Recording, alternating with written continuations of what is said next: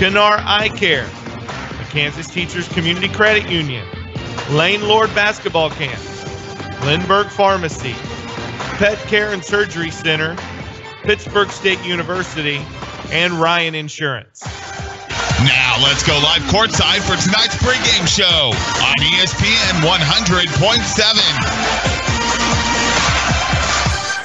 A brand new basketball season is upon us from Louisburg, Kansas, as the Kansas High School 2017-2018 season is set to tip off as the Pittsburg High Purple Dragons, guided by first-year head coach and Chris Pratt, look to take on the likes of the senior-led girls of Louisburg High School here on your sports headquarters, ESPN 100.7. A very welcome once again to Louisburg, Kansas at Louisburg High School alongside Shelby White with Mike Snow and Avi Sharma back at our KSHQ studios. I'm Cam Molina. Well, this Pittsburg High Purple Dragon team last season, Shelby, featured some very cerebral, talented players, both smart and athletic. Taylor Mupp, multi-state accolade player. In addition, led by a head coach that was very vaunted for his 2 years here in Eric Flatton, but now a new regime under the likes of Chris Pratt, who hailed from Baxter Springs High School. He spent 6 seasons there, comes with a plethora of experience under his belt, and a good young core to work around. Yes, he was actually the coach down there whenever I was going to high school, my junior and senior year. He always had the girls ready to play. Sometimes he may not have always had the talent required to beat his opposition, but he always had them in a good position to where they would go out and give their all. May not always got the W, but they made their opponents work for the wins that they got. Well, and now for this Louisburg basketball team led by fifth-year head coach Shawna Lowery.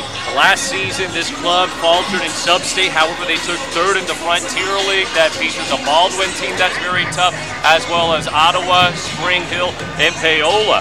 Now, this club lost 4 seniors from a year ago, but they returned 3 seniors for this season of Michaela Quinn, as well as Isabel Holtzen and Bailey Belcher. 3 seniors that will have to be divisive in this contest and lead this young pack of Wildcats to a victory.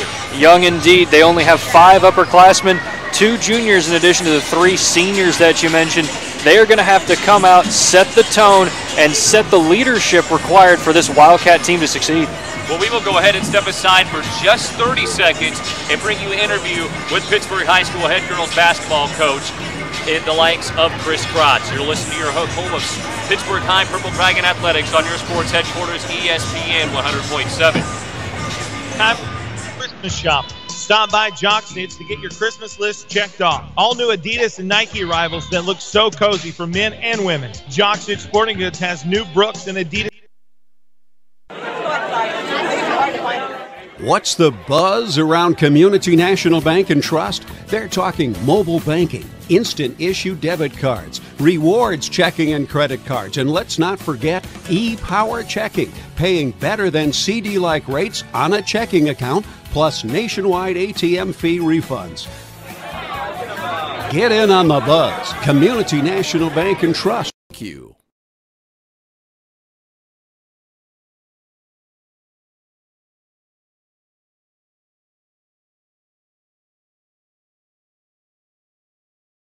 What do you want from your bank? Access to my account information on my phone. Security, convenience, and friendly staff. When I call, I want to speak with a real person. I want it all. Low fees, low loan rates, and high deposit rates. What if there was a place like this in your community? There is. Kansas Teachers Community Credit Union, with locations in Pittsburg, Fort Scott, Independence, and Coffeyville, serving area residents since 1949. Headquartered in Richmond, Kansas, QSI Quality Structures Incorporated specializes in designing and building complete post-frame buildings. We provide structures built to withstand a 30-pound ground snow load and a 90-mile-per-hour wind shear built to the most stringent codes. Whether you need a garage, agricultural building, commercial facility, or custom-built design, we're your one-stop shop for post-frame buildings. QSI. Everything we do is right on cue. How the whole kind of the saying goes is, they're young now, but hopefully by the end of the year, they're going to feel like they're, beyond their years. So.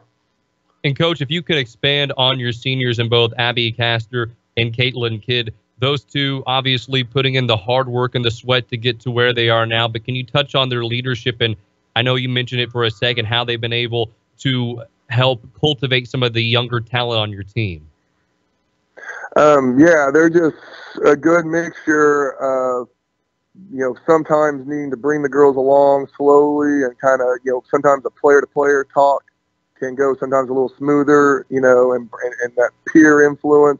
But then also sometimes they also know how to do the tough love and be the tough leaders they need to be too, and pull what they can out of those younger girls. And they just do a great job of understanding those younger girls and how to motivate them and bring them up, and so that it doesn't just all fall on the coach to try to bring them up. They do a great job of fostering those younger players to come up and be what it means to be a Dragon and play the right way.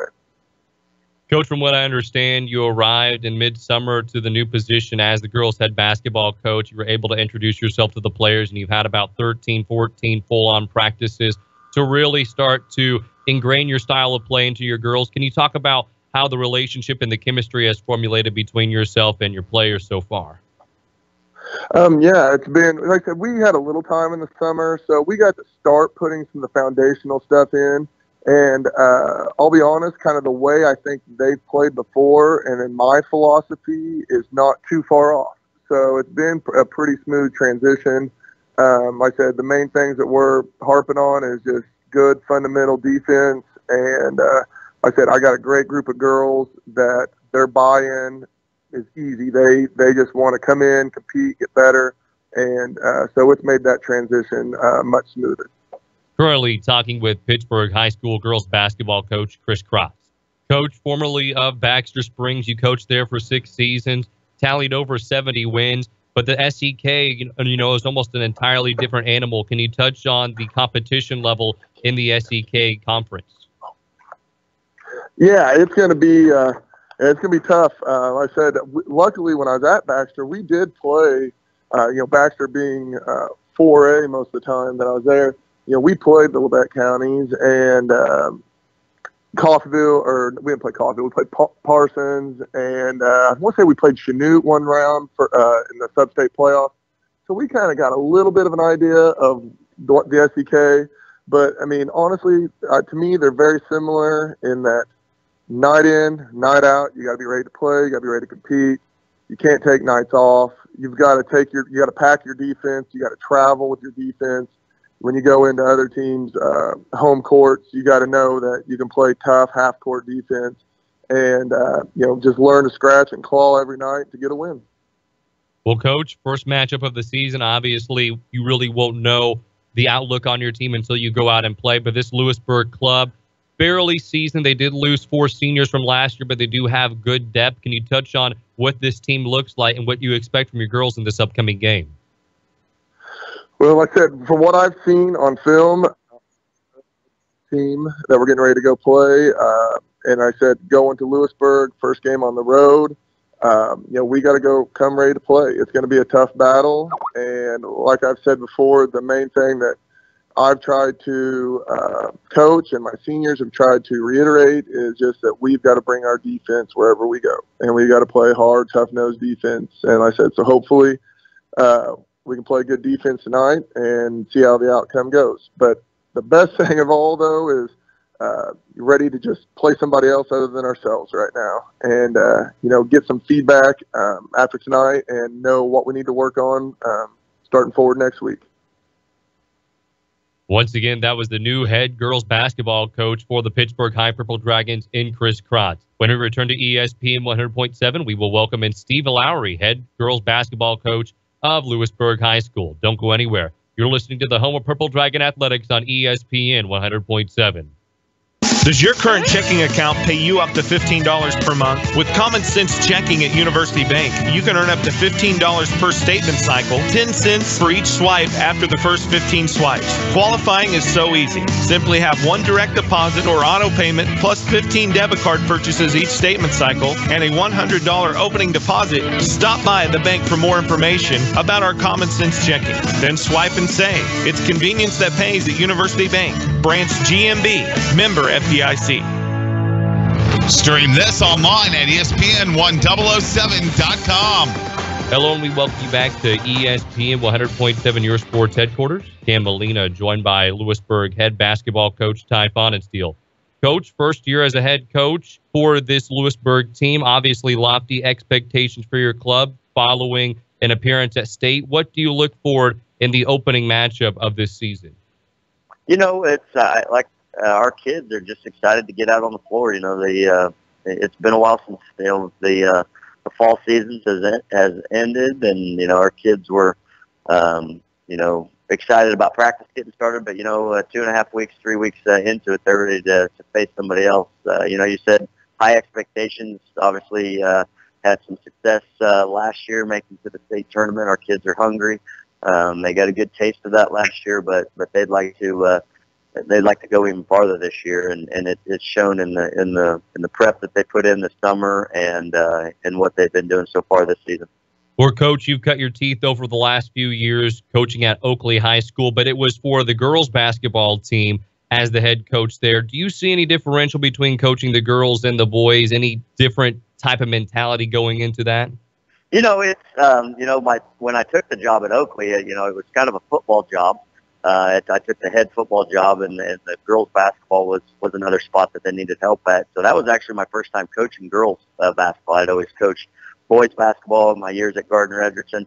And so, that was a change going from the boys to the girls. And so, going back to the boys, no, it hasn't been, as tough as a transition as it was going the opposite way there. But no, I'm excited about this group. I mean, it's, basketball's basketball.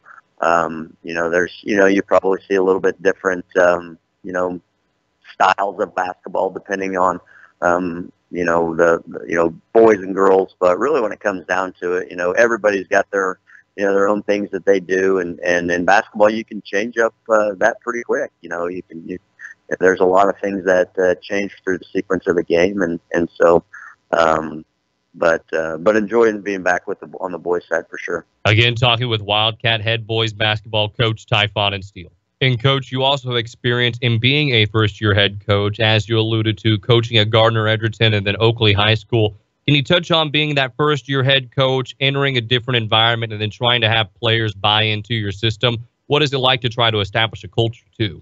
They had success here last year. So, like I said, the kids are excited. The kids have always been, worked hard and have respect for their coaches. It really hasn't been that tough of a transition. Obviously, everything that I do and the terminology that I use is going to be different. But these kids are great here. I've been very excited since I stepped foot in the door in June and started working with them, in the weight room and what we did in the summer. I mean, these kids are good, well-coached, well-coachable kids. And, our kids are excited about the upcoming season. And Coach, now delving into your roster this year, you have 7 guys that are over 6'3". How does that really play into your run and gun style of offense? We're we're not quite as big as, looking at Pittsburg on film. They got some kids that really stretch out. But I feel like all of our kids are pretty athletic. They've got good length and good range. And, so I really do think that our advantages or, our strengths are going to be to get up and down the floor and, be intense, high pressure defense, and get out and run and try to score before another team can get the other team can get set up on defense. And so I like our athletes and I like our abilities, and I think we're going to have a good year. And Coach, you talk about your athletes. Just one last final question. You have 11 steady hands in terms of upperclassmen. Does it reassure you knowing you have some older guys on the floor that can maybe change the cadence of a ball game or change the outcome and maybe soothe the mind and maybe lower the anxiousness of some of the younger players on the floor? Yeah, I mean, we'll start 4 seniors and 5 seniors will get on the floor pretty regularly. We do have some younger guys that will see time on the floor. We lost a pretty good senior class from last year. It was a pretty strong class. Really, Dalton Reiberty is the only returning starter okay, from last year. And so a lot of these guys, even though they are seniors and have a little bit of experience, they don't have a whole lot of varsity experience. So we will be young in that sense when it comes to varsity experience. But, you know, these kids are athletes. They're multi-sport athletes that are used to being on the field or the court and competing every day, and they're competitors, and they'll be ready to go for sure. Again, that was the Louisburg head boys basketball coach, Ty Fonensteel. When we return to Louisburg, Kansas, an introduction to the starting five, as well as final thoughts ahead of the 2017-18 Kansas High School boys basketball season tip-off. You're listening to your sports headquarters, ESPN 100.7. Now accepting new clients. At the Pet Care and Surgery Center, Dr. James Clark believes all of our pets deserve kind, humane, and loving treatment. From a simple checkup or rabies vaccination to performing major surgery. Plus, Dr. Clark has boarding, grooming, nutrition, and wellness checkups. Dr. James Clark can provide that loving member of your family with the treatment they deserve. Call 620-308-6454 to set up an appointment or simply visit petcarecenter.org. Pet Care and Surgery, making a difference. Stream this online at ESPN1007.com. And we are less than a minute away from opening tip-off here in Louisburg, Kansas. The Pittsburg High Purple Dragons look to square up in a non-conference season opener against the Louisburg Wildcats here on your sports headquarters, ESPN 100.7. We welcome you in, whether you are listening on the dial or on our live stream at ESPN100.7.com. I'm Cam Molina, alongside Shelby White, back at our KSHQ studios. Is Snow White, as well as Avi Sharma. And Shelby, I don't think Mr. Snell is going to appreciate that, but we've called him that behind the scenes sometimes. But well, I understand that, and you know he probably won't, but I also have to say I have a relative who at one point was named Snow White, and that's no joke. Wow. Well, yeah, because your last name's Shelby White. This is correct. Her first name was Snow. Well, both players, or rather both teams, are about to be introduced to the rambunctious Louisburg fan section, as well as the Pittsburgh fan section here in Louisburg, Kansas. We'll go ahead and give you the starting lineup for both squads.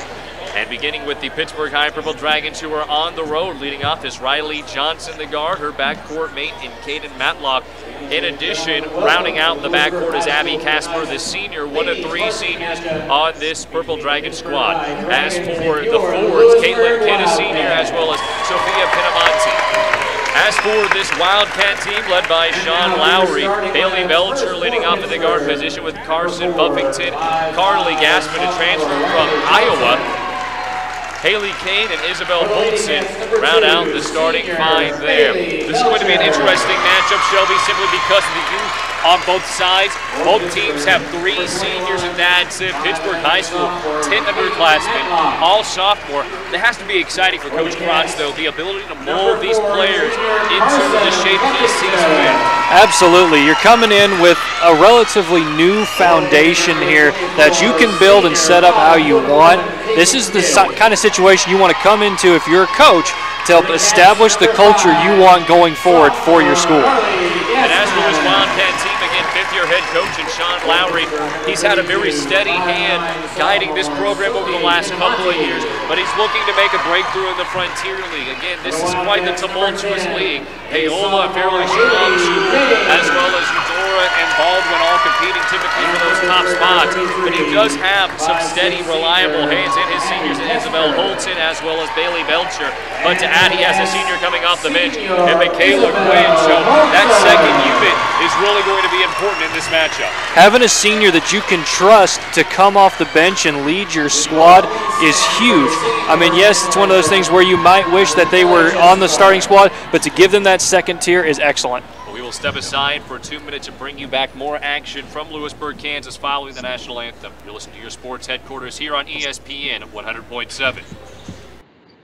Advanced technology, comprehensive quality care. That's Kanar Eye Care. We have the newest technology, but we never lose sight of what's most important, our patients. Eye care has changed dramatically in recent years, and we've been there for you every step of the way.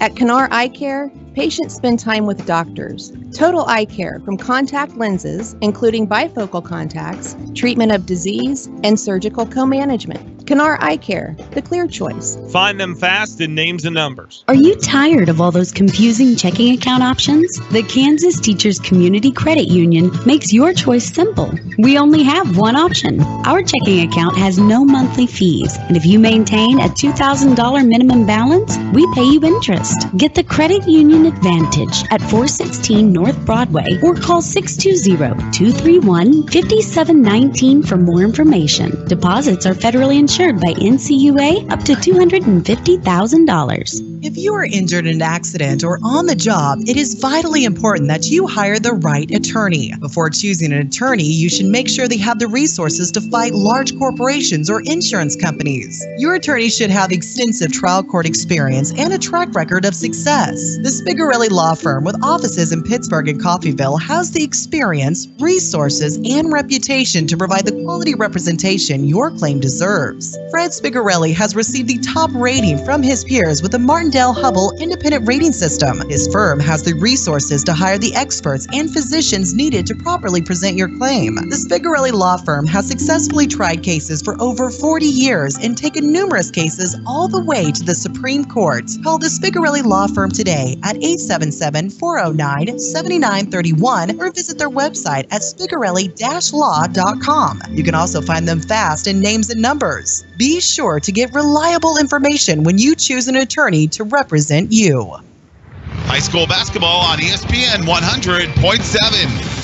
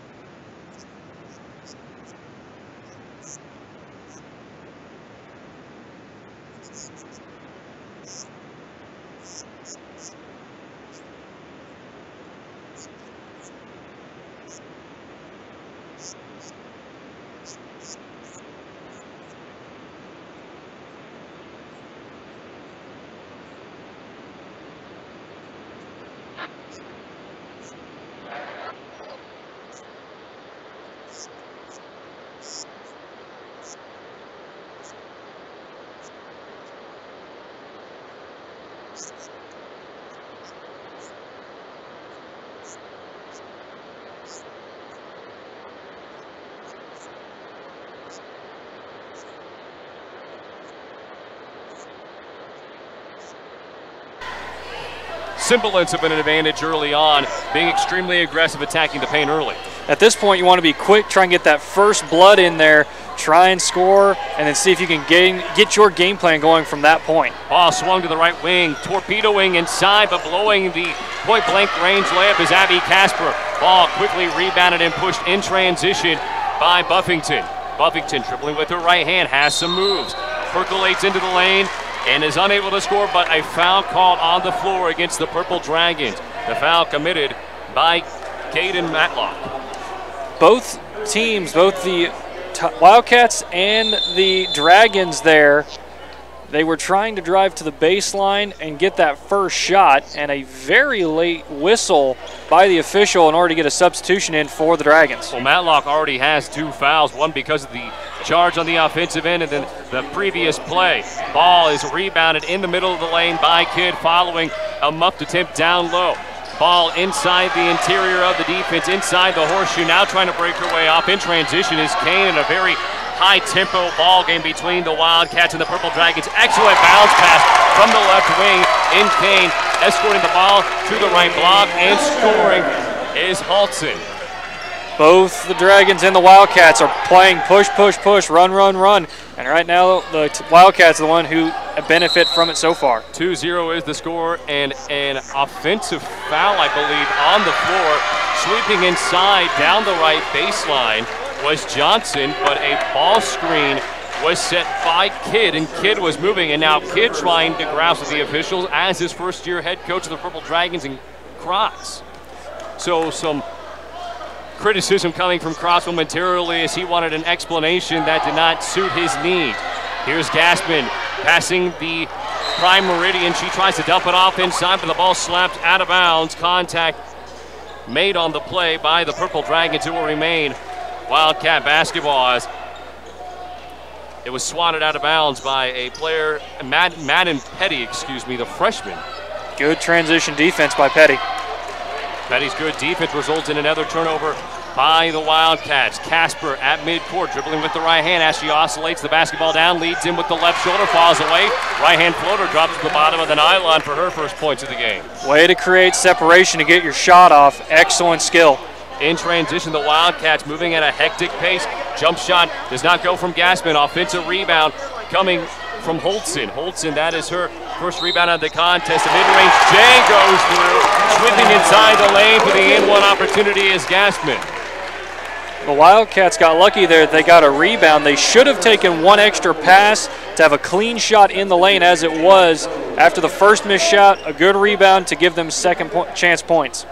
4-2 is the score. The Wildcats decked out in their home white uniforms, embellished with wavy, curvy purple and gray lines down the side of the uniforms all the way to the shorts, which are Nike brand. The Purple Dragons decked out in their purple cladded attire with white numerals and letterings. Gassman for her and one opportunity, who leads by 2 right now. 5-2 is now the score, up by 3 following Gassman's free throw. Now, before that free throw, an official came over to talk with Coach Krotz to keep his bench coaches in order. One of them may have said something that upset the Turnover referee. on the opposite end by the Purple Dragons. Coming away with the steal is Holtzen. Holtzen dribbling with her left hand. She's in the middle of the lane, inside the horseshoe. Thought about popping it, kicks it out. Right wing three-pointer up, and it falls through from Buffington. Buffington and company off to a scorching start. They lead 8-2 in a timeout used by Chris Pratt as he wants to wrangle in his players early on as they seem discombobulated. A 6-point edge for the Wildcats. We will keep it here in Louisburg, where the score is 8-2. Wildcats lead. Right now, Shelby, this Purple Dragon team, it's not as if they are getting bad look, but it looks like they're trying to attack the baseline when the middle is wide open. And it's one of those things where they're trying to run, as is Louisburg, and unfortunately, Louisburg is just being a little more successful with it than the Dragons are. Louisburg doing a fantastic job of pushing the ball in transition. They forced some early turnovers. The Purple Dragons being lackadaisical with the basketball. They're not making very secure passes. They're trying to find someone, and they're either forcing it in or they're finding the person a few seconds too late, and that's all that it takes to have a turnover. Inbounding far baseline, standing on the purple Louisburg carved out backcourt will be Kidd. Kidd gets it inbounds, and crossing the timeline will be Johnson. She enters the front court. She's using her right arm as a shield, deflecting and pushing back. Gassman some more. Ball right back to Johnson from Casper. Casper will flee towards the right block. Bounce pass inside, squaring up, finishing with her left hand is Megan Loudermilk, who just checked in. That was a beautiful set run by the Dragons. Makes you wonder, should they slow it down a little more? Correction, Zoe Pintamonte scoring down low. Erratic pass by the Wildcats, but tipped by the Dragons out of bounds. Gives the Wildcats the ball underneath the basket. Under 5 minutes remaining in the first quarter of action. 8-4 is the score. The Wildcats lead by 4. Inbounding from the far baseline is Isabel Holtzen. Holtzen looks. Casper defending her, putting her palm straight up in the air. Her mitts right in her grill. Ball popped up by Casper. Ball is loose on the hardwood. Everyone dies for it. The scrum is at the free throw line at the left end of the court. It is a jump ball possession arrow pointing towards the Wildcats. So Coach Lowery's group will have an additional possession here. Casper will go up again against the inbounding Holtzen. Holtzen gets it in traffic again. Tied up for the basketball was the freshman, and Petty was tangled up with Gassman. It is a jump ball possession arrow to the Purple Dragons. 4:51 remaining in the first minute of action. The Dragons trail by 4. Pressure in the backcourt by the Wildcats is flash. Just 2 players providing man-to-man coverage. Casper cuts right in the middle of the lane, receives the pass from Johnson. She pitches the ball ahead. Inside is Pinamani, but she walked with the basketball. She did not pulse the basketball down with her right hand before striding out. The Wildcats offense moved from right to left on your radio dial. Going back to the inbounds under the hoops that the Wildcats had 2 poor jobs for the inbounds. They got lucky that they got a jump ball both times. Gassman wheels inside of the right side of the court. Ball pushed down low by Holtzen, turning around with the right-hand hook shot, but unable to go because of the defending Johnson with the recently subbed in Michaela Quinn. Quinn's off target, shot goes out of bounds, last touch by the Wildcats. Ball awarded to Pittsburg High School. 8-4 is the score. Dragons trail by 4 in a high-tempo, exhilarating first quarter of action. Casper dribbling with the right hand. Left hand now. Ball is poked out by Holtzen. Leading the pack in transition for the Wildcats is Kane. Kane tries to put the ball at the left hand into the post on a pass, but the official saw it as a shot because Kane took off left to right, tried to finish with the offhand. She was in the motion of a shot, so she will go to the free throw line shooting a pair. Good way to draw the foul there and to sell it as a shot, even though you were going to pass it off to a teammate. She had one open down there. Second big foul against Johnson. As at the free throw line is Kane. She sets herself belt level, brings out the elbow 90 degrees and tries to flick up from the segmented line, but it's no good. 8-4 is the score, 4:19 remaining in the first quarter of action. Subs from both sides of the court subbing out for the Wildcats is Carson Buffington as well as Carly Gassman. Coming in is Quinn Still. As the second free throw is also no good. Atop the heel of the iron. Ball still loose. Offensive rebound going back through the thicket of arms is Madeline Melton, who just subbed in. The freshman. Left corner three-pointer is short. But a foul in the post. Extending her arm was Megan Loudermilk down low. Loudermilk not pleased with the decision. And that is the 16th foul against the Purple Dragons. Not even midway through the first quarter of action. First on Loudermilk. This is not what you wanted for the Dragons to almost be in the bonus just in the first quarter alone. Inbound from the far baseline. Ball is cocked and chucked above the head. Over to Holtzen. Holtzen floors Casper with a quick crossover move. She misses the pull-up deuce from about 5 feet away. Casper looks low in the post. Penamani down low, and she's fouled. She had a crevice towards the right short corner. She ripped through, power dribble on the right block, but was unable to polish it off the window for a finish. Under 4 minutes remaining in the first quarter. 8-4 is the score. Purple Dragons trail. Just a little too strong by Penamani, but once again, the Dragons slow it down just a bit, and they get a good look. Melton picks up her first, team's first of the 2017-2018 season. Now a three-point ball game as Penamani knocks it down. Penamani now with 3 points off the bench.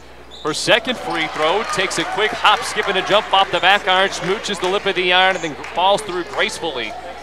Score is now 8-6 as Penamani goes 2 of 2 from the free throw line. In transition, pull up deuce, floater go by Belcher. Belcher went baseline and made a beautiful move towards the right block, flicked it up with the right hand, and it fell through. Casper in transition. She's being pressured to move at a hectic pace. Ball's down low as the bounce pass was to the right corner. With the spear was Kidd. Kidd had the basketball slapped out of her hand. Ball will remain with Pittsburgh. 3:33 remaining in the first quarter of action. On that last Wildcat offensive possession, the entire Dragon bench was upset because one of their own was seemingly shoved down with no call. 3 players on the baseline for the Purple Dragons off the inbound. Top of the key is Cassidy Odell. Ball is lobbed inbounds to Kidd. Kidd dumps it off to Pitamani. Left corner three-pointer sinks through it. Takes a quick saucering swirl around the rim and drops through by Odell. Her first three-pointer of the ball game. Team's first as well. Now a 1-point disadvantage for the Dragons, 10-9. Ball up in the air, rebound by Odell. She's fouled from behind as a scorching Buffington came in trying to secure the rebound, but instead she bumped in to Odell and a foul on her. That is the team's second foul in this first quarter of action. The Purple Dragons trail by 1. This second unit for the Dragons has been phenomenal so far in this limited play. I think it's because they got a little bit of action. They're kind of warmed up for their JV game that was going on earlier. Penamani picks it up outside the horseshoe. 3 ball straight away from the right wing. Does not fall. Ball is rebounded by Buffington. Buffington oscillating the ball with her right hand. Crosses over from right to left as she enters the front court of the Purple Dragons. Wheeling inside. Gassman leaves up with the right hand. It's short. Rebounded by Penamani, but Penamani brought it knee level. That opened up the door to Kane, who came sneaking in and slyly wrapped up the sphere to force a jump ball. It is the possession arrow in favor of the Wildcats with 2:53 remaining in the first frame of action. Wildcats lead by 1. That's something Pinamani will learn the more she plays. Don't bring it down that far when you get a rebound. Holton trying to inbound from the far baseline. Pressure, almost a 5-second call. Luckily, Gaspin's there to reel the basketball in. Trying to sweep down the left side of the court. Pulling up on the deuce from about 2 feet away is Gaspin, but she misses it. Odell comes up with the rebound. Now Odell hit the floor with the ball. She thought she had maintained her balance, but it appears to be called a travel. It is a travel on Odell, so it'll be right back to the Wildcats. Coach Crotch was asking for an explanation, and the near ref told because it was her knee that hit. Holtzen inbounds it down low. Kane went right into the face of Kidd, who turned it back in a jump ball call, as it was Petty who was tied up with the on-the-floor Kane. Casper set to inbound from the far baseline, sitting on the U of Louisburg. Ball pitched back by Odell. Dribbling past the Wildcat logo at midcourt is Casper. Casper looks into the right short corner. Ball's tipped away out of bounds. The ball slaps up against the plush padded Louisburg Wildcats wall towards the far side of the court. Try to jump. Hanging above it are the cheerleaders and the senior basketball players poster for the Wildcats. After a steal by Buffington, she pushes it ahead, falling away with the inside hand towards the far baseline on an attempted scoop shot was Buffington. Buffington blew the layup, and then it was a foul on the floor committed by Belcher, her first. A really frantic pace on both sides. A lot of shots going up, not many going in at this point. Odell in the backcourt, facing man-to-man press in the backcourt. Petty brings it past midcourt. She goes behind the back, dribbling with her left hand, picks up the dribble, bounce pass inside the horseshoe, ripping through inside the semicircle. Power dribble by Casper. She loses her balance momentarily. Gathered by Kidd. Kidd gets it over to Pinamani. Up fake by Odell. Odell goes inside the lane, draws contact, and she went right into a herd of Wildcats who ushered her backwards. An ironclad force of Wildcats slammed Odell down to the ground, and it will be a foul committed by Belcher, her second, team's fourth, with 2 minutes remaining in this first quarter of play. 10-9 is the score. Inbounding from the far baseline. I cannot see the number from my current position. Is Kidd, number 24. Subbing in for the Purple Dragons now is Sophia Pintamani. Kidd inbounds it into the backcourt. Jabbing with her left foot is Petty. Petty gets to the left corner. Up fake by Zoe Pintamani. 3-point jump shot from Petty falls short. I think it may have skimmed off the lip of the iron, but it's quickly coveted by Holtzen. Holtzen in transition jams the ball down to the hardwood with her right hand. She's trying to shake off Petty. Petty pokes the basketball out of the hand of Holtzen. Ball's last touched by Petty as she made a diving attempt to salvage what was a loose ball. Petty is an Energizer bunny on the court right now, doing all she can to try and provide a spark for the Dragons to take the lead. 1:43 remaining in the first quarter of action. 10-9 is the score. Wildcats lead by 1, and that has been the fixture throughout most of this first quarter. There have been gaps in scoring as Holtzen crosses over from left to right. Wide open right corner three is up, and an air ball by Belcher. Offensive rebound does not go off the window and down through the bottom of the nylon for Melton, who is now 0-1 in this ball game. Belcher also missing the three on the opposite end. Ball kicked over right wing. Odell skip pass. It's on the left wing. Sophia Pinamani hesitated on the jump shot. She would have had about a 15-foot attempt. Right corner is Petty. Petty tries to go baseline. She does. Wheels inside. Kicks it out. It's a Pinamani on the right block. About a 2-foot pass. And Pinamani missed her shot. Zoe Pinamani did, to elaborate. Sophia Pinamani attempted to crash the board, but it was off of her knee. Goes out of bounds. Ball awarded to the Wildcats. 10-9 the score, still 1:11 remaining in the first quarter of action. Stepping onto the court is Casper for Petty, who gave some really good minutes for Coach Krotz. Defensively provided quite the spark, as you said, Shelby. 2-3 zone now shown by Pittsburg. Odell still glued on to Gaspin. Gaspin nearly carrying the basketball. And a foul called against Odell. That's questionable because initially Odell hands up, great movement with her feet. Gaspin carried the ball above her head, then brought it down, and then a contact foul was called. That's Odell's first. Second time a whistle had been blown on her, though, as she also traveled the ball. The one-on-one free throw goes through. And after the free throw, Gaspin was already moving back towards the opposite end of the court. She forgot she had a second free throw. She now has 4 points in the ball game. 11-9 is the score. A 1-and-1 opportunity following the 7th foul committed by the Purple Dragons. Second attempt does not go. Loose ball is not saved by Melton, who, when discussing her with Coach Lowery, said she is going to be a great player coming off the bench for our club. Granted, she's a freshman, but she has a lot of skill as a greenhorn, and we hope that we can help mature her and nurture her into a great player in the ensuing years. 11-9 is the score. Wildcats up 2, 50 seconds remaining in the first quarter. Casper spins. She gets the ball to her right hand, kicks it out to Odell. Right elbow extended. Casper goes baseline, overloaded, left side of the court. Great dump off inside, missing the shot from point-blank range is Kidd. And then a travel on the floor as Melton was able to gobble up the board. She hit her knees. No, and it looks like there was a foul called before Melton hit her knees. And it was Zoe Pintamani who was tangled up with Melton, hence the foul called. 18 foul committed by the Purple Dragon in the first quarter alone, and there's still only a 2-point lead for the Wildcats. Melton sets herself left-handed free throw drop. She'll have one more attempt. You got to consider yourself lucky for the Dragons that you're only down by 3 now with that made free throw. Could be a lot worse with the number of fouls you've committed.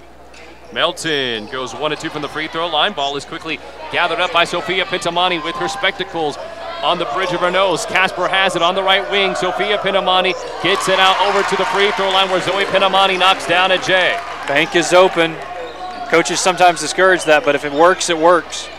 21 seconds remaining in the first quarter of action. Casper tied up. No, Odell tied up with Gaspin. She strips the ball loose. Looks for Sophia Pintamani, who loses the basketball on the baseline and goes out of bounds. Wildcat basketball with 12 ticks remaining in the first frame of action. 12-11 is the score. Melton wanted to get the orb inbounds quickly, but the leather put right back into the midst of the far side. Referee, it is inbounded to Gassman. Gassman, 10 ticks on the clock. Coach Lowery barking out orders. 7 seconds left. Gassman picks up her dribble to the left wing. Holton has 4 seconds left. Crosses over. Goes left baseline. Nearly travels. 1 second left. Gets it out down low, and it's off the window and in for 2 points. Haley Kane with great awareness to smear the basketball off the window with maybe half a tick on the clock. Gets it to drop through, and the officials will discuss it now. They are not saying the point is good, and it will count now. So 14-11 is the score after 1 frame of action. The Purple Dragons, after a sluggish beginning to begin the 2017-2018 season, finally starting to find their composure down 3. We will step aside for 30 seconds and bring you back more action from Louisburg, Kansas following this 30-second message.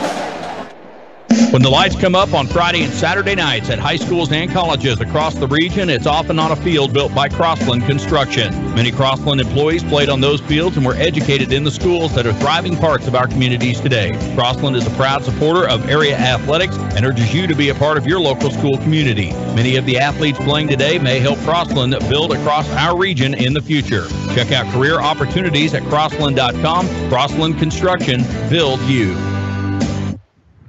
Let's go back live courtside.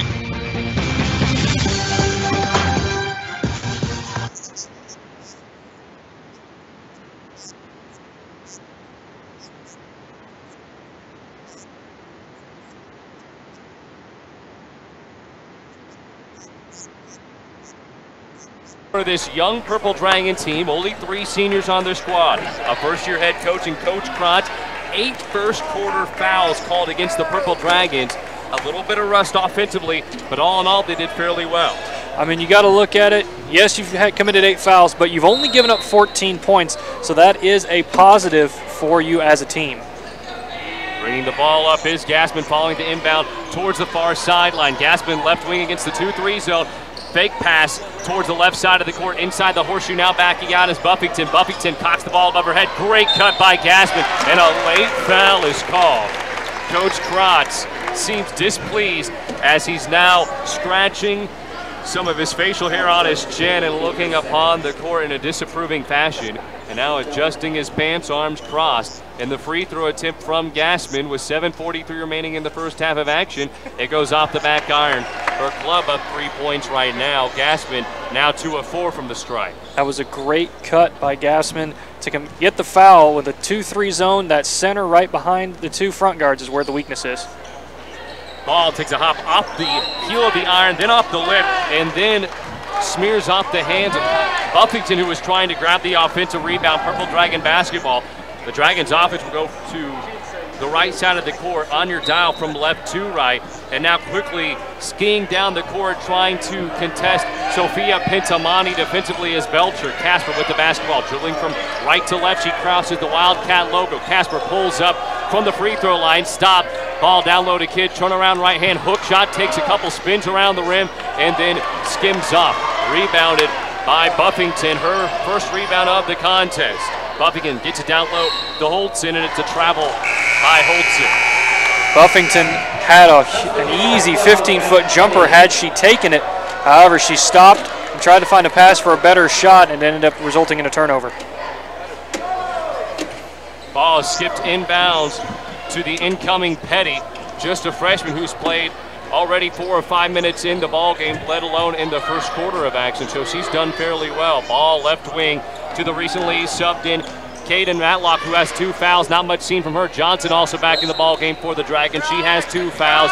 And then it was on the baseline, Matlock who was trying to take the shot, and the ball was knocked out of bounds by the Wildcats to show a 2-3 preventative inbounds defense. Petty lobs the ball down low. Kidd fouled on the left block. Foul committed by Kane.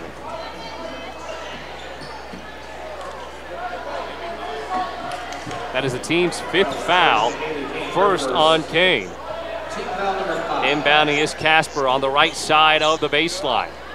Casper, quick streaking D-line pass to Johnson, who's about 4 feet away from the top of the arc. Johnson nearly traveling. She was able to plant her right pivot foot down. Then Casper, a quick trigger 3 from the left corner, does not go. Ball's on the ground. Kane is able to squeak it out. Ball stripped away. Petty gathers right hand, and it's good. 14-13 is the score now. Purple Dragons trail by 1. Great composure by Petty. Sometimes when you're that close, you rush it and bounce it off the backboard. She did no such thing. Nice, easy touch. Petty, a good move. She now has 2 points of the ball game. 2-3 zone by the Purple Dragons, causing some early fits for this Wildcats team.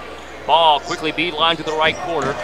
Now over to the top of the key. Left wing now with the basketball is Holtzen. Holtzen darts it over to the top of the key where Belcher's at. She attempts a straightaway 3-pointer, well off kilter. High off the window and then to the right as it shirked off. Skip pass to the right wing where Petty's at. Petty trying to size up Belcher. Ball over to the right wing. Johnson straightaway 3, too strong as it skims off the left side of the orange.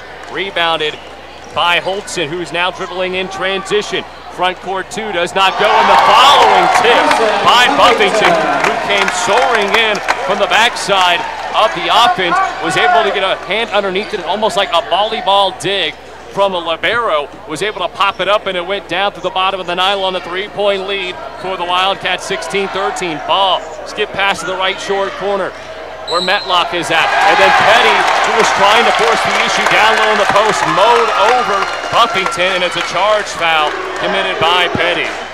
10 team fouls committed by the Purple Dragons. Wildcats already in the double bonus.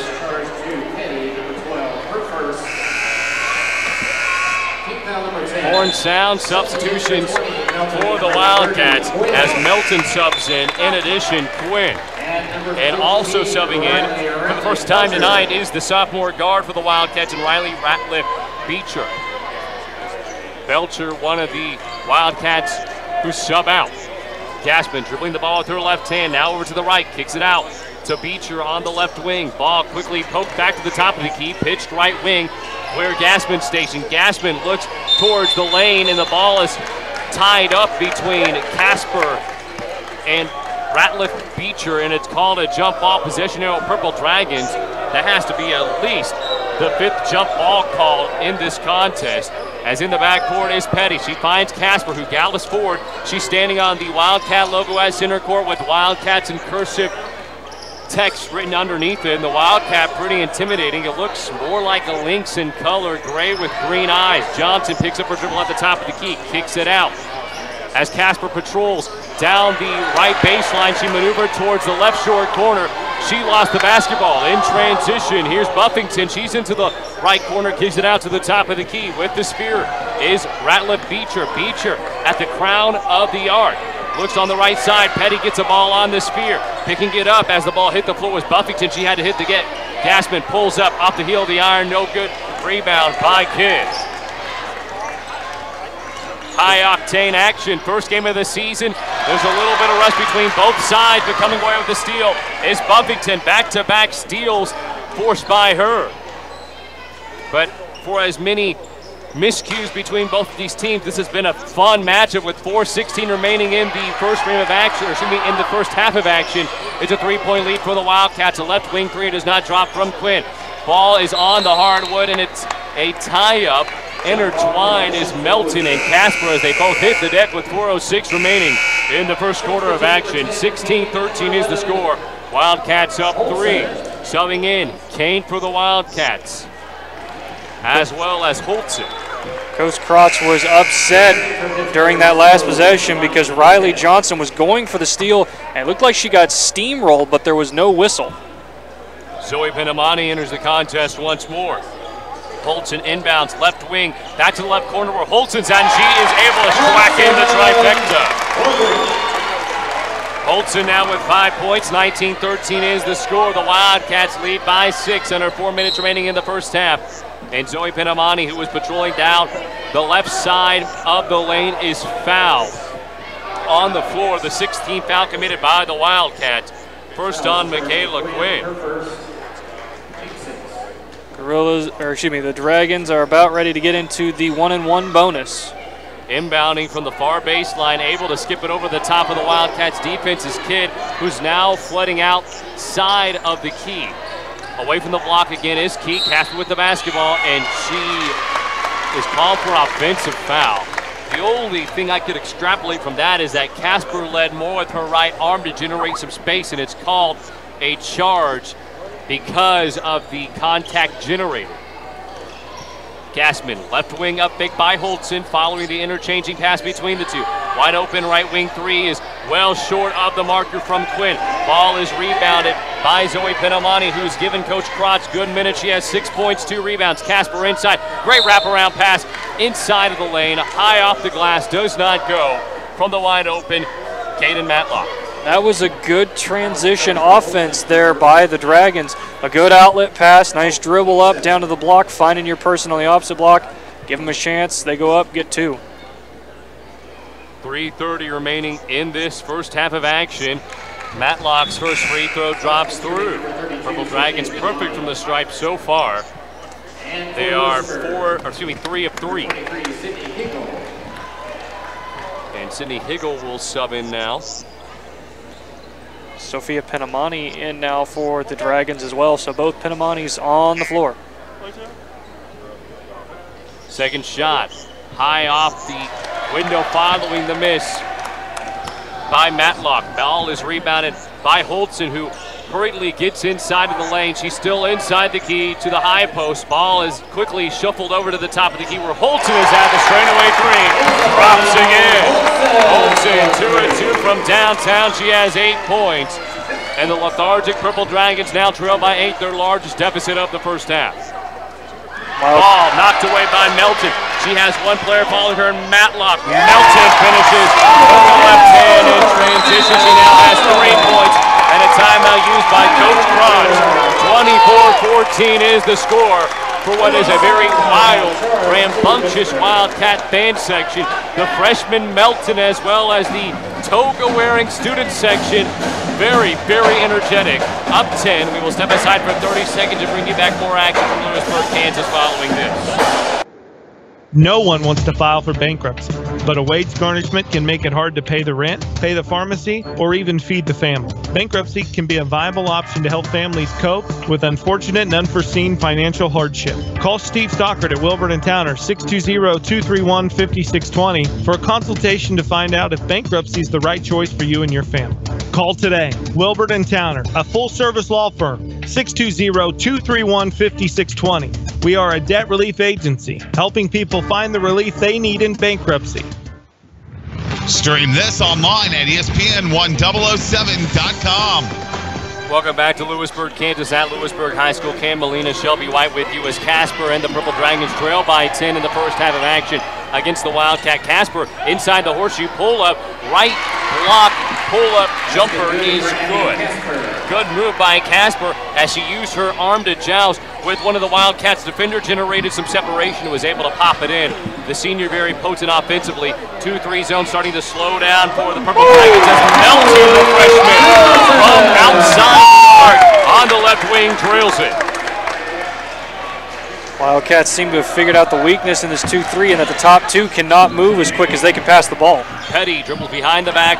The purple short Petty goes inside of the lane. Ball's poked out of her hand. Ball is squirted away from her. Matlock comes up with it, kicks it back out to Sophia Matlock. Matlock with the ball, rebounded by Zoe Pinamani, and then Zoe Pinamani is fouled on her way up. And excuse me, that was Caden Matlock. Ball was rebounded by Sophia Pinamani, and then Zoe Pinamani was fouled on her way up, so she will head to the free throw line shooting 2. That is the 18th foul committed by the Wildcats, who are up 11 points right now. This is the chance where the Purple Dragons can cut into the lead and make a comeback. First free throw is good, and I don't know why this has happened more than once, but there's more than one free throw at the line, especially when you're fouled on your way up. So Zoe Pinamani will head back to the charity stripe. I'm sure the Wildcats are fine with that. Hey, if you want to leave one on the table, we'll take it. Absolutely. The only time you get one is if it's an and one. Pinamani knocks down both free throws. She leads all Purple Dragon scorers with 8. 27-18 is the score. Back to a 9-point contest. Purple Dragons trail. Sophia Pinamani patrolling defensively on the outskirts, wheeling inside, right-hand floor from Belcher, well off target. She's able to come up with the rebound, goes right back up, weak side rebound by Kane, keeps the ball high above her head, misses, and ball goes out of bounds. Last touch by the Wildcats. Kane missed a wide open opportunity following the rebound. Kane got the rebound from her own teammate, and I think her teammate blocked her vision enough to make her miss. $1:30 remaining in the first half of action. Purple Dragons trail by 9. Petty bounce pass right at the knees of Casper, who quickly has to cover the basketball. Spin inside the lane. Ball is tie up between Casper and Buffington. Casper, who was trying to shake off Buffington as both were knotted up. Casper whipped the ball down and it forced Buffington to fall back. And there was a consensus of boos from the crowd and gasp momentarily, but I don't think there was any malicious intent involved from Casper, who was just trying to play physically. Petty, straightaway 3, well off her point. Petty steals it back away, though, from Buffington. Right-hand lay-in is good. Again, Petty just knows how to make those easy layups, even when she's contested like that. And Buffington was completely unaware of where Petty was, knocked the ball right out of her hand and scored. And a quick transition three from Buffington. My goodness, no time for anyone to catch their breath. Neither side is letting up. A relentless pursuit and a savage approach by both sides, and the ball is chucked out of bounds as Petty looked low for Zoe Pinamani. I believe one of the Harbaughs had a statement regarding how they attack the day, and that is how both these teams are attacking the game. they are. Ball down low in the post, high off the glass, a right-handed ball is finished from Kane. She was wide open following the pass from Buffington, her first assist of the ball game. Now in the front court is Casper. Casper inside the horseshoe, kicks it out, right wing 3. Petty drains the trifecta. Petty right now is the only reliable scorer the Dragons seem to have. 32-23 is the score. Purple Dragons still trail by 9. Backdoor cut by Bolton. A great look from Kane, or beg your pardon, from Buffington. But a timeout is used on the floor by head coach Lowery for the Wildcats. 15 seconds remaining in the first half of action. We will keep it here in Louisburg, Kansas. Alongside Shelby White, I'm Cam Leonard for what has been an extremely fun season opener for Chris Pratt's Purple Dragons, as well as Coach Lowery's Wildcats. Make sure to stick around for the halftime report, where we will go over first half statistics and analysis between the Purple Dragons and the Wildcats. And Shelby, what we've seen so far is a competitive contest. Both teams playing to their highest quality. They're not allowing any of the mistakes they make to really get to them. And both coaches doing a sublime job of composing their players once they get fast. I mean, honestly, the one thing you could describe this game as is fast. It's like a NASCAR race or a Formula One. Everyone's going in top gear, not giving anyone a chance to rest. Right corner with 15 seconds left, make it 10. Buffington goes straight up, ball is denied. Buffington loses it, and it's a travel with 7.8 seconds remaining in the first half of action. So the Purple Dragons with an opportunity to rebuttal and parry with a score of their own. Casper gets the inbound, nobody back. Zoe Pinamani to the left side of Casper, tries to bounce pass it. Zoe Pinamani, 4 seconds left, goes up. Ball's deflected, 2 seconds, 1 second, and the clock expires. So after the first half of action, the score, 32-23. The Purple Dragons trail. They fought valiantly in the second quarter of action, but the Wildcats, red hot. And speaking of which, Carson Buffington and Isabel Holtzen leading the pack. Combined, they have 16 of the team's 32 points.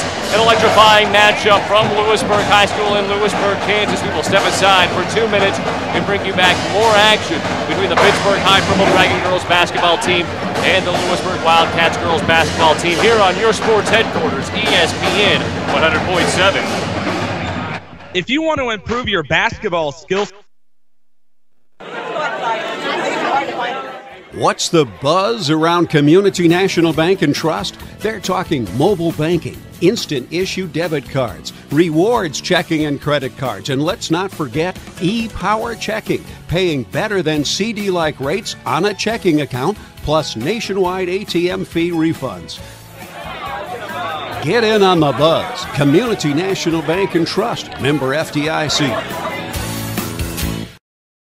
Headquartered in Richmond, Kansas, QSI Quality Structures Incorporated specializes in designing and building complete post-frame buildings. We provide structures built to withstand a 30-pound ground snow load and a 90-mile-per-hour wind shear built to the most stringent codes. Whether you need a garage, agricultural building, commercial facility, or custom-built design, we're your one-stop shop for post-frame buildings. QSI. Everything we do is right on cue.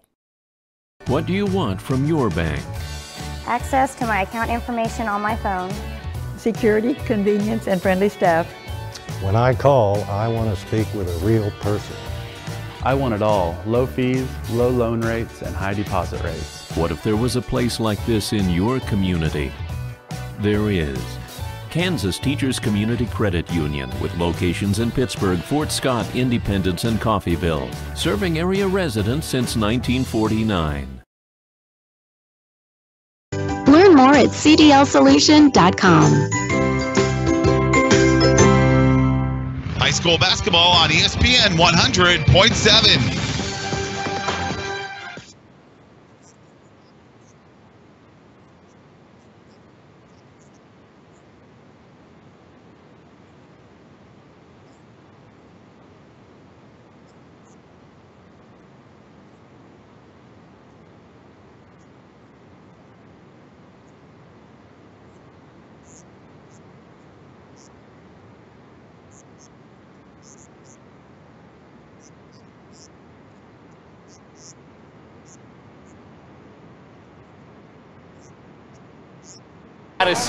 Really struggled offensively because a lot of the turnovers that occurred. They just couldn't seem to find a rhythm for themselves at all. They were trying their hardest in order to get something going, running a high-tempo offense, but when you coupled their attempts with the high-tempo offense with Louisburg's high-tempo offense, they just couldn't find any sort of a rhythm whatsoever. And as for this Wildcat team led by fifth-year head coach in Shawna Lowery, it was to begin with a methodical approach. Let's go to the post, but no more than 1 or 2 minutes in, and it was the likes of Isabel Holton who took over the game, as well as the transfer from Iowa and Carly Gassman. Those two are up-tempo players. They conducted the rest of their teammates very well, both maestros on the floor, but they also have an uncanny ability to slash inside the lane, generate space, force the defense to collapse on them, and give their teammates opportunities. They are excellent scorers and facilitators in this. One could almost call them Steph Curry-esque for this year, or in our day, Jason Kidd or Steve Nash. You're trying to date me. You're saying in our day, Jason Kidd. Come on, we're some 20-something-year-olds. We can use Steph Curry as an example. that would relate to the fans more. But I mean, who would you call your point guard of your time though? Cameron Molina. Me. I was the point guard of my time on the bench. But either way, at intermission, 32-23 is the score. The Wildcats currently leading by 9. Let's give you a rundown of the first half stats. We'll begin with the Wildcats as Bailey Belcher went 0 of 2 from the field in the first half of play. Carson Buffington in the first half of action went 2 of 2 from downtown. She has 8 points total, 1 rebound, 1 assist, 2 steals, 1 turnover. Carly Gassman had her foot on the gas pedal. However, that was also detrimental as she was moving 1,000 miles an hour on the court. She was also doing so at the free throw line. That resulted in 2 of 5 from the charity stripe. That's 40% from the bar. She has 4 points. Haley Kane has done a great job pounding the glass. She has 6 points. And then Isabel Holtzen has been quite a weapon for Coach Lowery. She went 2 of 2 from downtown in the first half of action. 8 points, 2 rebounds. In her physique, she's a fairly small player, Shelby. She can't be any more than 5'5", but she accelerates really quick. She can swivel on a dime, and she found some open teammates, and it resulted in some easy points. Vince Carter-esque. Too late. Vince Carter-esque. Vince Carter-esque. I mean, he was a smaller guy, but he would get in there, get some rebounds. I mean, I could go Dennis Rodman if you wanted. We could go super old school with Rodman. I'm glad you're more of a baseball guy because that's not apropos right now. Vince Carter was a great athlete. He was a shooting guard, 6'6", a tall shooting guard at that. Played the 3 and the 4, but we'll move on to the Purple Dragon statistics. As Zoe Pitamani off the bench, the sophomore forward, shot 2 of 3 from inside the arc. She went 4 of 4 from the free throw line, ended up with 8 points. She led all Purple Dragon scorers. Right behind her, off the bench, was Madden Petty, who turned a lot of heads. She was perfect from the field. She scored 7 points, including 1 of 1 from downtown. Abby Casper, who has struggled in this ball game, she's handled the sphere most of this contest, has conducted the offense well. Has 4 points to her name. And then off the bench, Cassidy Odell has 3 points, 1 point from Caden Matlock. And right now at intermission, 32-23 is the score. Shelby, in this second half of play, you would imagine the first-year head coach for the Purple Dragons and Coach Crod sat his girls down and said, hey, we are still in this contest. We were only down 3 points after 1 quarter of action. And we had 8 fouls against us, and we had a substantial amount of turnovers. If we can survive that first quarter thrashing, we can come back in this second half and really lay a licking to this Wildcat team. I mean, to only have to be in the bonus the majority of this half, but only be down by 9, is a testament to how well these girls are playing and how well they're defending, as well as their offense. The one thing that they could do a little better outside of cutting down the fouls, obviously, is maybe work on the rebounding. There have been several times that a Wildcat has been able to come free, through the lane to get a rebound and put up a second chance point, or to kick it out to restart their offense. The Wildcats seem to be doing everything right except taking care of the basketball. Much like the Purple Dragons, they've made some choices that may not reflect their actual play and their actual talent. Just some miscues and some flubs early on, and you get that with the first game of the season. But if the execution is a bit crisper, I think the Wildcats lead by double digits at this point. But I suppose it's up to Coach Lowery to say, we have the lead right now. We have a great fan base in front of us. Let's go out and play. Let's get it to our playmakers, and let's continue to stretch the floor against this 2-3 zone. Right now, the Purple Dragons, and I think you made an astute point in that first half of play, the 2 front guards in the 2-3 zone for the Purple Dragons are not coming out to challenge those wing 3-point shooters. So that will be critical in this second half of action for the Purple Dragons to challenge those shooters. But if not, the Wildcats could have a fire sale from deep in this second half. You know, a defense that the Dragons come out run, I could see them possibly running a 2-1-2, maybe a 1-2-2, or a box and whisker where you have 4 zone persons and you have 1 man focus on a person. I mean, if you're going to do that, Holtzen is the one that you want to focus on man only. But I think another thing is, from the Wildcats aspect, is they're playing so fast that sometimes they're making decisions before they actually take in everything that's going on around them, and that's led to the turnovers that they've had. At intermission, 32-23 is the score. 1:20 remaining before we begin the second half of action. We will step aside for 30 seconds and bring you back some final thoughts ahead of the second half of play. You're listening to the home of Purple Dragon Athletics on ESPN 100.7, your sports headquarters. At Lindbergh Pharmacy, we care about your health. From a qualified and caring staff to services like our Time My Meds and MedPack programs, Lindbergh Pharmacy provides personalized service you can count on. Refill prescriptions online at lindberghpharmacy.com or on your smartphone with our free Lindbergh Pharmacy mobile app. You can also sign up for our text alert program and we'll text or email you when your prescription is ready. Can't make it to us? We'll deliver your medications right to your door. Lindbergh Pharmacy, now 2 locations to serve you. Let's go back live courtside. I had no idea you did that. That's And we welcome you back to ESPN 100.7, your sports headquarters. Avi Sharma back at our KSHQ studios alongside Shelby White. I'm Cam Molina. The toga-wearing fan section wreaking it up here inside Louisburg High School.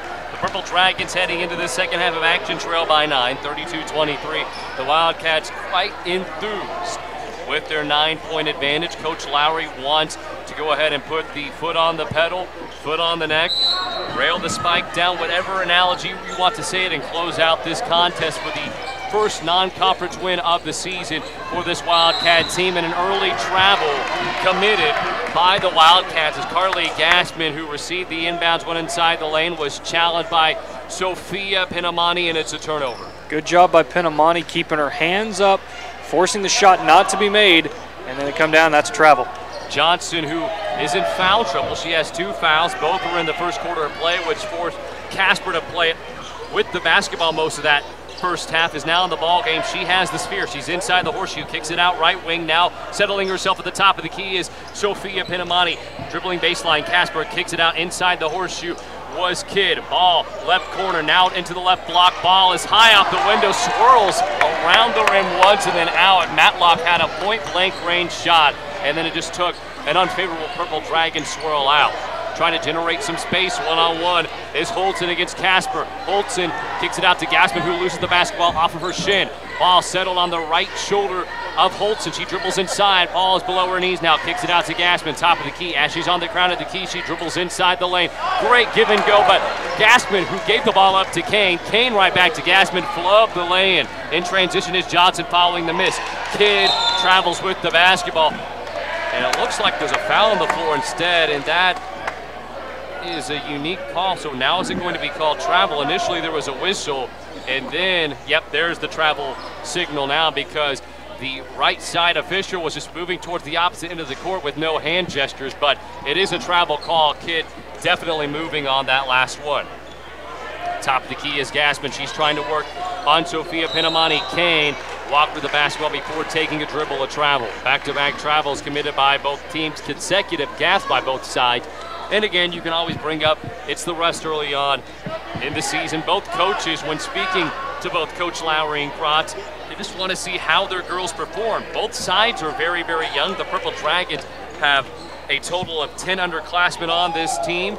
Wildcats almost in the exact same boat. Johnson on the run, tries to dive bomb inside the lane as she spears inside the lane. She walks with it, a travel. 32-23 still the score, 6:30 remaining in the third quarter of action. Wildcat defense forced that travel, an arm in there prevented the dribble. A lot of turnovers as Kane is inside, and another travel.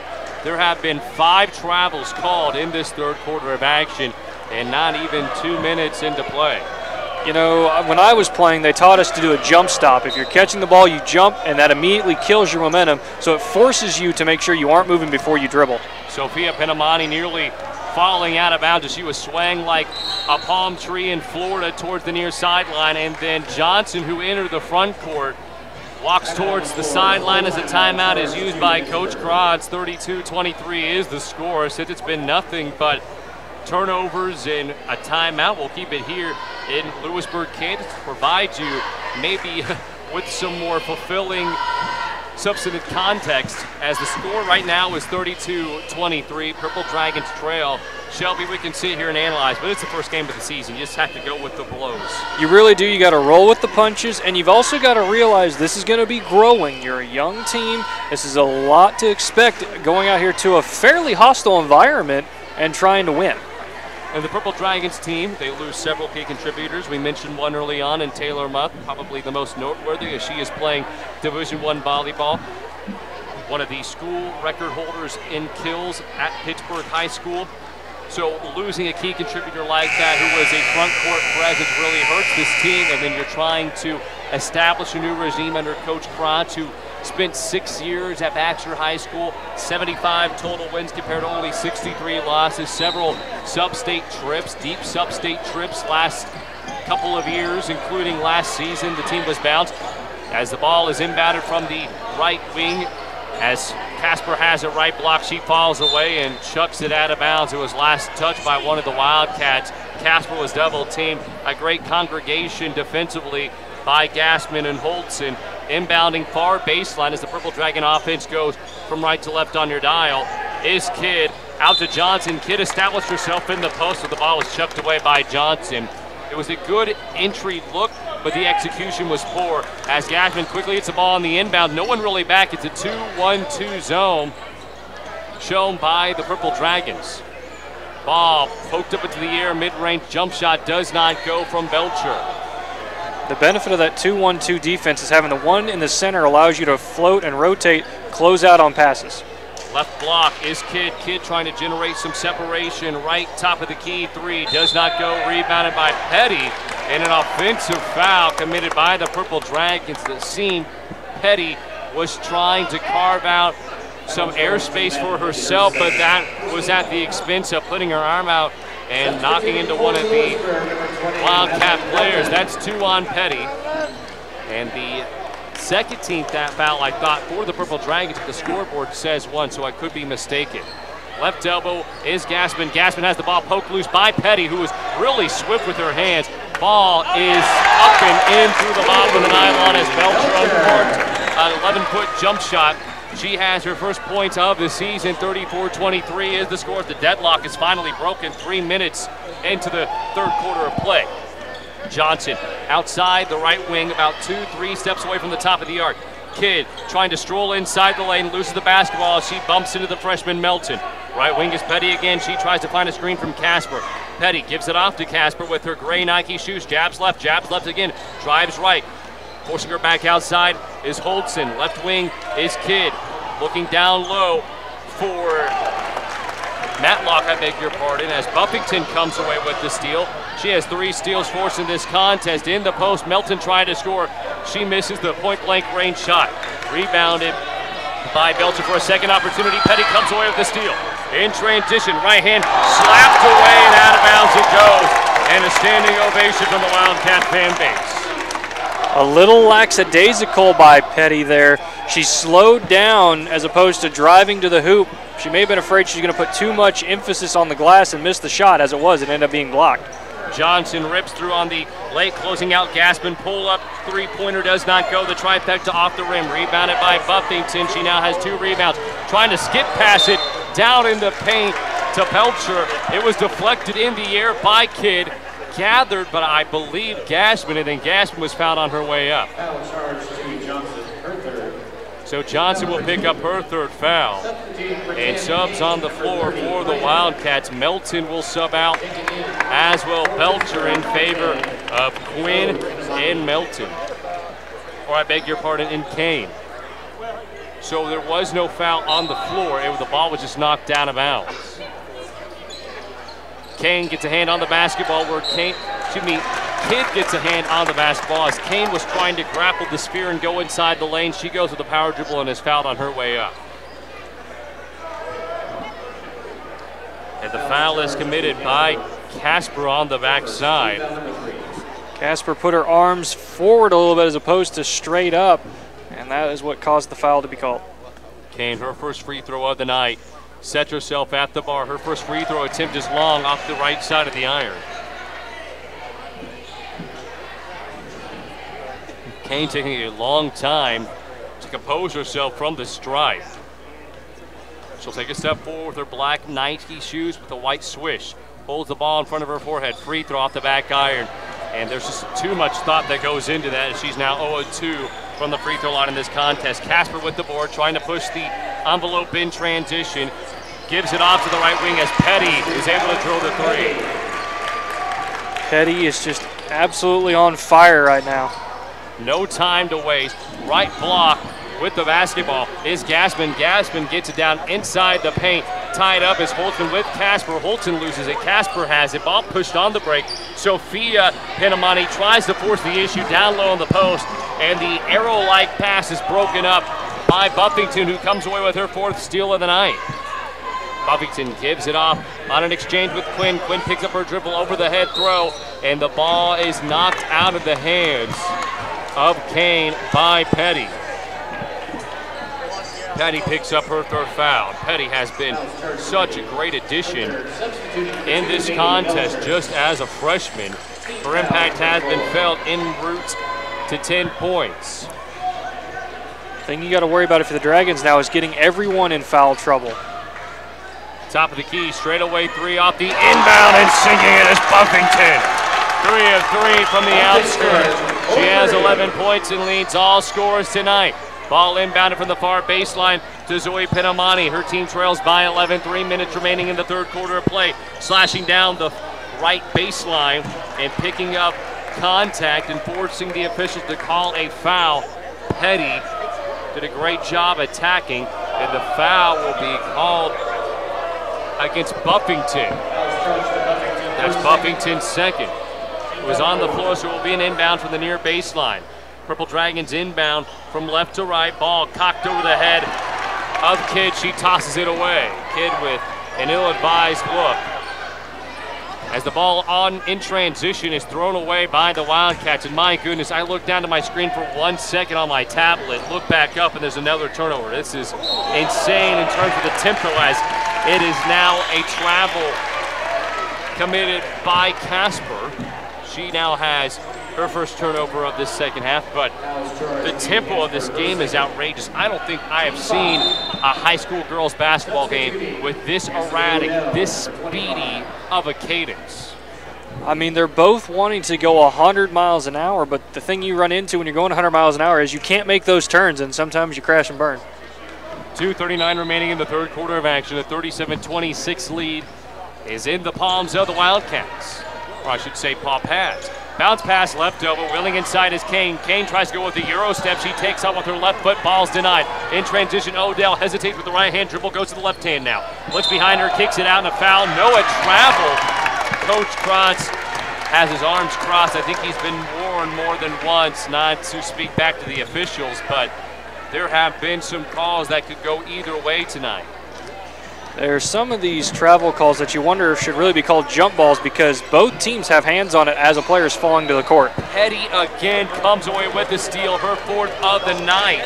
In transition, the Purple Dragons try to accelerate the tempo even more, but it results in a turnover as Zoe Pinamani was unable to gobble up a transition pass. And with the increased cadence, Shelby, more mistakes have taken place too.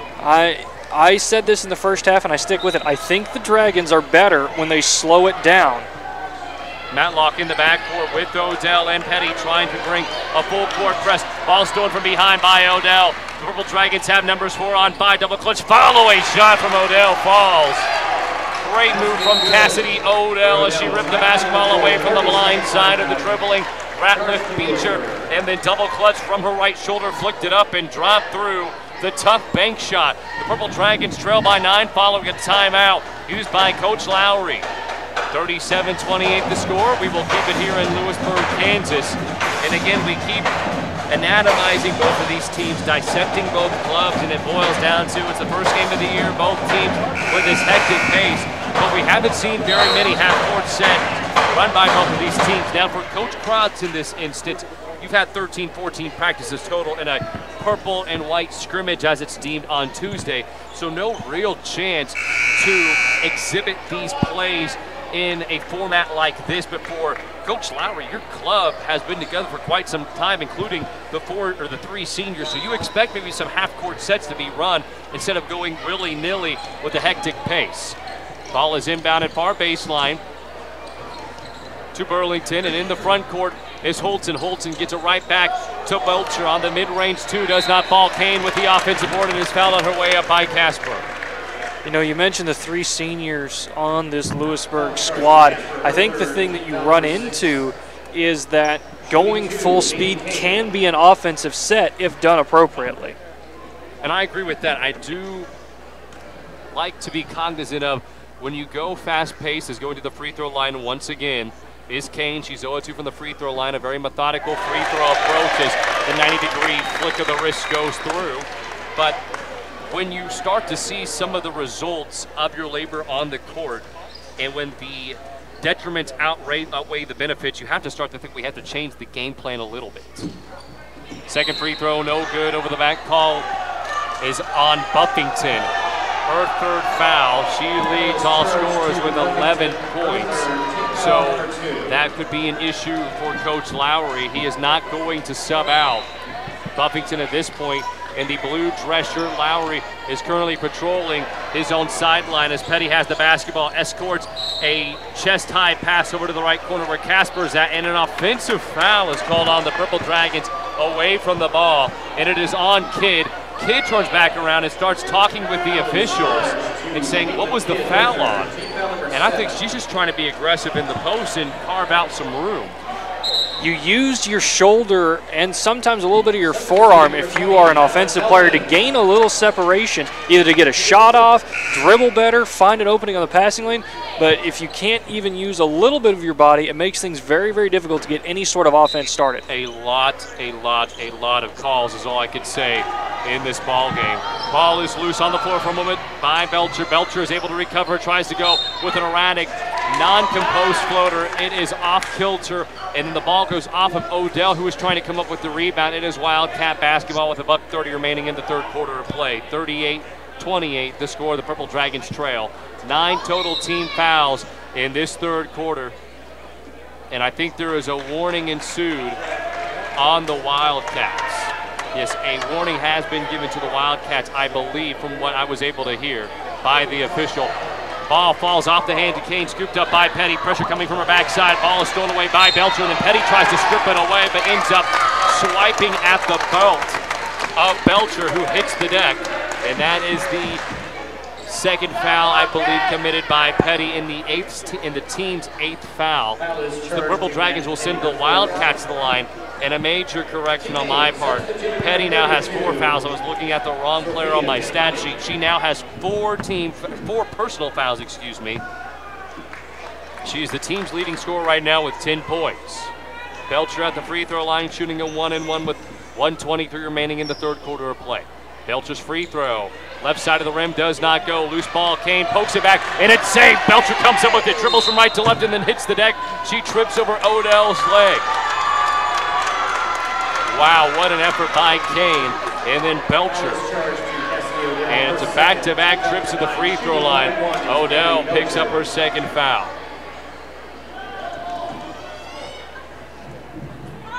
Belcher, her free throw.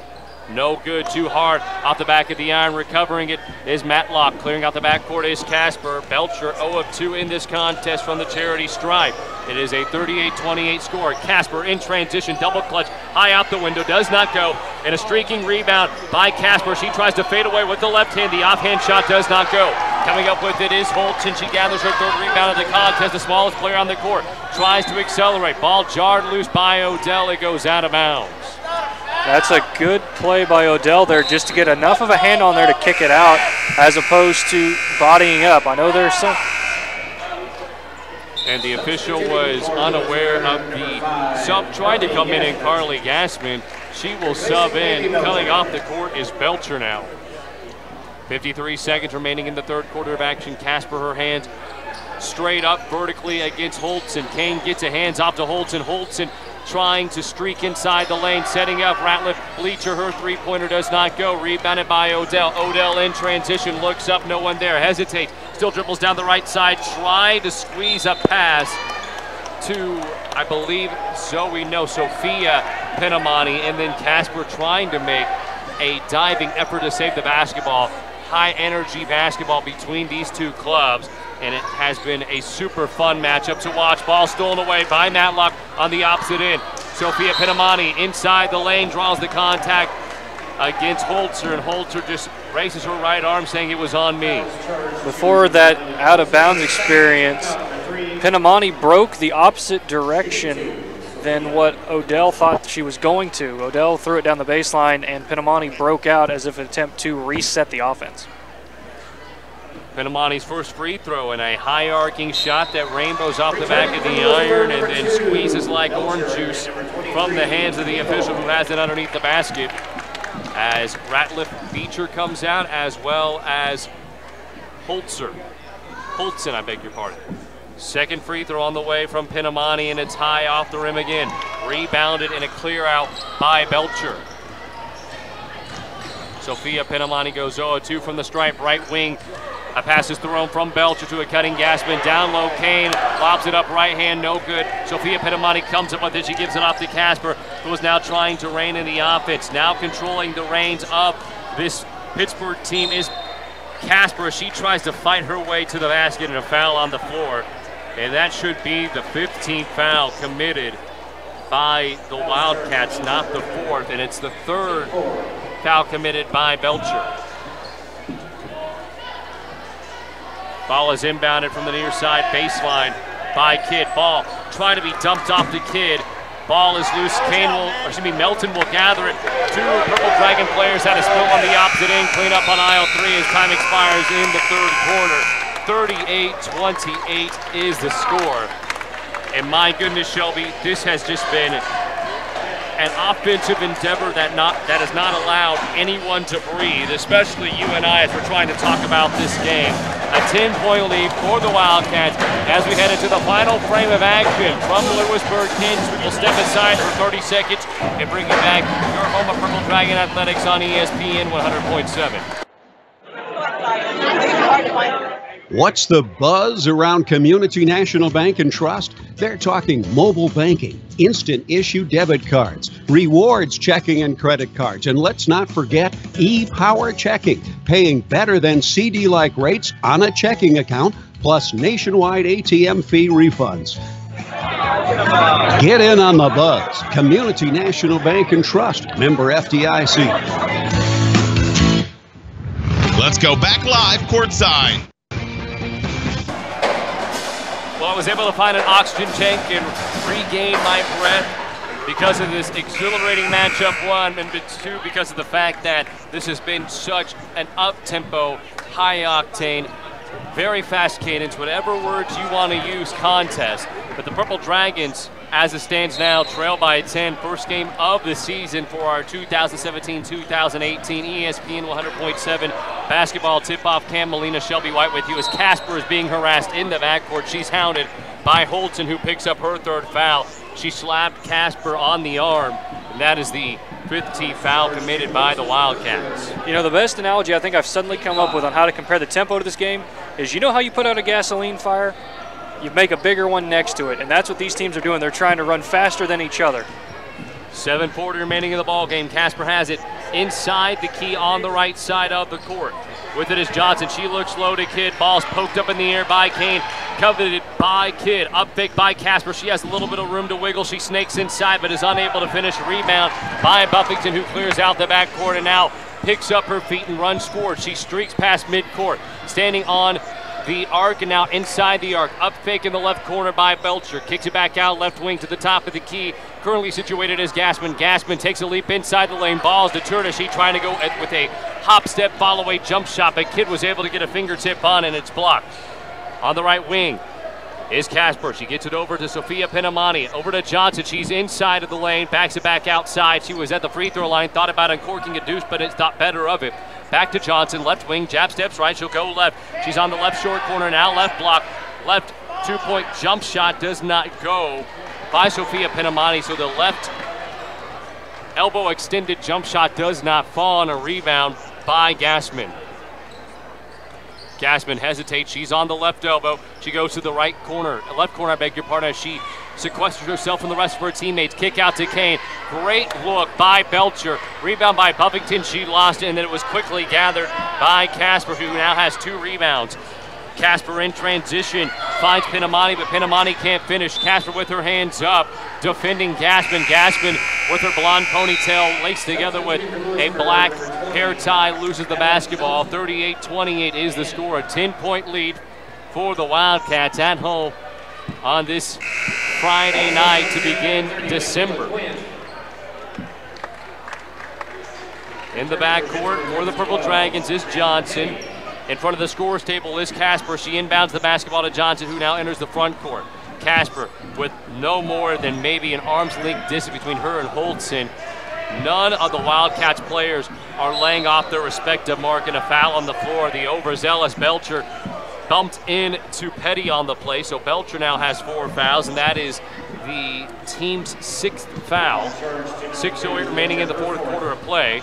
Inbounding the basketball is Casper. Johnson wheels in front of Casper. Wide open is Petty. She stands about 5 feet away from the top of the arc. Right corner is Johnson. She quickly escorts the ball back to the top of the key where Matlock is at. Casper with it. She ejects the basketball out of her midst over to Johnson. Johnson gives it up. Petty has the ball stripped out of her hands. Loose ball as Buffington as well as Holtzen and Kidd are all on the floor tied up for the basketball. Jump ball, Wildcat possession. I'm surprised neither team is playing a little tighter defense, considering all the arm check calls that have happened in this game. Ball is dumped off by Quinn to Holtzen. Holtzen gallops forward into the front court. As she sledges forward, she looks for an open recipient. Looks right corner. Holtzen decides to keep it herself. She ducks inside. Ball denied. Matlock goes up and is fouled. But Holtzen had a wide open Belcher in the right corner, but she kept her head down and tried to plow through 3 different Purple Dragons. She chucked up a shot. Luckily, the Hail Mary had a recipient on the opposite end. In Melton, the freshman was able to gather the offensive board and draw a foul. Caitlin Kidd is who the foul was on. Kidd a little shocked that she got a foul. She thought she was straight up and down. Well, that is Kidd's 4th foul. So Petty and Kidd with 4 fouls each. 2 on, I believe, Odell, yes, and then 2 on Sophia Penamani. 39-28 the score. Make it 40-28 the score as both free throws drop for Melton. She's 3 of 4 from the free throw line in this ball game. And there's a foul now on Carson Buffington. Called her for a push. And that puts the Dragons in the bonus. Well, now Coach Lowery is wanting an explanation, and the official walking over with his zebra striped shirt talks with Coach Lowery, saying that Buffington shoved one of the Purple Dragons, and at the free throw line is Kidd. Her one-on-one opportunity is no good. Rebounded by Buffington as she clears out the backcourt. Buffington with her 4th rebound in transition, looks for Quinn. Buffington gives it off to Quinn. Quinn back to Buffington. She blows a 2-foot lay-in. The bunny was missed. Melton, top of the key 3. Straight line shot is too strong. Ball tracked down by Petty, and then Petty, I think, is pushed out of bounds. No. Petty just touched the baseline, and now I think a foul is called on Petty. No, now they're going to say it's on Holtzen.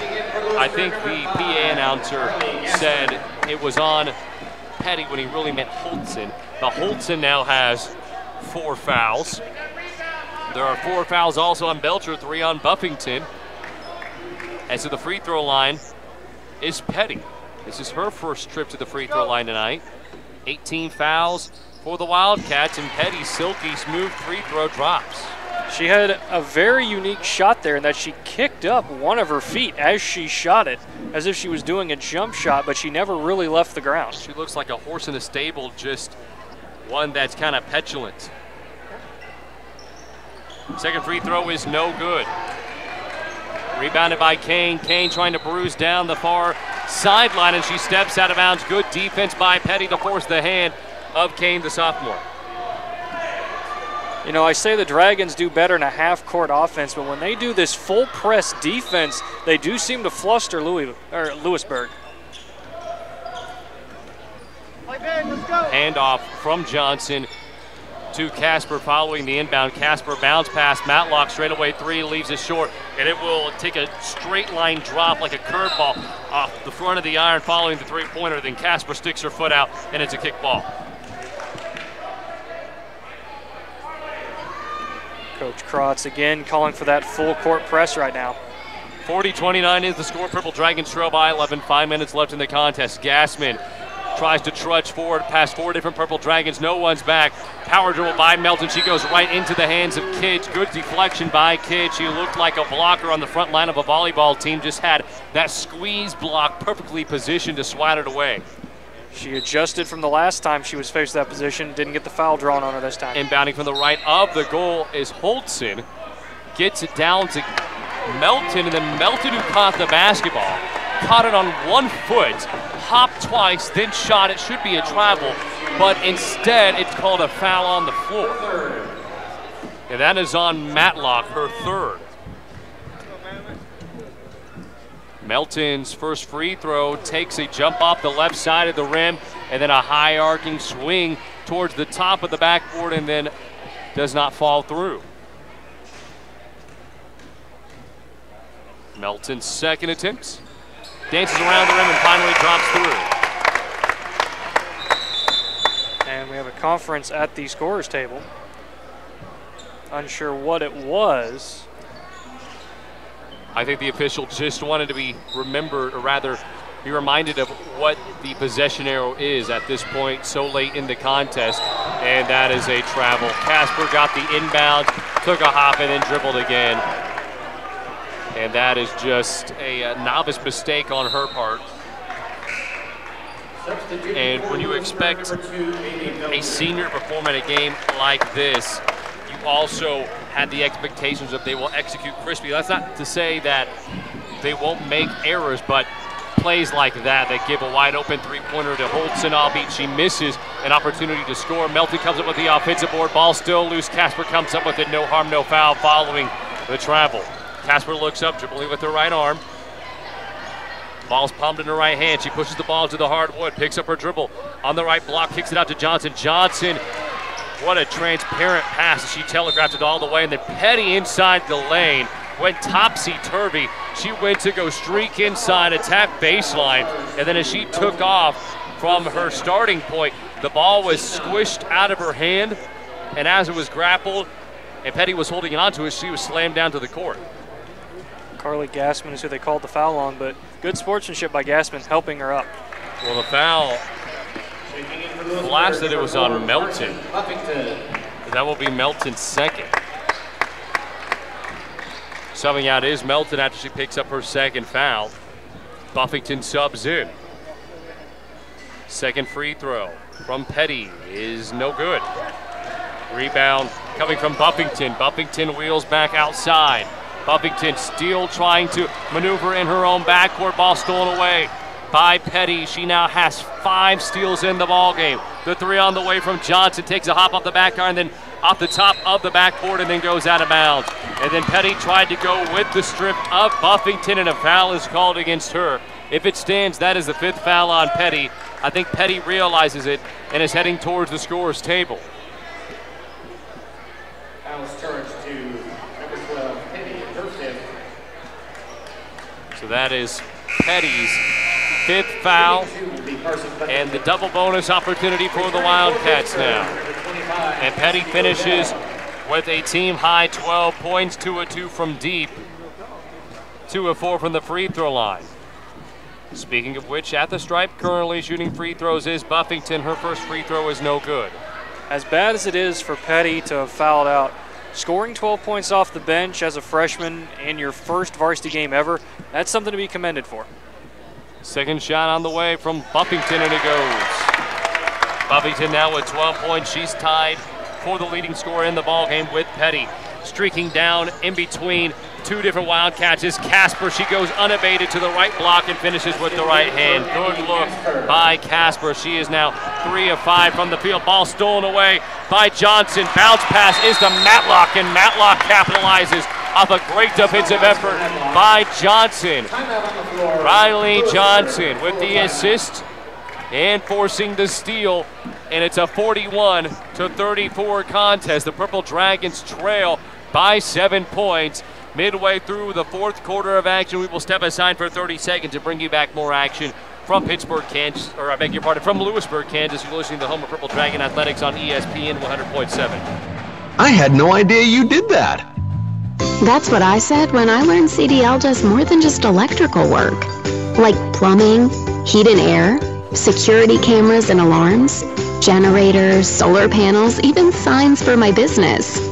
CDL really is one company that has a solution for about everything in my home and business.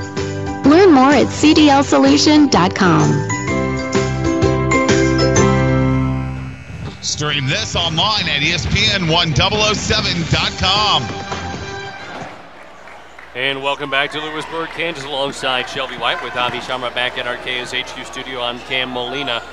And the Greek Freaks now hopping back on their seats here in Louisburg High School. Student section decked out in togas.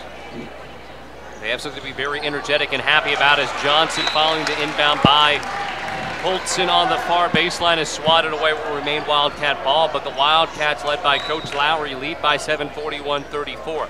Ball is inbounded by Holtzen into the backcourt where Gassman travels with it. So the Purple Dragons with a chance to parry in this situation and bring the score within 5. And you have to look at all the free throws that the Wildcats have missed throughout this game. They've been in the double bonus the majority of both times, and they've only up by about 7 now. Johnson, who permeates inside the lane, goes back outside, dumps it off. Odell tries to flip the ball up with the right hand. Offensive rebound results in 2 points for a kid who is really starting to come alive in this second half of play. Pressure in the backcourt. Johnson and Odell trying to steal away from Gassman, who splits the two of them. Gassman inside the lane, dump off. Kane, what a beautiful sequence. All orchestrated by Gassman, who picks up her first assist of the night, and Kane now in the contest is 4 of 5 from the field, 9 points, 3 rebounds. Ball is stolen away by Holtzen. She sprints in transition. Ball swatted away by Odell, and it goes out of bounds. Good defense by Odell there. A nice angle to run in and poke the ball loose without causing any sort of contact. And as it is, just a baseline inbound as opposed to 2 free throws. Gassman, the talented transfer from Iowa. Coach Lowery says that, or at least told me that she has a lot of promise in this squad. The only difficulty right now is there's a steep learning curve. At the top of the key, Odell swatting it backwards, where currently Gassman has it. Gassman nearly with a backcourt violation. She picks it up, dumps it off to Belcher. Belcher loses her handle on the on the rock. And as she lost it, the ball was poked out of her. The ball was poked out of her hand from behind her, and a foul is called on Zoe Penamani. Her second. Second foul on Zoe Penamani. 44-36 is the score. Wildcats lead it by 8 points. Belcher, her first free throw is good.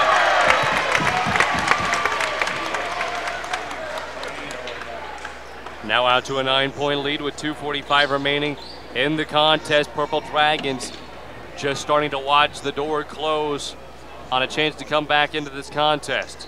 Second free throw, takes a hop off the front of the iron, is no good. And then Matlock tried to grab the rebound, but it's off of her hand and goes out of bounds. Coach Krotz was wanting some sort of call to where maybe a Louisburg player touched it and forced it out of bounds. 2 Wildcats on the baseline. I beg your pardon, 1 on the left block in Kane, and then 1 in the right corner in Buffington. Inbounded is Holtzen. Holtzen gets it in. She's trying to post up on Casper. Ball is poked into the backcourt, but it was last touched by Kane and then touched by Gassman. So the backcourt violation is called. Purple Dragon basketball.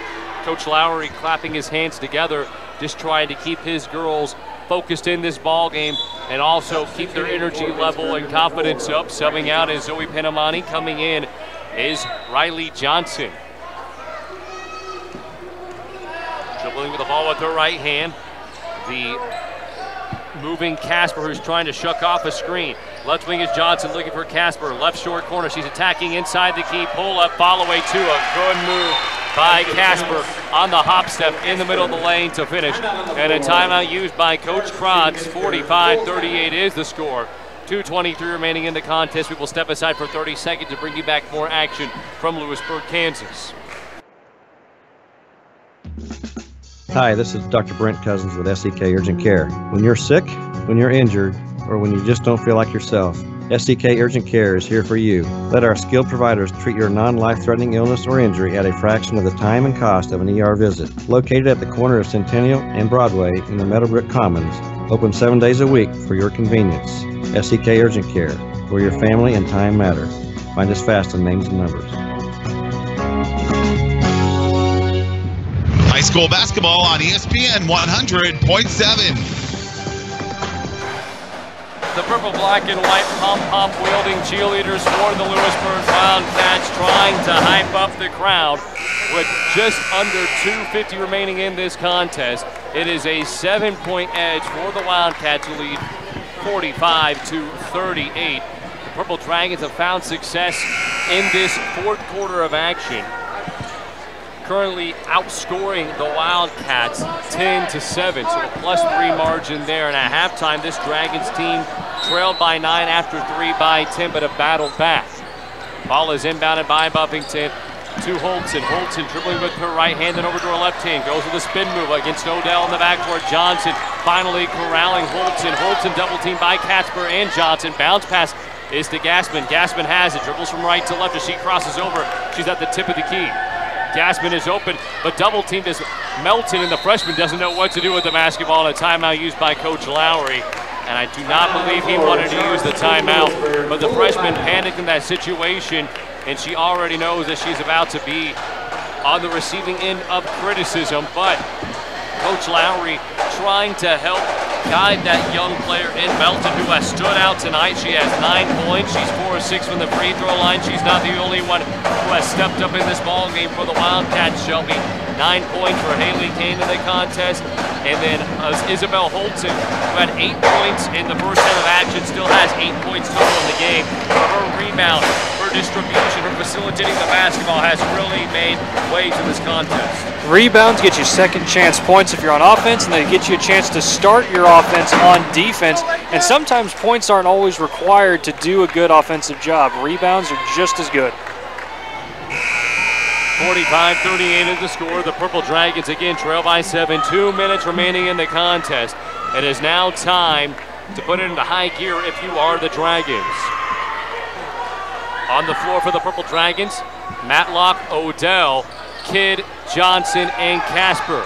Left corner is Gassman, who is double teamed immediately, trying to find an outlet. Throws the ball up into the air. The Hail Mary is caught by Kane. Kane tangled up with Odell, who rips it away. Odell in transition, splits 2 defenders. Odell dumps it off. Casper, power dribble, turns around. Fadeaway deuce drops through.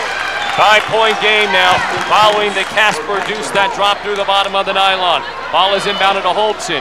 Full court press is shown. A double team on Holton in the backcourt. Holton starting to run out of time, and it looks like a timeout is used by Coach Lowery, and the Wildcats down the stretch not executing well.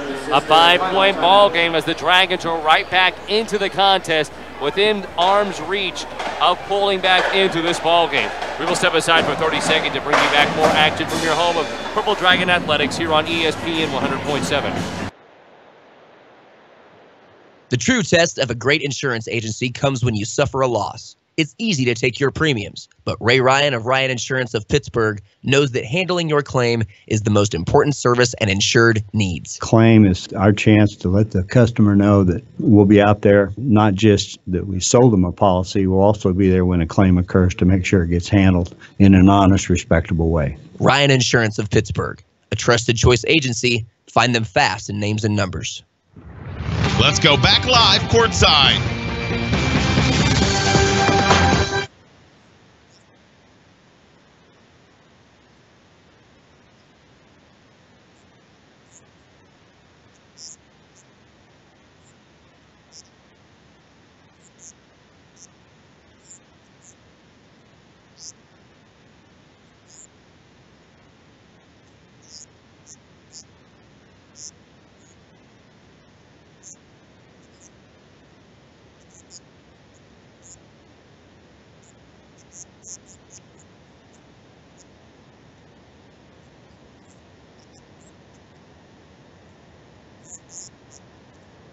It will remain Wildcat basketball.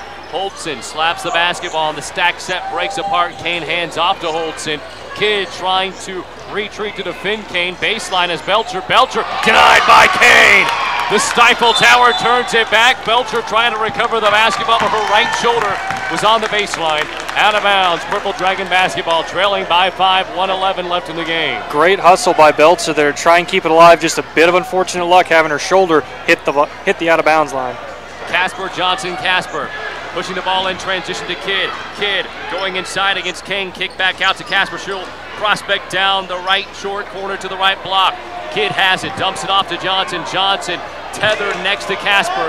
Abreast are Johnson and Casper. Johnson with the rock, under a minute remaining, 50 seconds. Tries to find Kidd, is stolen away by Kane. And then slapping the ball out of bounds, out of the hands of Kane, is Matlock with 45 ticks remaining.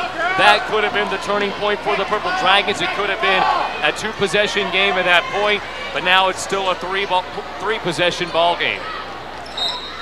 Technically, it's a 2-possession with a 2 and a 3 gets you 5. Yes, technically, but thinking in the terms of 2 points, it's a 3-possession contest. You are correct. Ball is inbounded. Holtzen to Belcher. Belcher loses the ball off of her shoe. No kickball called. It's back in the hands of Holtzen. And now Coach Krotz wants to foul. Holtzen will go to the free throw line to shoot 2 shots. And Casper earns her 3rd foul to my calculations. 4th, excuse me. Just shows why I'm a communication major, not a math major. Selling herself at the free throw line is Holtzen for some paramount free throws. The first shot goes. The one saving grace the Dragons have is they do have the jump ball arrow, so they could possibly get a couple possessions back if done quickly. Second shot, no good. 1 and 2 from the free throw line by Holtzen. Ball is rebounded by Matlock.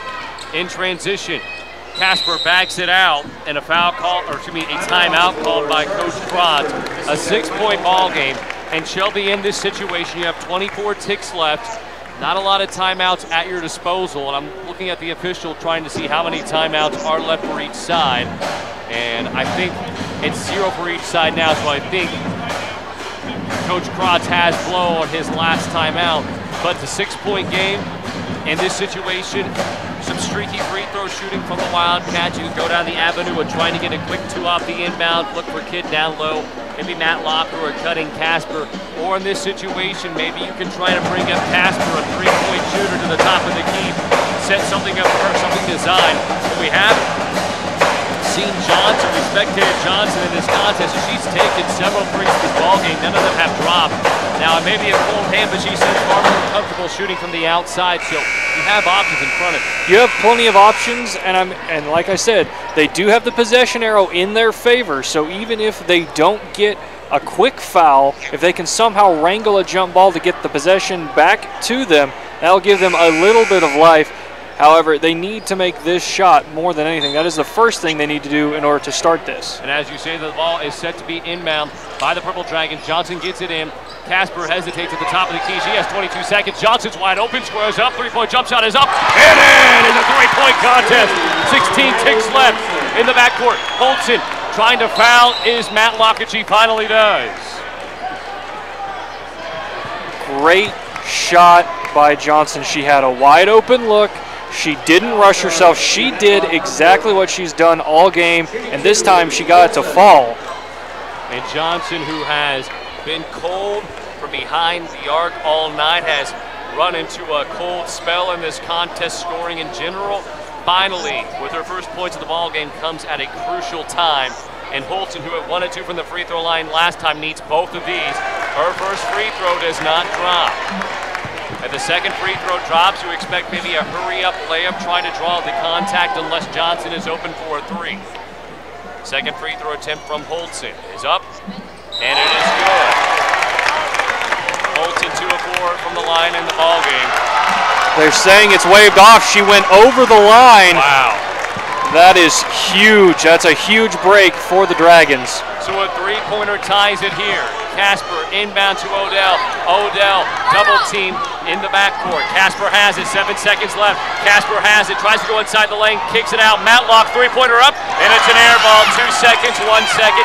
Ball's chucked up, but it doesn't matter. A nail biter in Louisburg, Kansas, as the Wildcats win by 3, 46-43, in what was a high-paced, fun contest. between two non-conference opponents. And Shelby, the result was probably predictable just based off the turnovers by the Purple Dragons. But you have to commend Coach Pratt's team, first-year head coach, 10 underclassmen, and total probably 20 to 22 personal fouls called on the Purple Dragons. Maybe nearly 17, 18 turnovers, only losing by 3, exhibiting the resilience of this club. It was incredible, an absolutely incredible showing by the Dragons to hang in there and hang tough throughout the entirety. But in the end, like you said, the personal fouls and the turnovers probably cost them. But you got to credit Louisburg in this as well. They didn't get too frustrated even toward the end when the Dragons were storming back. They remained composed, they played their game, and in the end they were able to get the W. So we are 15 minutes away now from the tip-off of the boys contest. We will step aside for 30 seconds. We will have a sit-down conversation with the Pittsburg High School Purple Dragons boys head basketball coach and Riley Rolfs, as well as the head coach for the Wildcats in Ty Ponnenstiel. Don't go anywhere. You're listening to the home of Purple Dragon Athletics on ESPN 100.7. It's that time of year, Christmas shopping. Stop by Jocksnitz to get your Christmas list. What's the buzz around Community National Bank and Trust? They're talking mobile banking, instant issue debit cards, rewards checking and credit cards, and let's not forget e-power checking, paying better than CD-like rates on a checking account, plus nationwide ATM fee refunds. Get in on the buzz. Community National Bank and Trust, member FDIC.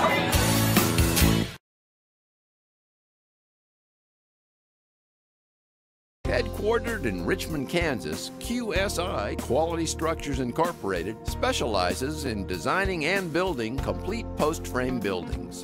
We provide structures built to withstand a 30-pound ground snow load and a 90-mile-per-hour wind shear built to the most stringent codes. Whether you need a garage, agricultural building, commercial facility, or custom-built design, we're your one-stop shop for post-frame buildings. QSI. Everything we do is right on cue. What do you want from your bank? Access to my account information on my phone. Security, convenience, and friendly staff.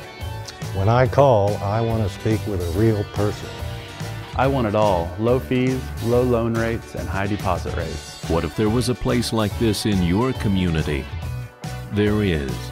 Kansas Teachers Community Credit Union, with locations in Pittsburg, Fort Scott, Independence, and Coffeyville, serving area residents since 1949.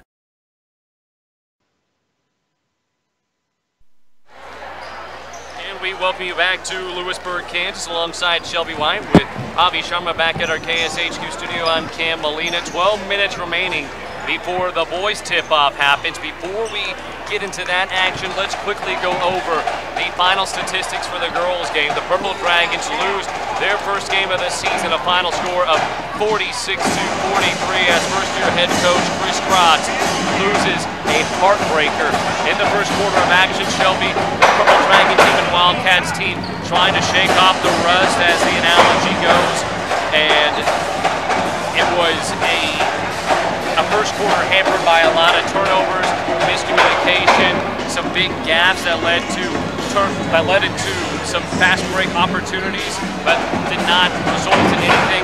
Second quarter, 32-23 was the score. The Dragons trailed at halftime. Third quarter, a 10-point lead for this Wildcat team, and then a surging Purple Dragons club came out in the fourth quarter of play and really put it to this Wildcats club, pushing them to the limit. 3 seniors on this team. Their leading scorer in petty fouls out, but they never gave up. They always kept trying to push forward, set the tempo, and try to control this ball game for as long as they could. I think there are a lot of good things that can come from this game, but you have to look more to the first and the fourth quarters to find a lot of the positive. Yes, if you look at it, the first quarter there were a lot of turnovers and an insane amount of personal fouls. However, they were still able to overcome that and score and keep the Wildcats within striking distance for the majority of those quarters. The second and third quarters, things started getting a little out of hand, and then they had to kind of push themselves, and in the end, they were not able to overcome the deficit they built for themselves. Again, final score, 46-43. The Purple Dragons falter. 10 minutes remaining for the boys tip-off here in Louisburg, Kansas. So we will go ahead and toss it to an interview that happened earlier this week between myself and Coach Waltz for the Purple Dragons and his expectation of this season's class. Hello, and we welcome you back to ESPN 100.7, your sports headquarters. Cam Molina joined by the Pittsburg High School boys basketball coach, Kylie Rolfs. Coach, last time out, your club faltered in the quarterfinals of the 5A state championships. You guys played Heights High School, but again, a great, successful season in terms of the SCK. You guys bring back several returners. Can you touch on your team this season? Well, we have a lot of guys back. I guess that's kind of what everybody is probably knows most about us. We have a lot of returning experience. We lost one senior from last year's team, and Elijah Harris. Elijah was a starting point guard for us, so he had a dramatic impact on our season last year.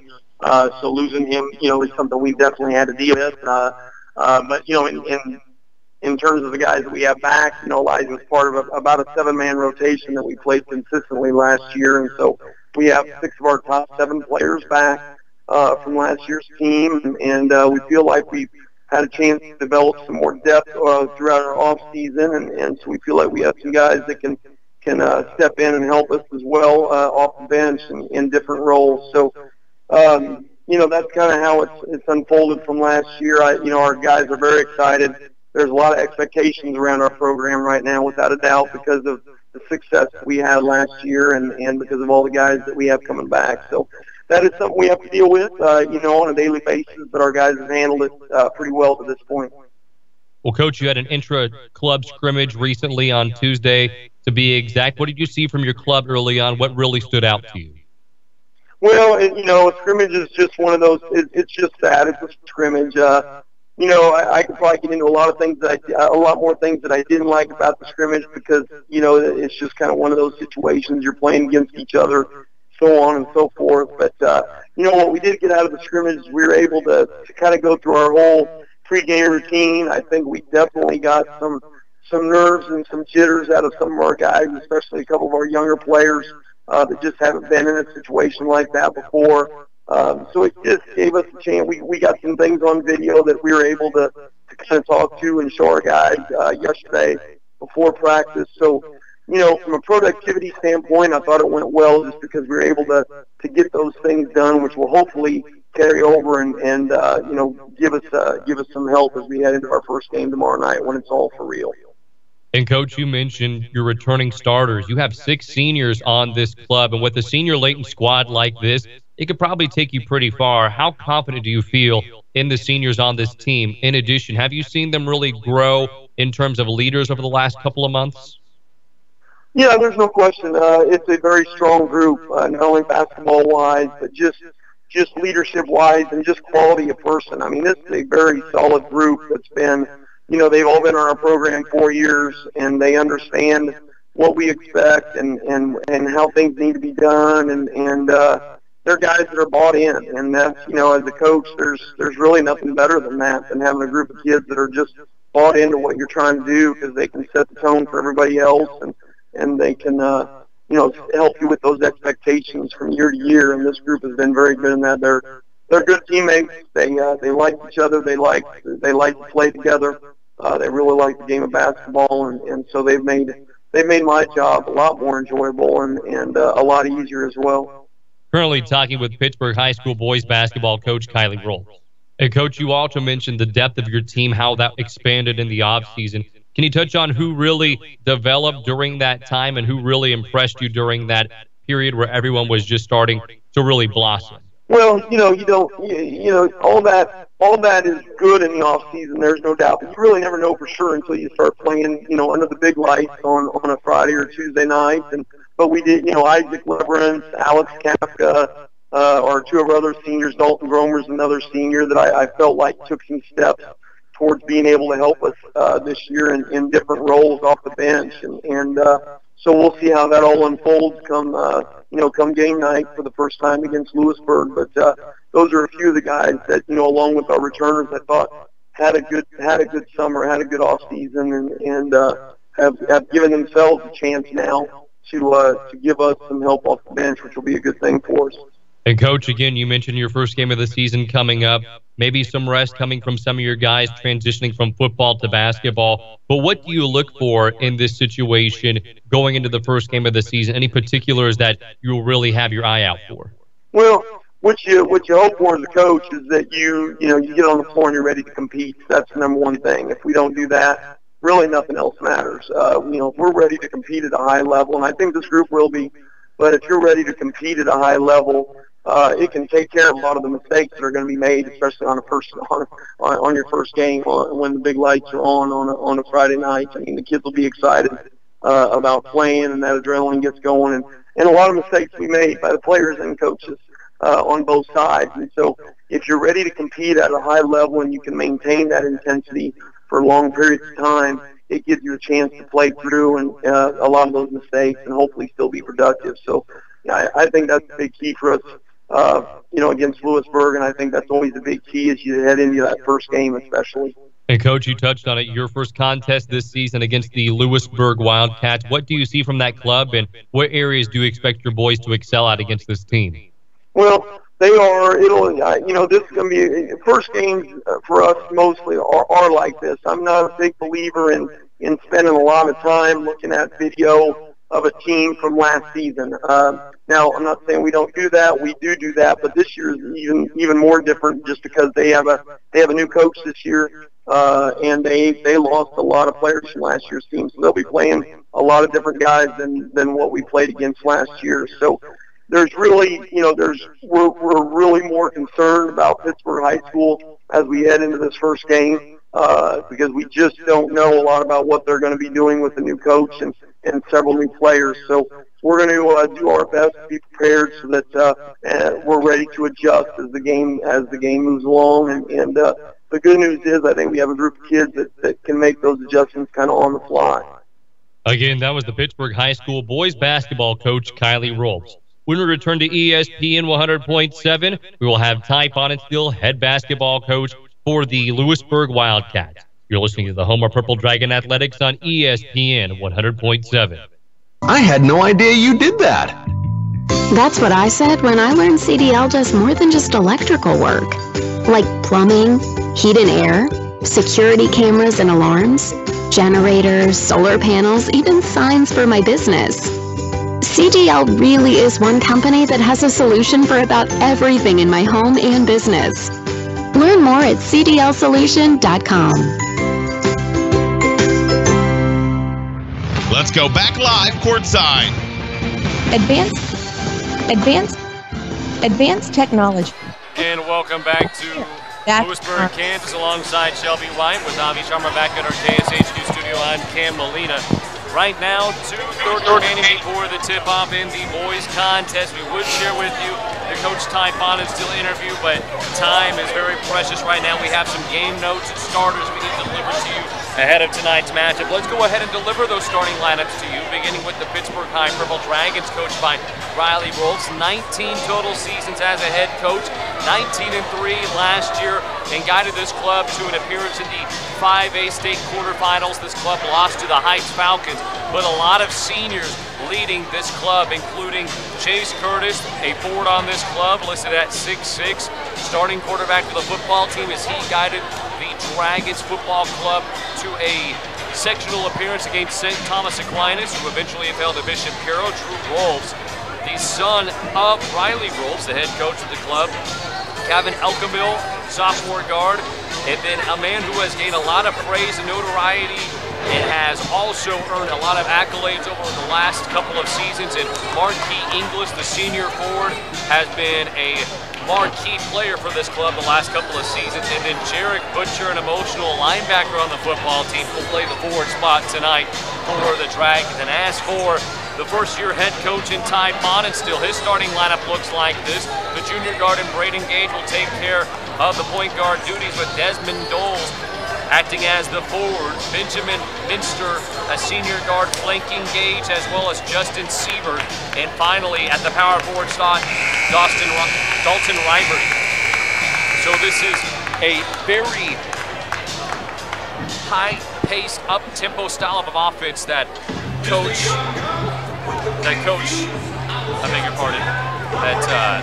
Von Insteel likes to run for this Louisburg team.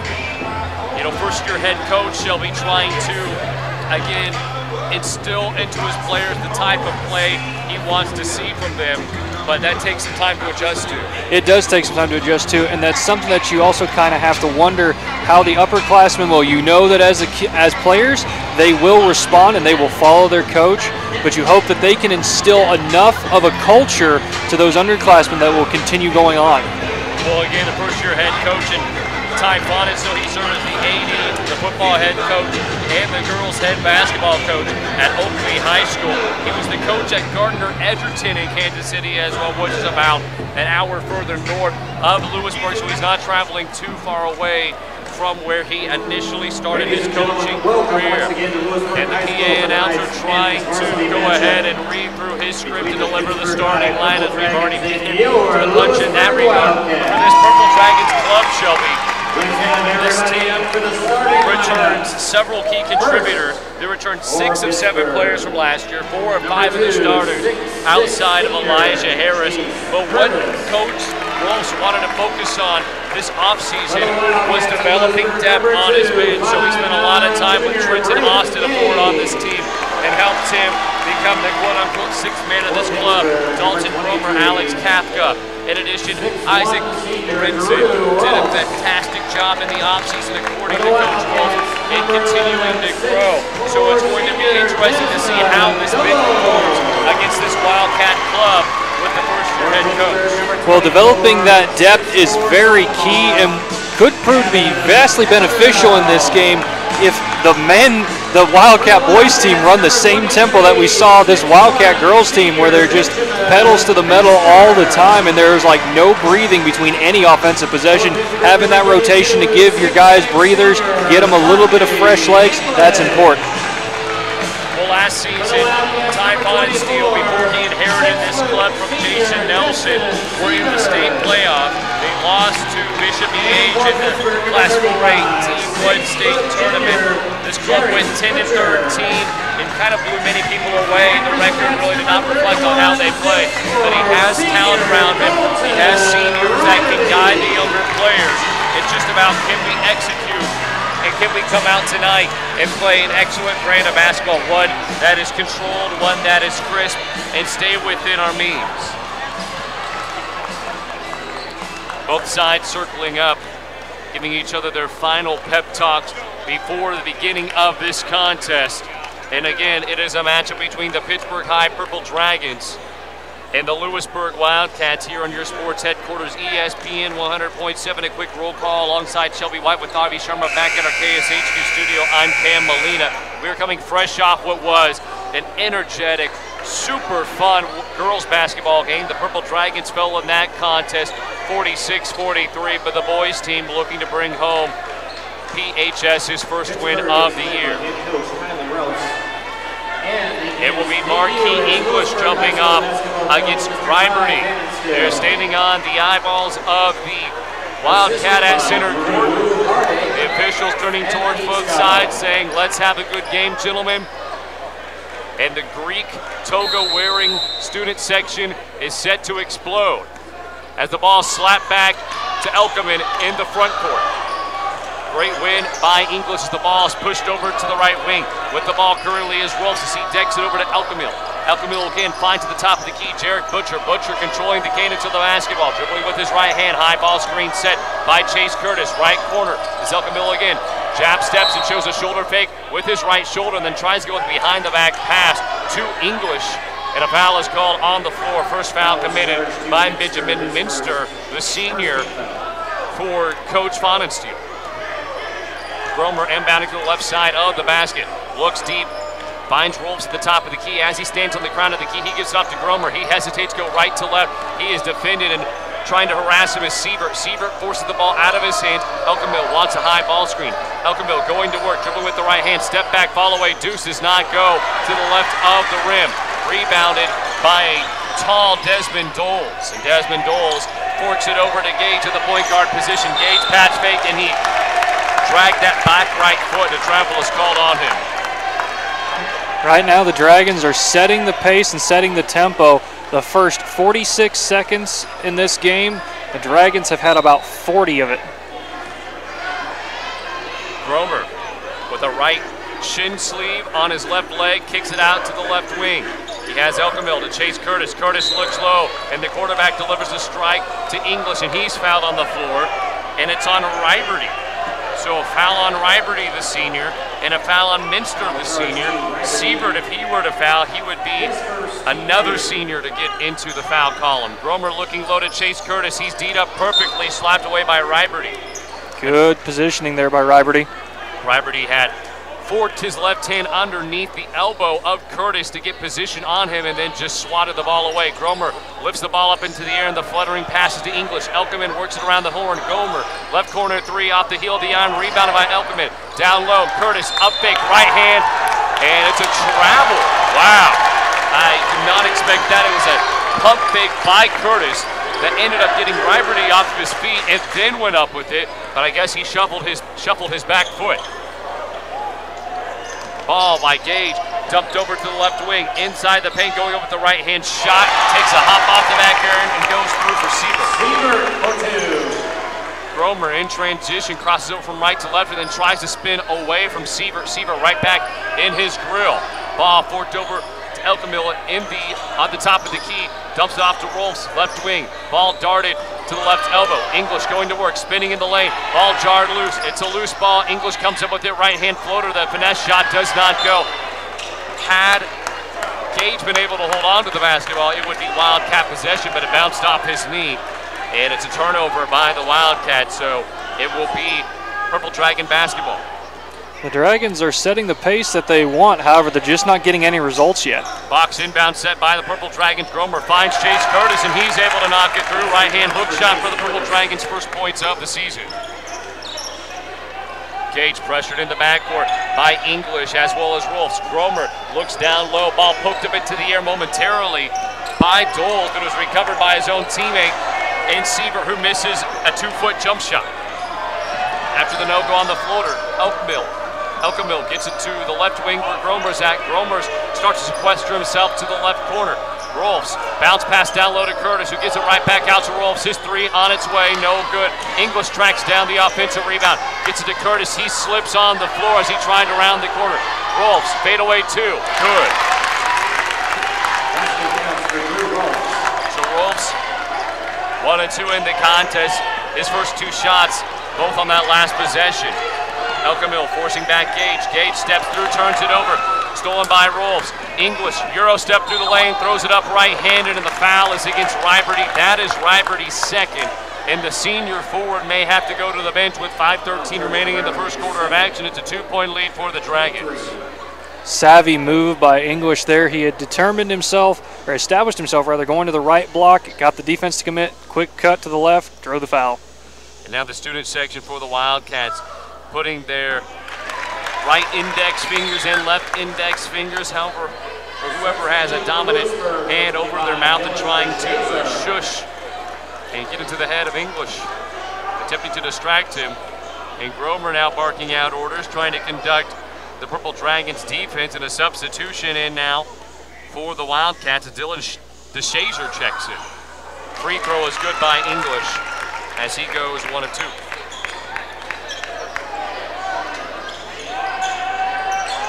Pressure in the backcourt. Somehow the ball was lobbed up in the air by Minster, and Minster found Sievert, who blew the layup on the opposite end. Rolfs lines past Doles, and then it's blocked from behind by DeShazer. In transition, galloping is Minster down the left short corner. The first layup goes. Fantastic layup there. Knew he couldn't get it on the left side. Drive the baseline, put a reverse on off the glass. 2-point jump shot is no good by Elkemill, and it's a foul on the floor after his offensive rebound. Frustrated with himself, talking to himself, saying, how can he miss that first shot? That was wide open. Inbounding is Gromer again, right in front of the Louisburg padded wall. Standing adjacent to it on both sides are Louisburg cheerleaders. English, right elbow jump shot, swirls and goes to the bottom of the nylon. English 3 points in the ball game. Inbounding is Gage. English slaps it down, and now it will be a re-inbound for the Wildcats. Gromer subs out. Coming in, Trenton Austin, the junior forward. That's actually Jarek Butcher who is going out, number 35. I beg your pardon, you are correct. Jarek Butcher subbing out. Gage hesitates on the pull-out. Three-point jump shot from Siebert is no good. Elkamil can't grab the rebound in the right-hand hook shot. Ball through the bottom of the nylon, and a good move by Minster. His second basket of the ball game. Elkamil bounce pass to Austin, who uses his left shoulder to gain some space in front of Doles. Doles falls on the ground trying to draw the charge, and then Siebert on the backside, swatting the shot away. Austin attempt goes near the cheerleaders. Curtis subs out, subbing in Isaac Leverins, the senior forward. Ball's inbounded by Rolfs. He kicks it out to the right corner. Ball screen is set by Leverins, and Rolfs' three-point jump shot is no good. Prior to that, an illegal screen set by Leverins. Already we are seeing that depth, or attempt at depth, that Coach Rolfs talked to you about, Cam, and it's working, and you want to see it against this high-octane offense that Louisburg is throwing out there right now. Doles has it at midcourt. English comes out to guard. English sporting white Nike shoes. The swishes are golden. Doles has a little bit of room, tries to go with a chest pass over to the cutting DeShazer, but there's a foul on the floor. And it's committed by English, his first, team second.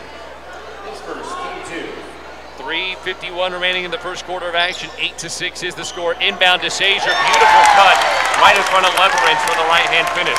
An inside hand attempt goes through. 8-8 is the score.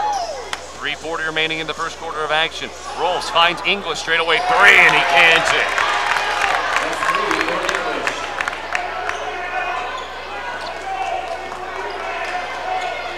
Shamarky English knocking down the three-point jump shot on that last attempt. He now has 6 in the ball game. Fadeaway two-pointer by Siebert does not go. He is 1 of 3 from the floor to start the game.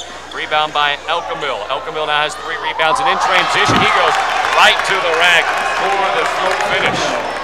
He floated probably the length of the lane. He took 2 steps past the free throw line and just hung in the air for that little finger roll into the basket.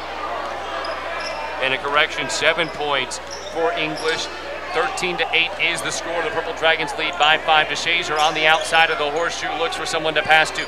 Gage trying to go with the backdoor pass to the cutting DeShazer. Stolen away by Austin. Trenton Austin in transition has the ball poked out from behind him. Doles, great defensive play. Doles engaged. Sarah, a moment of high fives and praise as the defense was able to get back and stop the transition bucket.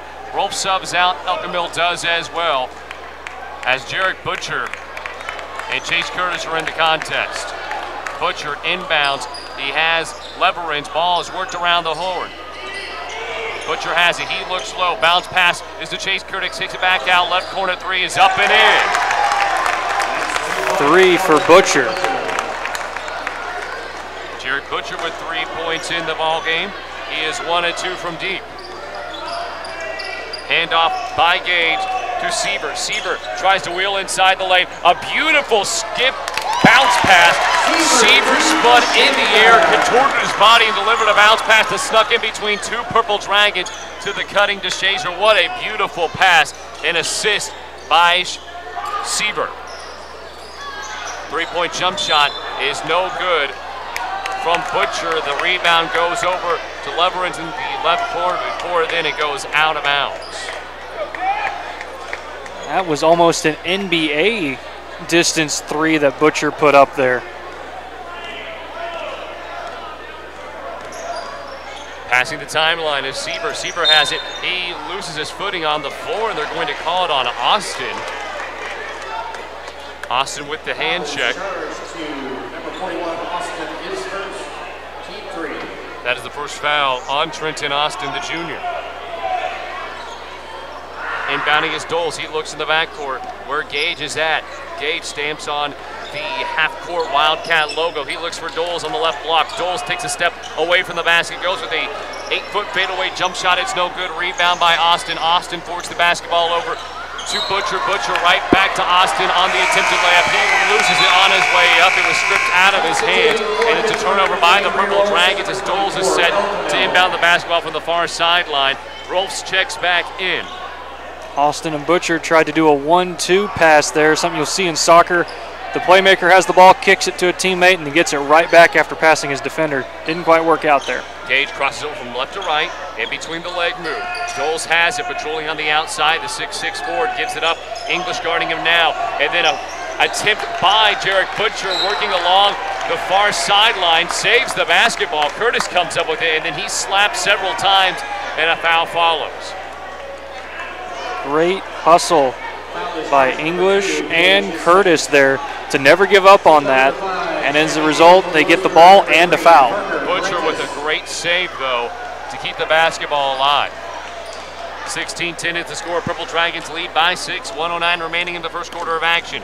Handoff between Butcher and Rolfs. High ball screen set by Curtis. Curtis sets another ball screen as Elkamil has it. Elkamil interchanges with Butcher. Butcher, beautiful post feed to English in the right hand. Polish finish drops through. Beautiful look from Butcher to English. Elkamil guarding on the perimeter against Parker Parentis, who just subbed in. Elkamil comes away with the steal. English goes up and tries to go with a poster slam over Minster. Minster fouls. He had to. English just too imposing as he came chugging towards the rack.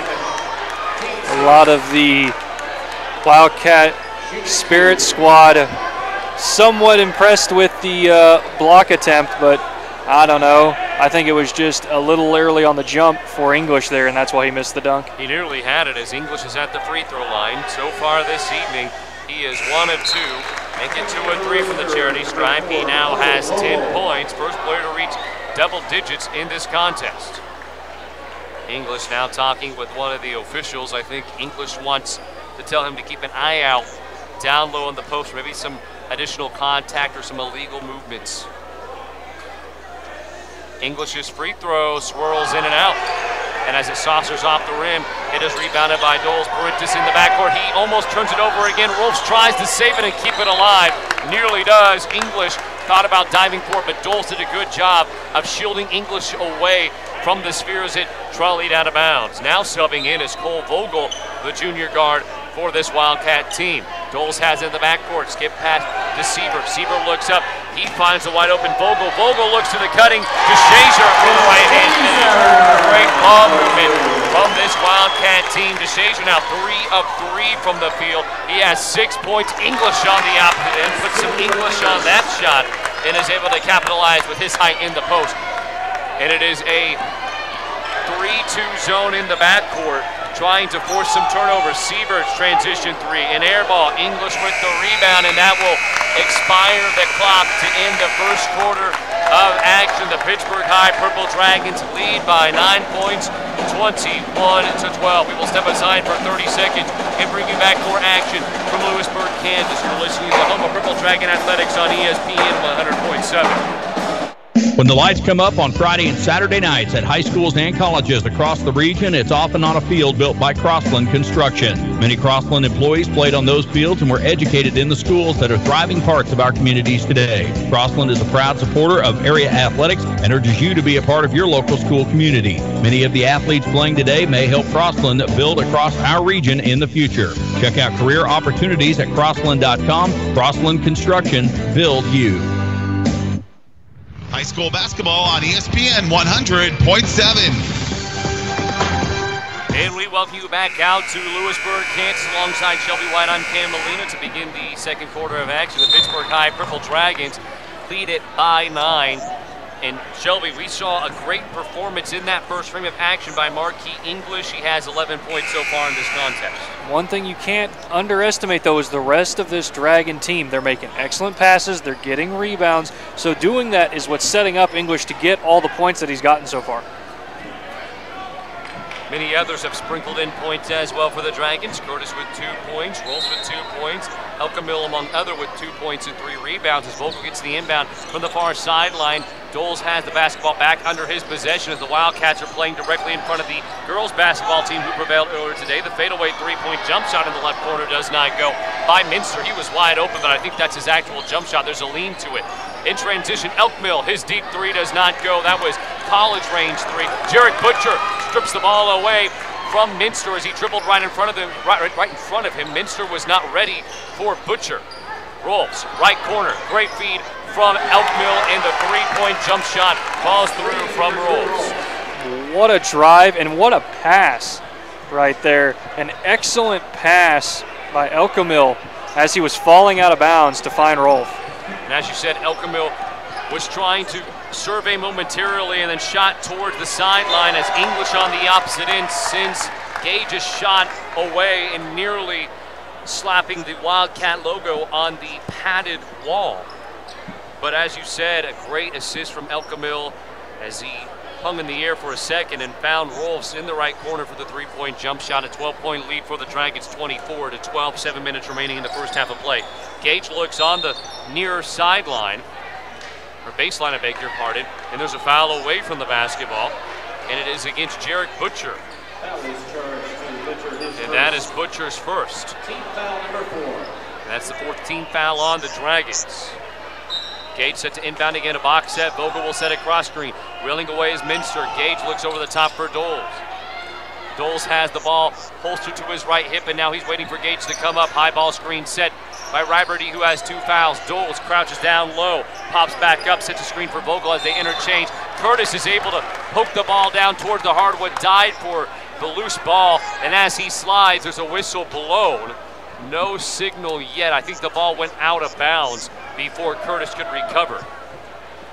Dole set to inbound from the near sideline, would be 4 or 5 feet away from the scores table on the left-hand side. Miscommunication as Gage moved away from the pass from Doles. Elkamil in transition, hit as he goes up, but no foul called. Elkamil scores. He now has 4 in the contest. Elkamil made that layup just as if he was running. It didn't seem he took much of a jump at all. And just a sophomore, 4 points, 3 rebounds, and an assist as well. The floater from Gage does not go. English with the rebound and a foul on the floor, and I have a sneaking suspicion that the adjudication by the officials will say it is on Gage. No, it is not, surprisingly. They're saying it's on Waldron. I don't think Waldron is in.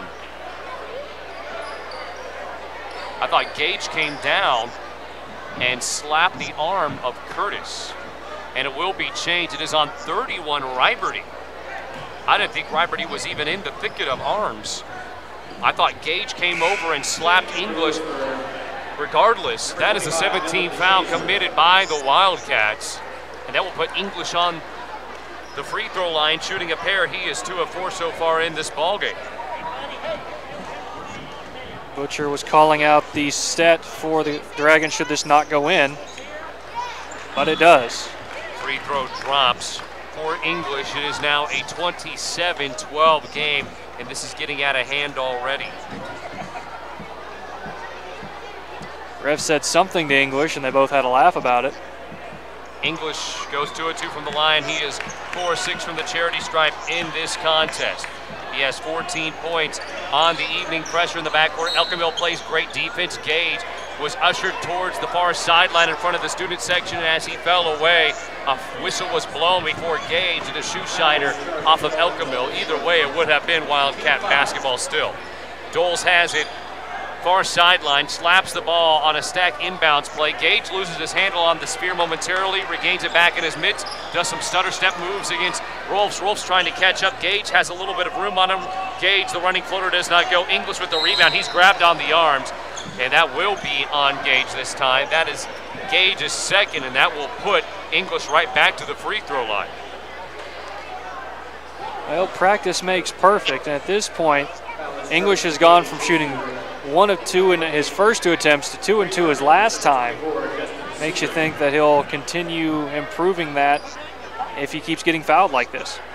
So Gage actually earns his 3rd foul, a minute 40 into the second quarter of play. 2 Wildcats players have 3 fouls. The One-on-one opportunity does not go, but the rebound is by Elkamil. His second offensive rebound of the game. Skip passes to Rolf. He tries to wheel inside of the lane. As he was inside the key, he attempted a skip pass over to Butcher outside of the arc on the left wing, and it was broken up, stolen away by Doles. Doles trying to size up English, looks back door to Vogel. Right corner three from DeShazer as he falls away. It's good. DeShazer has the hot hand so far for this Wildcat club. And in transition, Butcher was looking for Rolfs. Rolfs never turned around. I think Butcher was just trying to push the envelope and increase the cadence, but instead it turned into a gap. 28-15 is the score. Purple Dragons lead it by 13 in a platoon swap for the Dragons. Austin comes back in with Leverins as well as Dalton Gromer. Brett Weimers also subs in, and to round it off, Alex Kafka. Vogel gets the entry pass down low to the right block, but it's broken up. Minster looked down low on the post for Vogel, and it was swatted away by Leverins. Inbound from the near baseline by Siebert. DeShazer three, he's already hit one. He knew the second one was going to be off target, tried to track down his three-point jump shot, but it's picked up by Kafka, who is now cantering in transition. Leverins interchanges at the top of the key with Weimers. Weimers finds Austin about 4 feet away from the basket, tries to go back to the basket against DeShazer. He kicks it back out to Leverins. Leverins looks low on the post. A curling Weimers straightaway three, well off the mark. Rebounded momentarily by the Wildcats. Minster had it, and then Gromer made contact with Minster, and it's a foul on Gromer. Now is the time, if you're the Wildcats, to try and make a run and cut this lead down. The majority of the Dragon starters are on the bench getting a rest. Here's where you want to make your move. After the inbound, controlling the basketball is Siebert. He interchanges with Vogel, who kicks it out to DeShazer in the left corner. Inside the key, moving is Minster. Doles has a DeShazer left wing three, and that's a tough spot to hit a three, but a rebound by Siebert. Siebert misses the shot. Austin with the board and a foul on the floor. Good job by Austin there. He kept finding a Wildcat to butt a body on.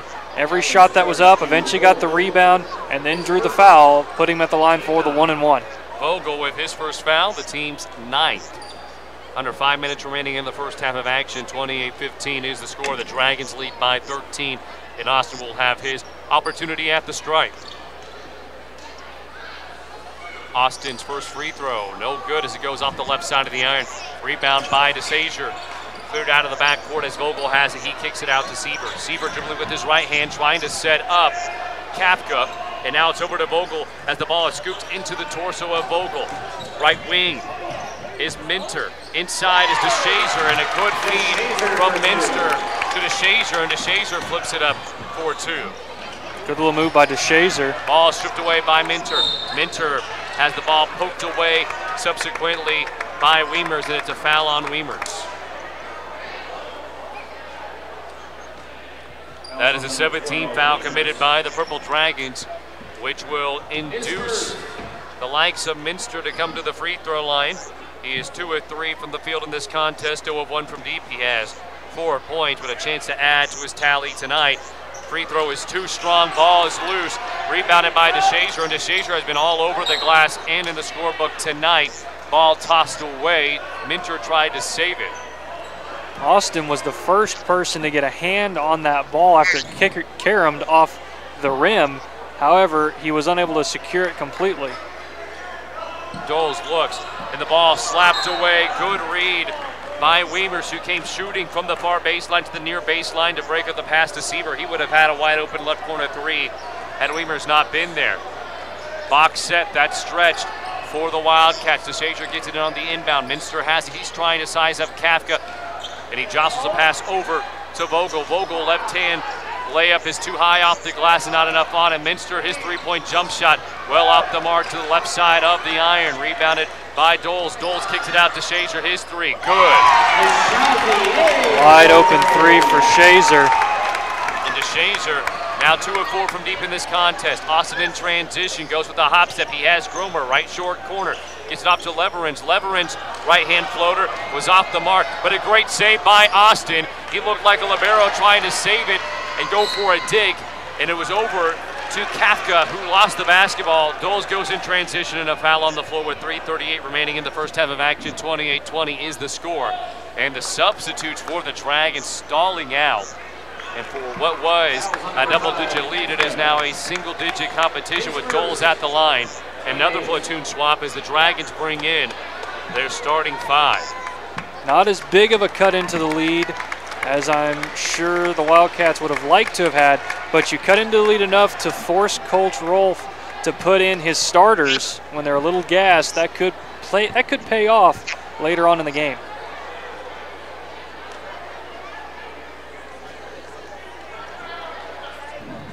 First free throw by Doles as he situates himself at the free throw line. Flicks it through. Doles awaiting his second attempt.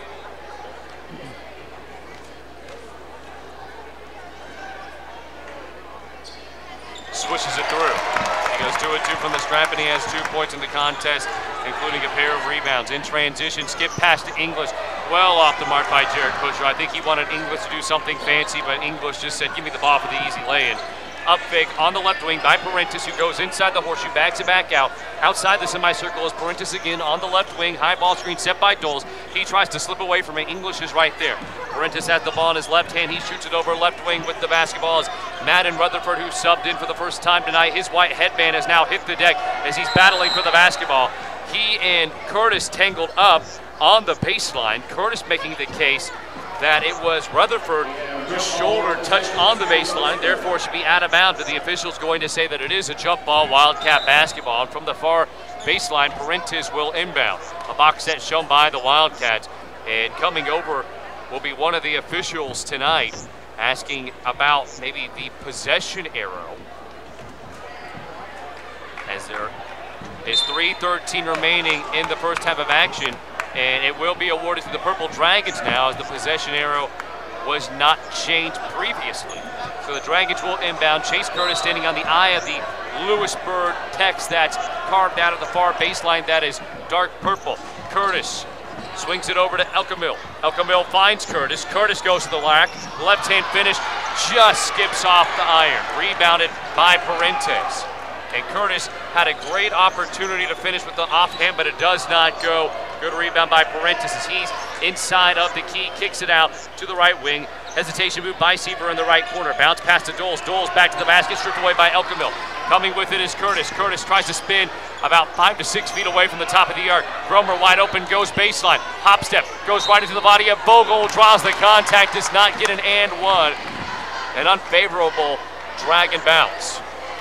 I had a couple on that possession. Both times the ball looked like it was essentially in the hoop, but then it hit the rim just enough to kick out. And now Jarek Busher is on the line for 2. Butcher at the stripe, shooting a pair now. His first offering, no good. Jarek Butcher has pieced together a good first half performance, a pair of assists and 3 points. Trying to make it 4 with this free throw here. He does not. 0 of 2 from the stripe, and the Dragons have struggled from the charity stripe. Rebound is by Rutherford, and Parentis tosses it away after the pass from Rutherford. Rolfs on the right wing into the right corner. Now he submerges himself into the right corner again, kicks it back out. Jarek Butcher with a hop step in the lane. Again cannot finish. He shakes his head, irritated at the miss. He's 0 of 3 in this contest. Follow-up by Chase Curtis does go. Curtis is 2 of 3 from the floor in this contest. He has 4 points in the Dragons with an 8-point edge, 30-22, 2:15 remaining in the first half of action. We will take a 30-second break and bring you back to Louisburg, Kansas. You're listening to the home of Purple Dragon Athletics on ESPN 100.7. No one wants to file for bankruptcy, but a wage garnishment can make it hard to pay the rent, pay the pharmacy, or even feed the family. Bankruptcy can be a viable option to help families cope with unfortunate and unforeseen financial hardship. Call Steve Stockert at Wilbert & Towner, 620-231-5620 for a consultation to find out if bankruptcy is the right choice for you and your family. Call today. Wilbert & Towner, a full-service law firm, 620-231-5620. We are a debt relief agency, helping people find the relief they need in bankruptcy. Let's go back live courtside. An 8-point lead for the Purple Dragons. Their first game of the season, as are the Wildcats. Score right now, an 8-point lead for the Dragons, 32-22, as mentioned before, begin the 2017-2018 tip-off here on ESPN 100.7. We had a great girls matchup. The Purple Dragons fell to the Louisburg Wildcats girls team 46-43 in what was an exhilarating fourth frame of action. Purple Dragons come out in a 2-1-2 defensive set. Bring the half-court pressure. Vogel, right corner three, does not go. Rebound by Doles. He tries to go with a double clutch over Elkamil. Rebound by Rutherford. Turned back by English. Doles with a good rebound, but he missed on the opposite end. Curtis has it now. Curtis trying to size up Vogel as he gets it over to Elkamil. Wide open. Rolfs, left corner three, sinks it. Elkamil had the quarterback pass, just reared back his arm and chucked it super fast to the far corner. And you expect Chase Curtis to do that. English comes out to guard Parentis. He finds goal on the right elbow. Seaver, three. Does not go. He leaves it shy at the bottom of the nylon. Rebounded by Elkamil. Elkamil now has 4 rebounds in the ball game, including 4 points. Elkamil behind the back move, catches Vogel off guard. Rolfs attacked. Left baseline, goes up left-handed in a nice finish. Drew Rolfs continues to add to a nice resume tonight as he has 10 points. Elkamil had a fantastic fake. It looked like he was going to pull out of his drive and then found Rolfs in the corner again. 35-22 the score, 13-point lead for the Dragons. In the post, drawing contact is Rutherford, and Rutherford will go to the free throw line, I think to shoot 2 instead of a 1-and-1. Yes, and it is a 2-shot foul. That is the second foul on Jarrett Butcher. Butcher is showing a lot of heart and energy, just hasn't had a lot to show for it just yet, but if he keeps doing it, you're bound to have something go your way. Free throw by Rutherford does not go. In transition is Rolfs. He hesitates on the left wing, looks for the establishing Trenton Austin, who just subbed in with 50 ticks left. Austin kicks it out. English on the perimeter. He goes back outside the horseshoe, outside the arc, tries to cock a pass, and as he does so, his arm is hit. No foul called. Rolfs has it. He was able to scurry to the basketball. He interchanges with Elkamil. Elkamil, no look pass to Austin. Right back to Elkamil on the left elbow. He'll wheel back outside of the arc. Pick and roll action as Austin has it. He'll reset the offense to Rolfs. Elkamil comes back out, guarded by Vogel tightly. Vogel harassing Elkamil, playing great defense, and a foul is called. Elkamil chucks up a shot trying to draw in the progression of shooting call, but it won't matter. The Dragons are in the double bonus, and that will put Elkamil on the line shooting 2 shots. That is the 3rd foul on Vogel tonight. Good defense there by the Wildcats, not letting any Dragon find a clear shot and harassing every pass. Elkamil, beautiful free throw. His right foot in front of his left foot. They are staggered, and then a nice flick of the wrist. DeShazier checks back in for this Wildcat team. DeShazier leads all Wildcats with 14 points. He's also tied for the lead in scoring tonight at 14 with English. Elkamil goes 1-2. He's 5 points, 4 rebounds, 2 assists in this contest. Parentis has a high ball screen set for him by Doles. Doles tries to roll through it, but Parentis tossed the basketball right into traffic. English looks for Austin. Right-hand finish, good.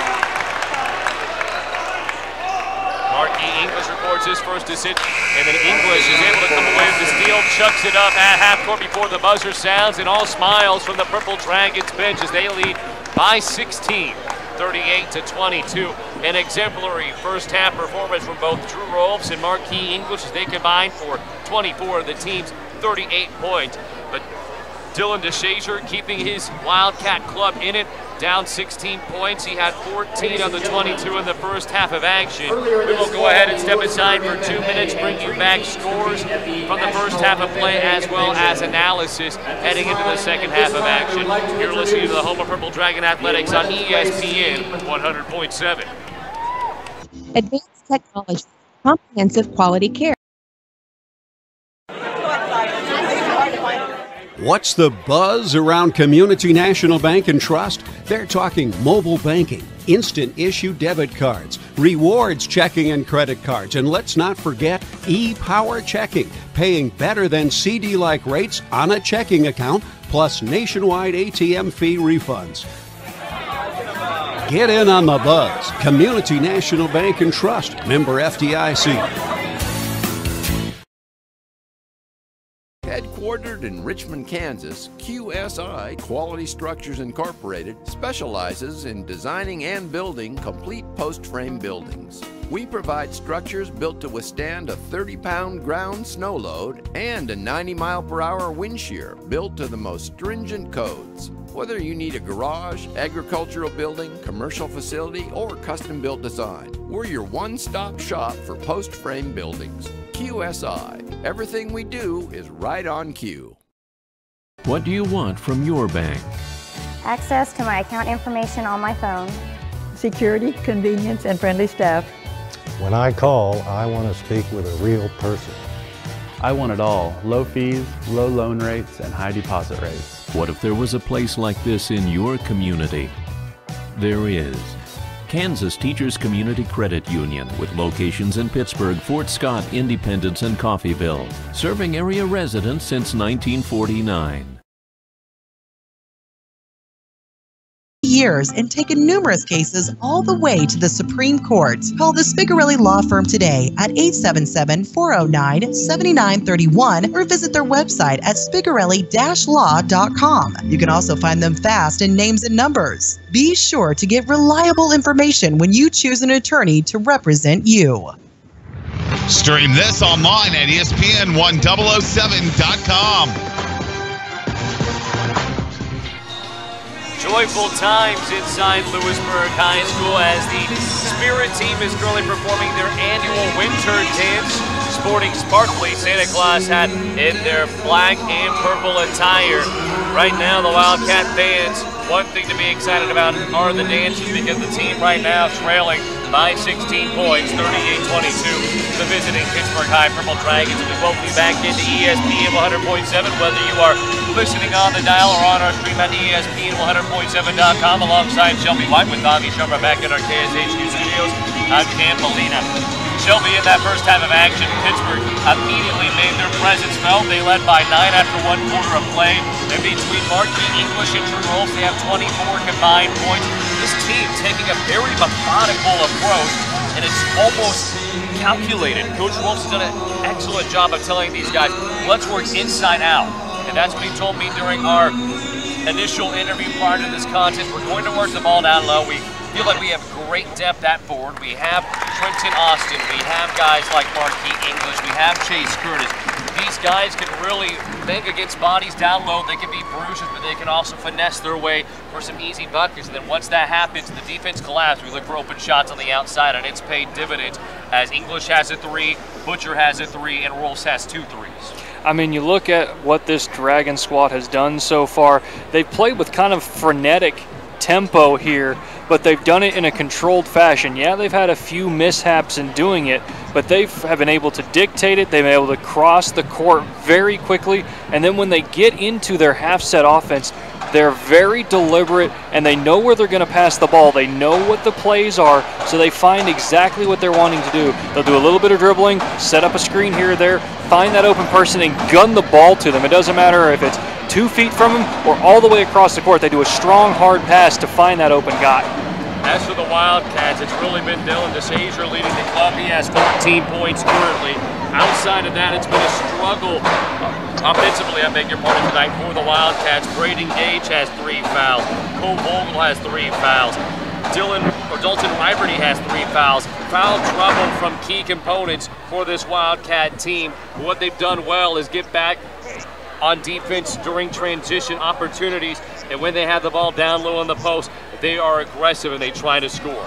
They are trying to establish something down low in how they run their offense to hopefully force this Dragon defense to collapse a little bit, tighten up on the lane, and then open up the three-point shots for their players. Because if they can do that, they do have a three-point shooter in DeShazer, who has just been on fire. He's had 1 contested 3. He shot over Austin to make, and they had an open 3 that he just absolutely drained. There was very little movement on the net.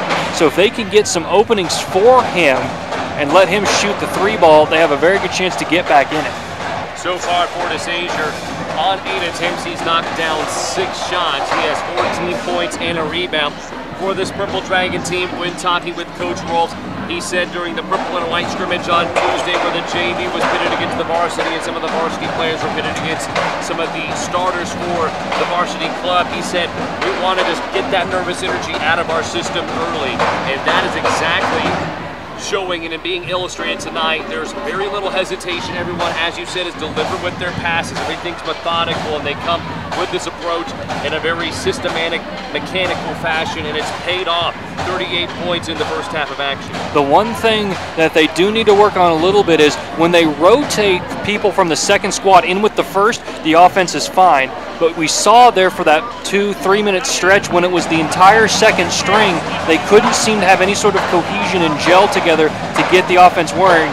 And that's when the Wildcats made a little bit of a run to try and cut it down. But then once that first squad for the Dragons came back in, it was just back off to the races for them, and they were firing on all cylinders again.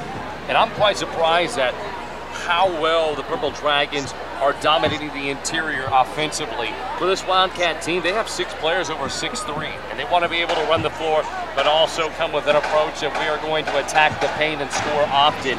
But Marquis English has done a fantastic job. Jared Butcher is a big body. They have Austin down low on the post as well. So there are some contributors really making their presence known in that front court. But you look at this Purple Dragon team, Coach Rolf said, we want to play our best basketball come February. There is plenty of time to grow from now until that point. Absolutely, and if you look at this first game as a stepping stone, you're seeing exactly what you want to see out of a first game. Your first squad is playing perfectly together. Your first squad, when you substitute some of the seconds, are still performing admirably. So then that's where you look at, okay, come February, when we take our first squad out because they're going to need those breaks, this is when our second squad comes in and they keep the pedal down.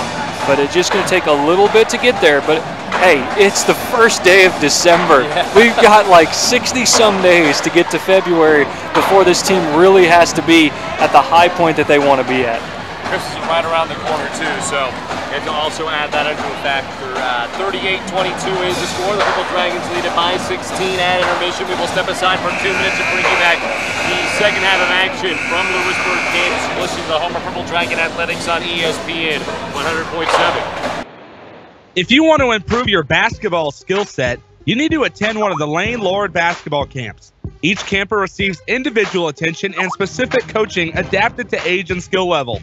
There's something for everyone. A grade school camp for girls entering 3rd through 8th grade, a high school team camp available on 2 different weekends with both varsity and JV levels of competition, plus satellite camps throughout the summer. All campers receive instruction from head coach Lane Lord, head assistant Amanda David, along with former and current players. For more information, visit them online at lanelordbballcamps.com. Coach Lord and Coach David have seen tremendous success over the past several years, and they begin their recruiting at these camps, with over 20 former campers being signed. Visit lanelordbballcamps.com. At Lindbergh Pharmacy, we care about your health. From a qualified and caring staff to services like our Time My Meds and MedPack programs, Lindbergh Pharmacy provides personalized service you can count on. Refill prescriptions online at lindberghpharmacy.com or on your smartphone with our free Lindbergh Pharmacy mobile app. You can also sign up for our text alert program and we'll text or email you when your prescription is ready. Can't make it to us? We'll deliver your medications right to your door. Lindbergh Pharmacy, now 2 locations to serve you.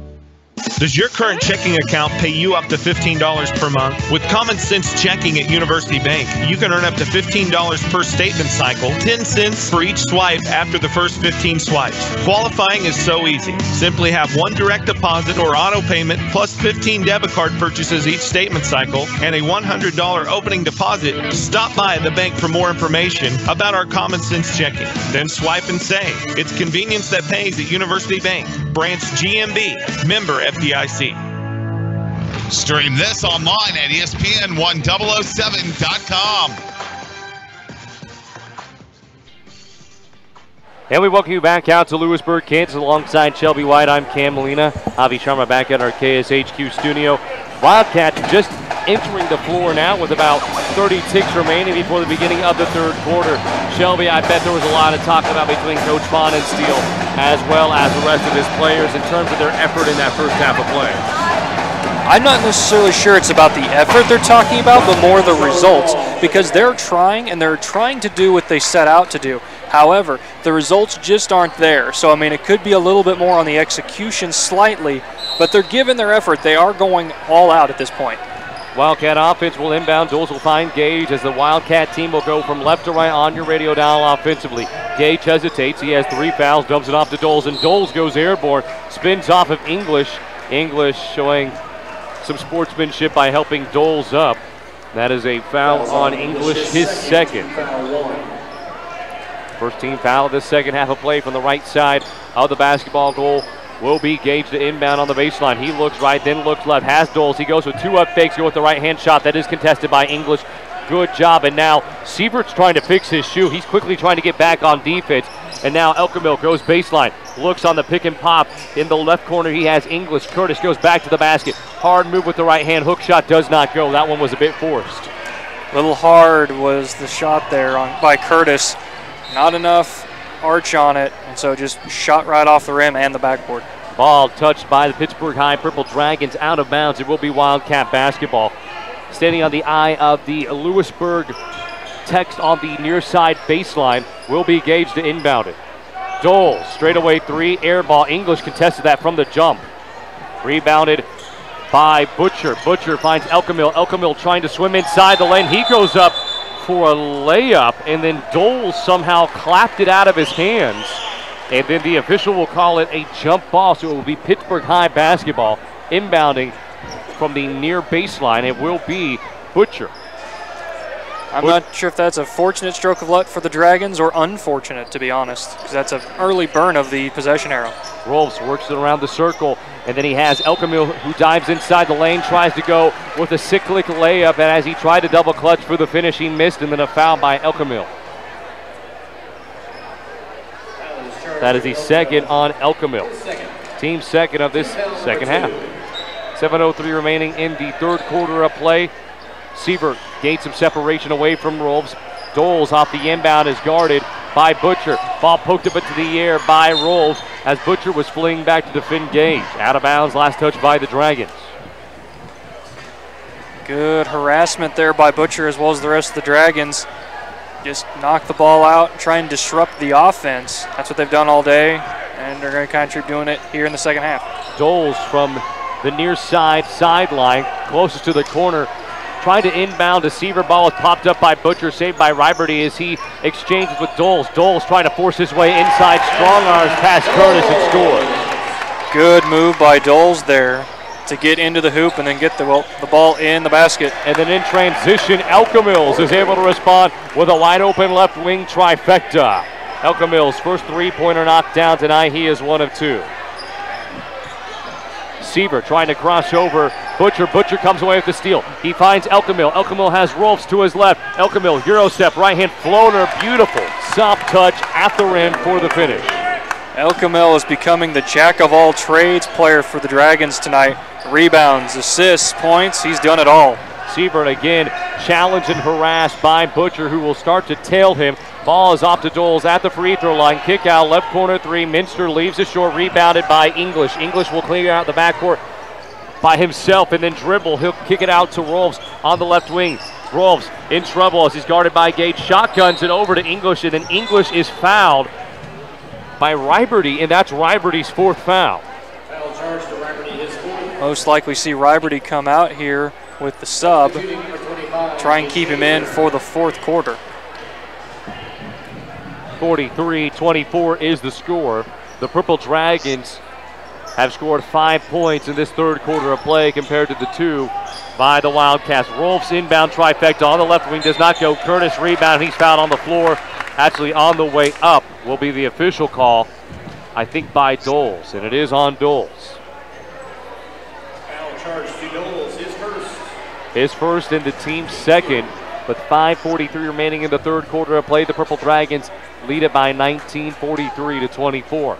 Curtis steps up to the plate, 2 of 4 in this contest from the field. His first free throw attempt swirls out. The rim has not been the Dragons' friend tonight. About 4 or 5 shots have hit both sides of the hoop and then bounced out. As of now, the Dragons are 5 of 12 from the stripe. Gage will sub out. Parentis subs in for the Wildcats. Curtis takes a 5 or 6 bounces with his right hand, sets himself at his forehead. The ball will skip off the lip of the iron and then shoot to the back of the window, off the lip of the iron again, and it's a rebound by Parentes. Curtis goes 0 of 2. Parentes exchanges the ball with Doles, gives a no-look bounce pass over to Sieber, who cuts through the middle of the lane. He's at the free throw line. Parentes has the rock. Parentes in trouble. Elkamil tied up with him. Parentes gets away. Minster kicks it out. Right wing. Jab step by DeShazer. DeShazer travels. And a good job by Chase Curtis defending. And then as soon as he saw the travel, much like a defensive lineman will do in football, if there's a flinch on the offensive line, pointed it out and said, hey, travel, travel, travel. And the officials responded. 5:18 remaining in the third quarter of play. 43-24 the score. Butcher, beautiful pass to English, right-handed, misses the bunny, follows up, misses again, continues to pad his stats, misses again, rebound by Curtis, and he finally forks it through. High-energy basketball from the Dragons. That is what you call don't quit right there. In transition, Minster is able to respond with a fast break layup. Butcher gallops inside the lane, has English power dribble right hand, blocked from behind by Sieber, saved by Butcher. Right corner 3, Elkamil, too strong, high up in the air, rebounded by Curtis and by Rolfs. Curtis will take it upon himself and score. Curtis now 4 of 7 from the field after starting 0 of 2 in the ballgame. He has 8 points. Doles trying to patrol inside as he surveys, just flips the ball up. Sieber, quick turnaround jump shot, and the erratic shot does not go. In transition is Butcher. Butcher dribbling with the left hand, back over to the right hand. The purple-cladded Dragons looking for another basket as they lead 47-26, and a timeout is used by Coach Rolfs. 4:13 remaining in the third frame of play, and a 20-plus point lead for the Dragons, who feel comfortable and competent right now to be in the 2017-2018 season. We will step aside for 30 seconds to bring you back more action from Louisburg, Kansas.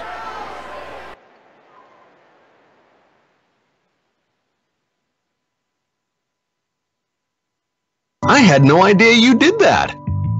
That's what I said when I learned CDL does more than just electrical work. Like plumbing, heat and air, security cameras and alarms, generators, solar panels, even signs for my business. CDL really is one company that has a solution for about everything in my home and business. Learn more at cdlsolution.com. Let's go back live courtside. And we are relatively near courtside as the Pittsburg High Purple Dragons are showing out in the season opener of the 2017-2018 year, leading 47-26 over the hometown Wildcats as Austin has it at the point, kicks it over to the right wing.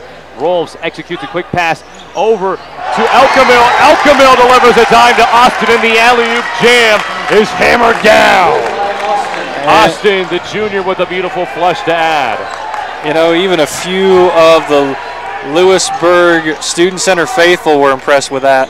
Doles bounce pass from Vogel. He lays it in. And Doles has been able to contribute sparsely in this contest, but he does now have 6 points in the ballgame. Butcher, deep 3 as he steps into it, takes a hop off the iron. Great follow-up by Elkamil as he is absolutely putting on an exhibition. 12 points, 4 rebounds, 3 assists, and I think you summarized him best, a jack of all trades, a renaissance man. Vogel has to reach back far and grab Vogel, or rather Doles' pass. He was nearly headed towards the student section as there are several members of the Spirit Squad decked out in togas. Great balance pass from Siebert to DeShazer, and DeShazer will score. Good job by the Wildcats there. They're finally getting to a rhythm where they can get into the post, and now a foul is called.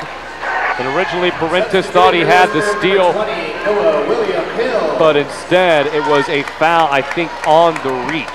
And subbing in is Noah Hill for the first time tonight for the Wildcats. No, Butcher actually was stripped by Parentes, but Parentes had the ball poked out of his hands, and then he recovered it, but the ball was already out of bounds by the time he got to it. So it will be Wildcat basketball. Minster will inbound from the far sideline, right in front of a sea of purple. The Swamp, the Wildcat fans have been excellent hosts tonight for the Purple Dragons as Parentis looks low to Vogel. Vogel with a nifty near make on a lay-in, but there's a foul coming from the backside as Elkamil says, hey, that was my fault. Curtis had to slide over on help defense as Elkamil took a chance on the steal opportunity. Vogel goes to the free throw line. It's his first opportunity this season as he knocks down the first attempt.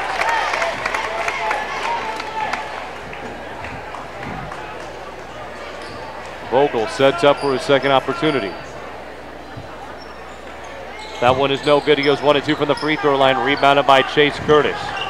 Curtis dumps it off to Elkamil, who's now running the point. Curtis trailing behind. He sends a ball screen to the right of Vogel, trying to fight his way inside as Elkamil. He lives a slingshot pass to Curtis on the right block. It's no good. Curtis trying to track down the loose ball as sliding towards the court is Hill. Noah Hill tied up with Curtis, and he's trying to bark for a timeout.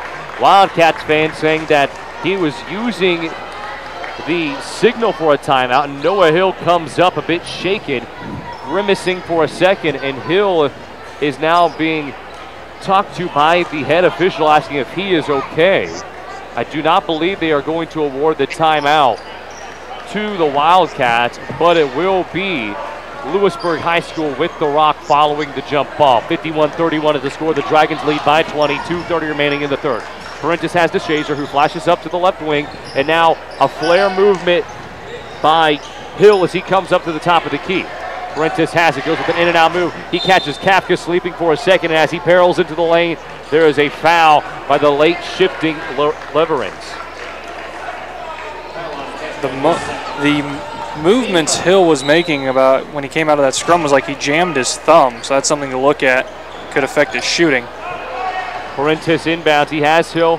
Back over to Parentis. Right corner three and it falls. Parentis with a good look. Parentis with his first points of the night. 51-34 is now the score. Another slingshot sidearmed attempt by Elkamil, but it's broken up by Minster at the last second. Tried to cut it to the far block with that slingshot pass. Should have just gone to the near one. Kafka on the inbound, scans the court, flips it up into the air, and the fluttering pass finds its way into Curtis's palms. The big mitts of Curtis stops just about 2 feet away from the block, and then he drags the back left foot, and there is a foul away from the basketball, and it is on Austin. That is his second foul. That is the 16th foul committed by the Purple Dragons in this second half. Under 2 to go in the third quarter of play. English and Rolfs going to the scores table to check in. Purple Dragons jumped out early to a 9-point lead in the first quarter and then held a 16-point edge at halftime. Curtis, a great read as he intercepts the basketball. Gallops into the lane, right-hand float shot, does not fall, but he almost earns the and one.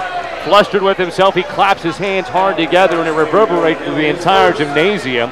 Made me jump. 1:36 remaining in the third. 51-34 is the score, and the foul is on Hill, and it will place Curtis on the line, who has shot 0 of 2 from the stripe in this ball game. You know, that was such an easy steal for Curtis because it sounded like someone blew a whistle, and so the rest of the Louisburg team kind of stopped playing, but Curtis kept on. I don't want to pose this to you. Have you taken intro to audio video with Trent at Pittsburg State University? I have taken intro to audio with one, Trenton Kling. So I said reverberation, but I think I meant echo. I think, no, reverberation, I think reverberation is correct. Right. It is. There was an echo sound to it afterwards because it channeled twice. Well, an echo is just technically a reverb on an extended scale. So, I mean, you were right. It's a really strong reverb. 9 points for Curtis as he goes 1 of 2 from the free throw line in the contest. 1 of 4. Doles gets the ball, flashes it over to Parentis. Doles has it right back as the two are abreast from one another. Doles has it as he tries to cut inside the lane, but he's fouled at the left elbow, and it's a foul on the Dragons.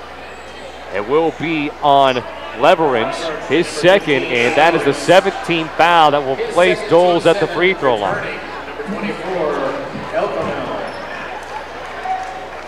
Doles in the contest, 2 of 2 from the free throw line. He has 6 points in the ballgame as he shot 2 of 4 from the field. First free throw is good from Doles as he continues a great streak of free throw shooting, 3 of 3 tonight.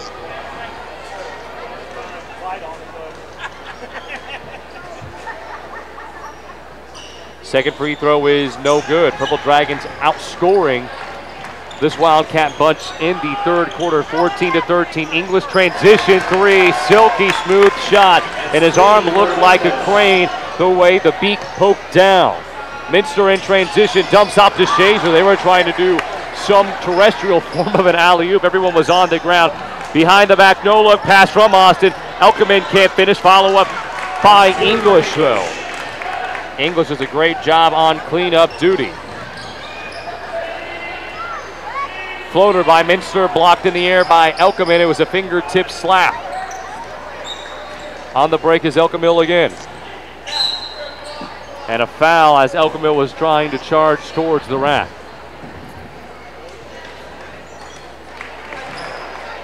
No one can accuse either of these teams of just being lackadaisical with their possessions. I mean, they move with a purpose, whether they are sprinting as they dribble, or if they're making strong passes. There is conviction with everything they do. I think it's a great point to bring up, Shelby. Everything is very premeditated, and the pass from Elkermill to Curtis results in the three, but it's waved off following an offensive foul. It's against Chase Curtis, his second. And that is the team's eighth. Since it is an offensive foul, that will not put the Wildcats at the free throw line, shooting a 1-and-1. Ball is inbounded from Doles to DeShazer. And now Chase Curtis is called for another foul. And according to the official, Curtis was holding on to one of the Wildcats players' collars of his uniform, trying to hold him in place and anchor him down, but that is the third foul on Curtis, and that will place Hill on the free throw line, shooting a 1-and-1. That is the 19th foul committed by the Dragons. Curtis comes out. No words from Coach Rolfs. And Leverin subs in for Curtis. Hill's free throw. Wow, very unique free throw. And the way he cocks back the football reminds me of Larry Bird. Larry Bird always had that hitch to his shot where he comes behind his head and flicks. That's exactly what Hill does. That's probably the most appropriate way I can explain his free throw form. Larry Bird was a prolific shooter. Can't blame him. No, he was. Hill right there. Goes 2 of 2. It's all about timing with your free throw shooting. Elkermill dumps it off to Austin, has the ball poked up in the air, rolls, pull up, right short corner, 2 drops, and Rolfs, an excellent shooter. 30 seconds remaining in this third quarter of play. Rolfs on the evening, 3 of 4. Hill feeling pressure in the backcourt. Elkermill is able to pop it up into the air and saves it after he slabbed it down. He has the basketball. He can't dribble with it. Doles comes to challenge him. Bounce pass to English. Elkermill has it. Doles comes out to contest. As he's hounding Elkermill, a high ball screen is set by Leverins. Elkermill goes inside the lane, shrugs off. Doles rebound on the backside by Leverins, and he's fouled with 2.8 seconds remaining in the third quarter of play. And now it's called an offensive foul against Leverins, I think. It is his third. Wow. It was a loose ball in that situation. Anyone had the right to it. Leverins came up with it initially because it was a rebound and then was contacted on his way up, so I'm surprised that was the decision. That's the 10th team foul committed by the Purple Dragons. Again, third on Leverins, and that puts Minster on the line instead of Leverins. You know, I'm really kind of perplexed as to why it was an offensive foul. Like you said, it was a rebound, so it was a free ball. But from my vantage point, it looked like Leverins had it, and he was going up for a shot. So if anything, he should be at the line shooting 2. But I'm up here. The officials are on the floor. They have a slightly better view than I do. And Minster knocks down the free throw slightly. Elkermill, half-court heave.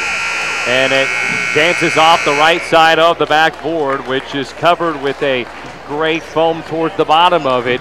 And some gray faces here in Louisburg, Kansas, as their boys team trails in the season opener by 21, 59-38. The Purple Dragons have flashed moments of brilliance, as Marquis English has 18 points. Elkermill has been a renaissance man with 12 points, 4 rebounds, 3 assists. And Drew Rolfs, the sharpshooter, with 12 as well, 2 of 4 from deep. We will step aside for 30 seconds to bring you back more action from Louisburg, Kansas. You're listening to the home of Purple Dragon Athletics on ESPN 100.7. Hi, this is Dr. Brent Cousins with SEK Urgent Care. When you're sick, when you're injured, or when you just don't feel like yourself, SEK Urgent Care is here for you. Let our skilled providers treat your non-life-threatening illness or injury at a fraction of the time and cost of an ER visit. Located at the corner of Centennial and Broadway in the Meadowbrook Commons, open 7 days a week for your convenience. SEK Urgent Care, where your family and time matter. Find us fast in names and numbers. Stream this online at ESPN1007.com. We're glad to have you back in Louisburg, Kansas. Final quarter of action set to begin in the 2017-18 ESPN 100-point season. ESPN 100.7 tip-off as the Pittsburg High Purple Dragons girls team faltered earlier in the evening. The boys team leads 59-38. Shelby White, Cam Molina with you. Avi Sharma back at our KSHQ studios.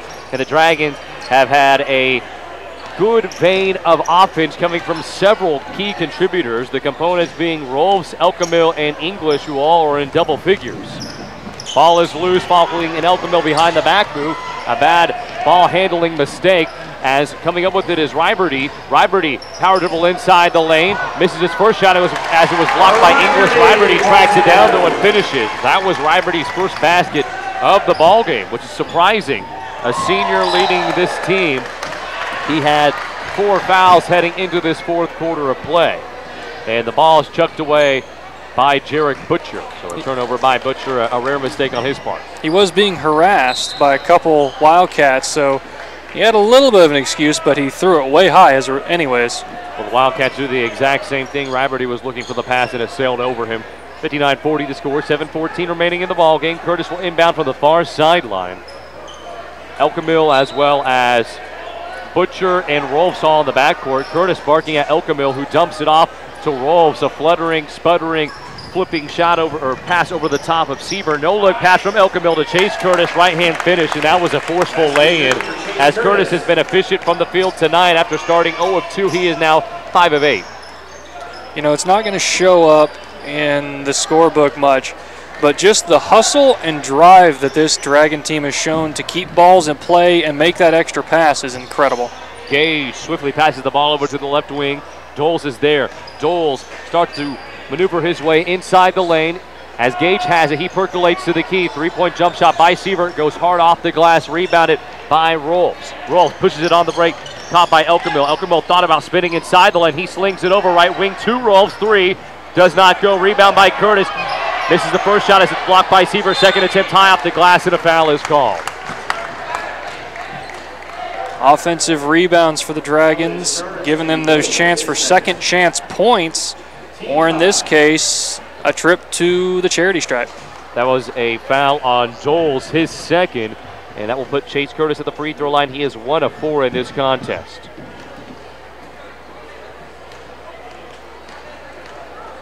Curtis prepares himself, flicks the first free throw up.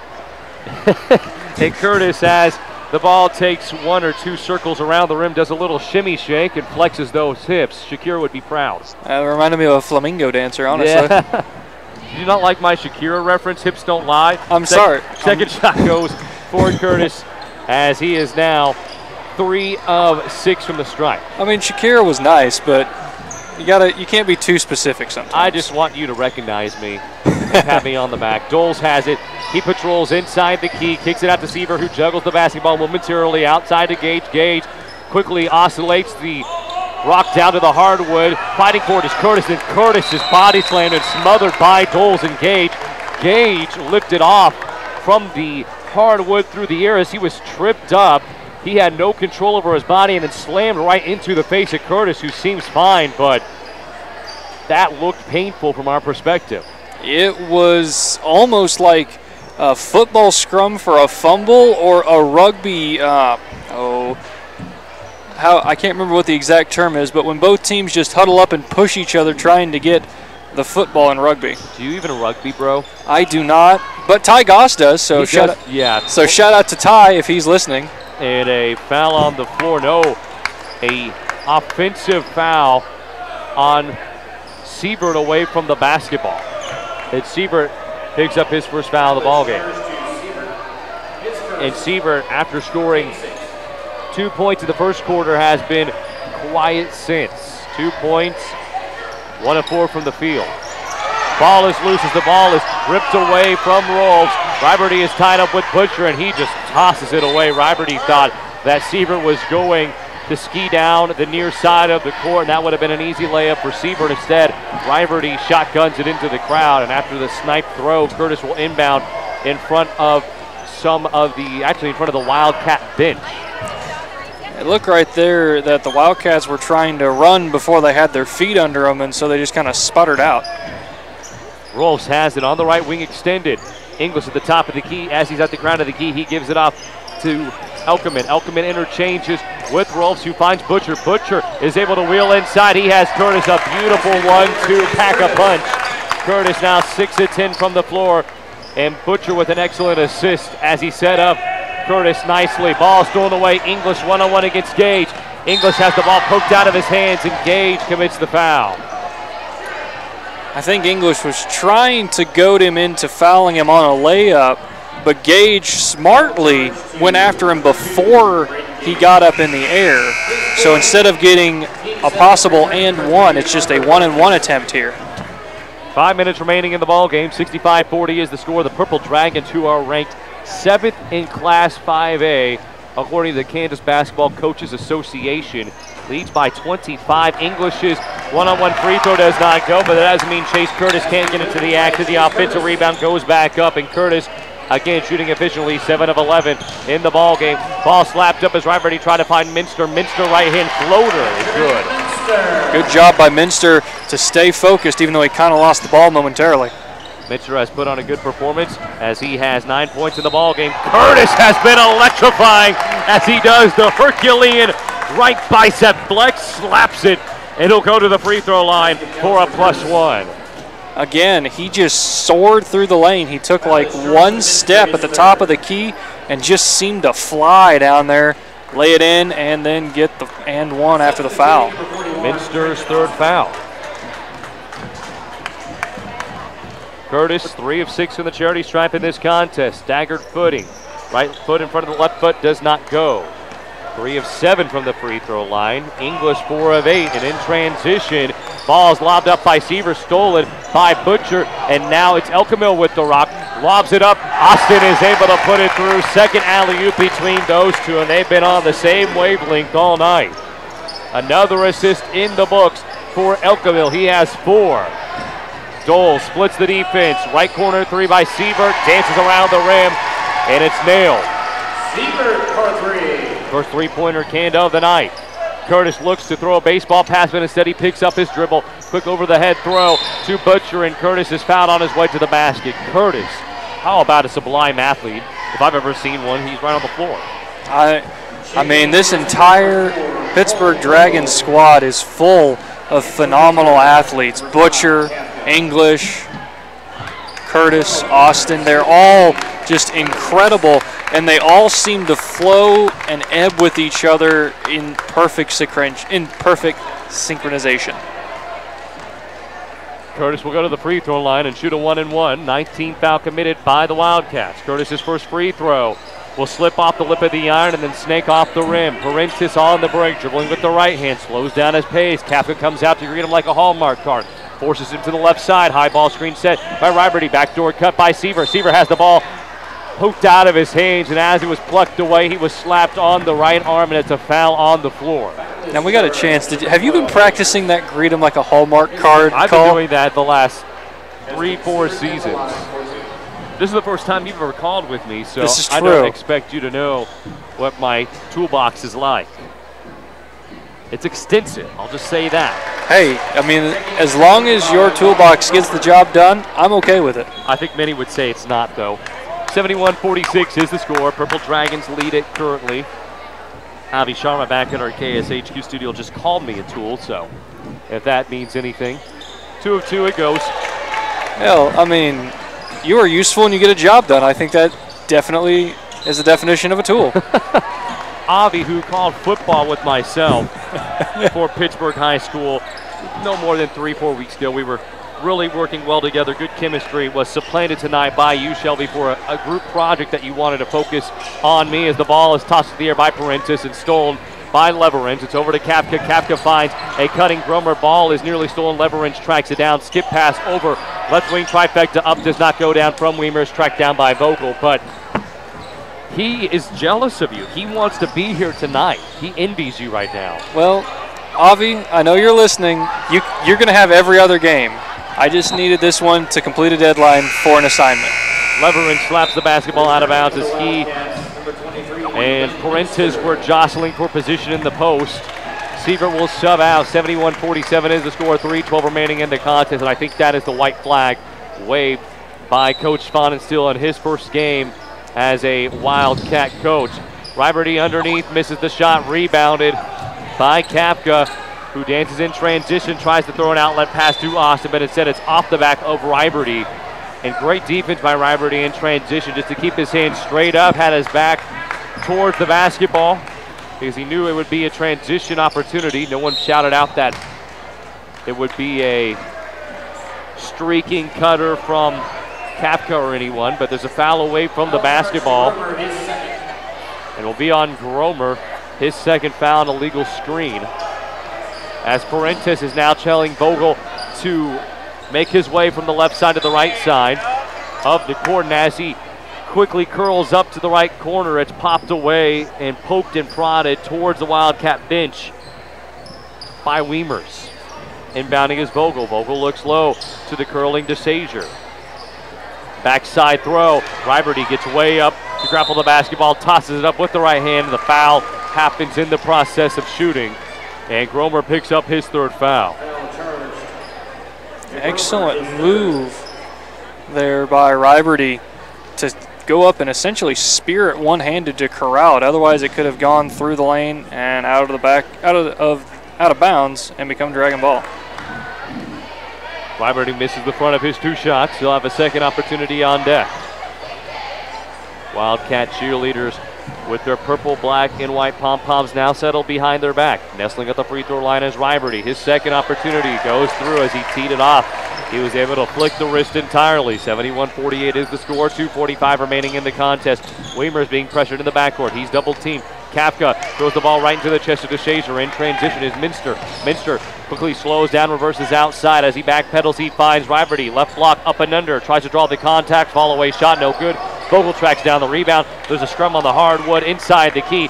Everyone's fighting for an opportunity to gain possession of the basketball. Minster lands on top of Weimer. Vogel loses it in the end, so it was all for naught. And then Lorenzen tries to split three different Wildcats. He topples to the ground, but he palms it and slaps it ahead to Kapka before the whistle is blown. That ball was loose, and everyone was rolling around for a good 15-20 seconds before it even had any sort of semblance of control by Vogel. And then even then, there was very little control by either side. Leverage will head to the free throw line. Has not scored tonight, but has played quality minutes defensively. But you brought up a point at halftime as the first free throw was up and good from Leverage, that this second unit, they are well developed, they're well nurtured. We've discussed all those different adjectives, but when they came in the first quarter of action, they seemed disjointed, and it did not seem that they were truly cognizant of what was happening as the ball is loose on the opposite end of the court. Gromer comes up with it, skip pass over to Austin. Austin, wide open lane as he lowers the gavel. 74-48 is the score, and Austin goes ahead and ices this contest with under 2 to go. And that was just a declaration of victory for the Purple Dragons. DeSager's three does not go. Austin, another fast break opportunity. He goes up, and they'll just finish with the layup. A little teaser there. Well, you know, when you've already made one emphatic dunk, you don't need to make two when you know a layup will do it. Attacking baseline is Minster. He loses his handle on the spear, and it goes out of bounds. He is visibly irritated and frustrated with tonight's performance. 76-48 is the score. Doles and Gage will both come back in. Parentes subs out. And there are 6 players on the court. Vogel finally catches on and will leave the ball game. Played some good minutes as well. This Wildcat team in the Frontier League, they have some players. They have the aptitude to really make some waves in Ty Bonesteel's first season. Good defense by Doles as he pokes it out from behind of the dribbling Kapka. You know, the score may look very bad if you are a Wildcat fan, but one thing you need to take away from this is they've really played pretty admirably. It's just that this Dragon team has a lot of good athletes, and they've been able to do a lot of things. So it's high hopes and high praise going into their conference play when they get into the Frontier League. Paola were the opponent, same thing with Ottawa, Spring Hill, Baldwin on a regular basis as the ball is stripped from behind of Austin. Gage in transition, ball's knocked out of his hand, and Gage says that should be a foul, but he was smothered by Leverins on the opposite end. I have to somewhat agree in favor of the irritated point guard at that point. He was absolutely mollywopped going up. 76-48 the score, under 1 minute remaining. Minster's field goal does not go from mid-range. Rebounded by Weimers, who splits two Wildcats, hesitates, skips the ball over to Gromers, who enters the front court play. As he passes the timeline, he finds Leverins inside the lane, tries to go with a dump off to the cutting Austin, but it's stolen. Minster in transition, tries to slow down the erratic pace, but instead he's fouled on his way up. Wildcats, again, they're just using their tempo, which is fast, faster, and fastest, to try and score as many points as possible and just find some more positives. Like I said, victory probably out of reach, but they have set a good foundation from this game going into when they play in conference. Minster's first free throw is no good. He is 1 of 3 in the contest. He's about to test out the fourth attempt from the free throw line of the ball game, but 40 seconds left. His team trailing by 28 does not go. Austin with the rebound.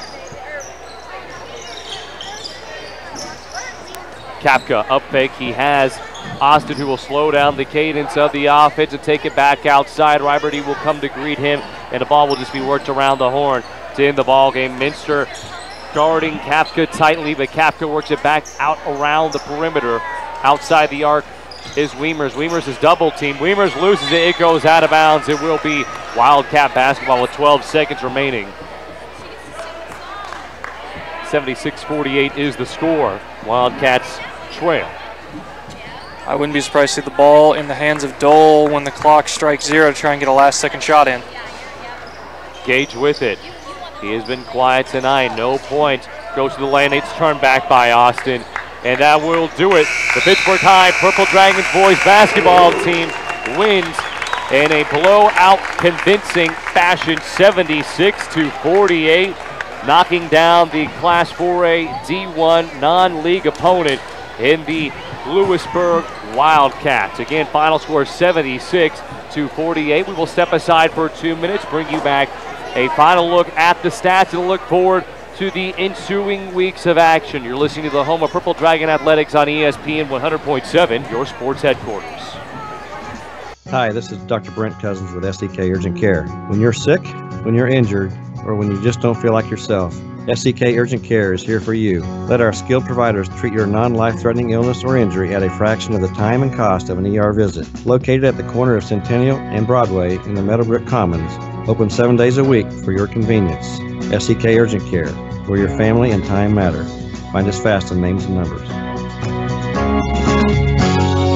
The true test of a great insurance agency comes when you suffer a loss. It's easy to take your premiums, but Ray Ryan of Ryan Insurance of Pittsburgh knows that handling your claim is the most important service an insured needs. Claim is our chance to let the customer know that we'll be out there, not just that we sold them a policy, we'll also be there when a claim occurs to make sure it gets handled in an honest, respectable way. Ryan Insurance of Pittsburgh, a trusted choice agency. Find them fast in names and numbers. Customer first, safety always. It's not just a tagline, it's the Watco way. By focusing on safety, each and every day they build a future by protecting their customers, team members, community, and the environment. When Watco moves commodities by rail, river, and road, at home or across North America and Australia, their priority is to ensure that they deliver their loads safely and on time. Watco wishes all area teams a safe and successful season. At Lindbergh Pharmacy, we care about your health. From a qualified and caring staff to services like our Time My Meds and MedPack programs, Lindbergh Pharmacy provides personalized service you can count on. Refill prescriptions online at lindberghpharmacy.com or on your smartphone with our free Lindbergh Pharmacy mobile app. You can also sign up for our text alert program and we'll text or email you when your prescription is ready. Can't make it to us? We'll deliver your medications right to your door. Lindbergh Pharmacy, now 2 locations to serve you. Stream this online at ESPN1007.com. A final welcome back to Louisburg, Kansas. The Pittsburg High Purple Dragons prevail in a blowout fashion, 76-48. Shelby White, Avi Sharma, Camelina with you. Pittsburg High, a convincing victory in this contest as they showed out offensively. And it wasn't just spurt ability, it was continual success in a sequential fashion.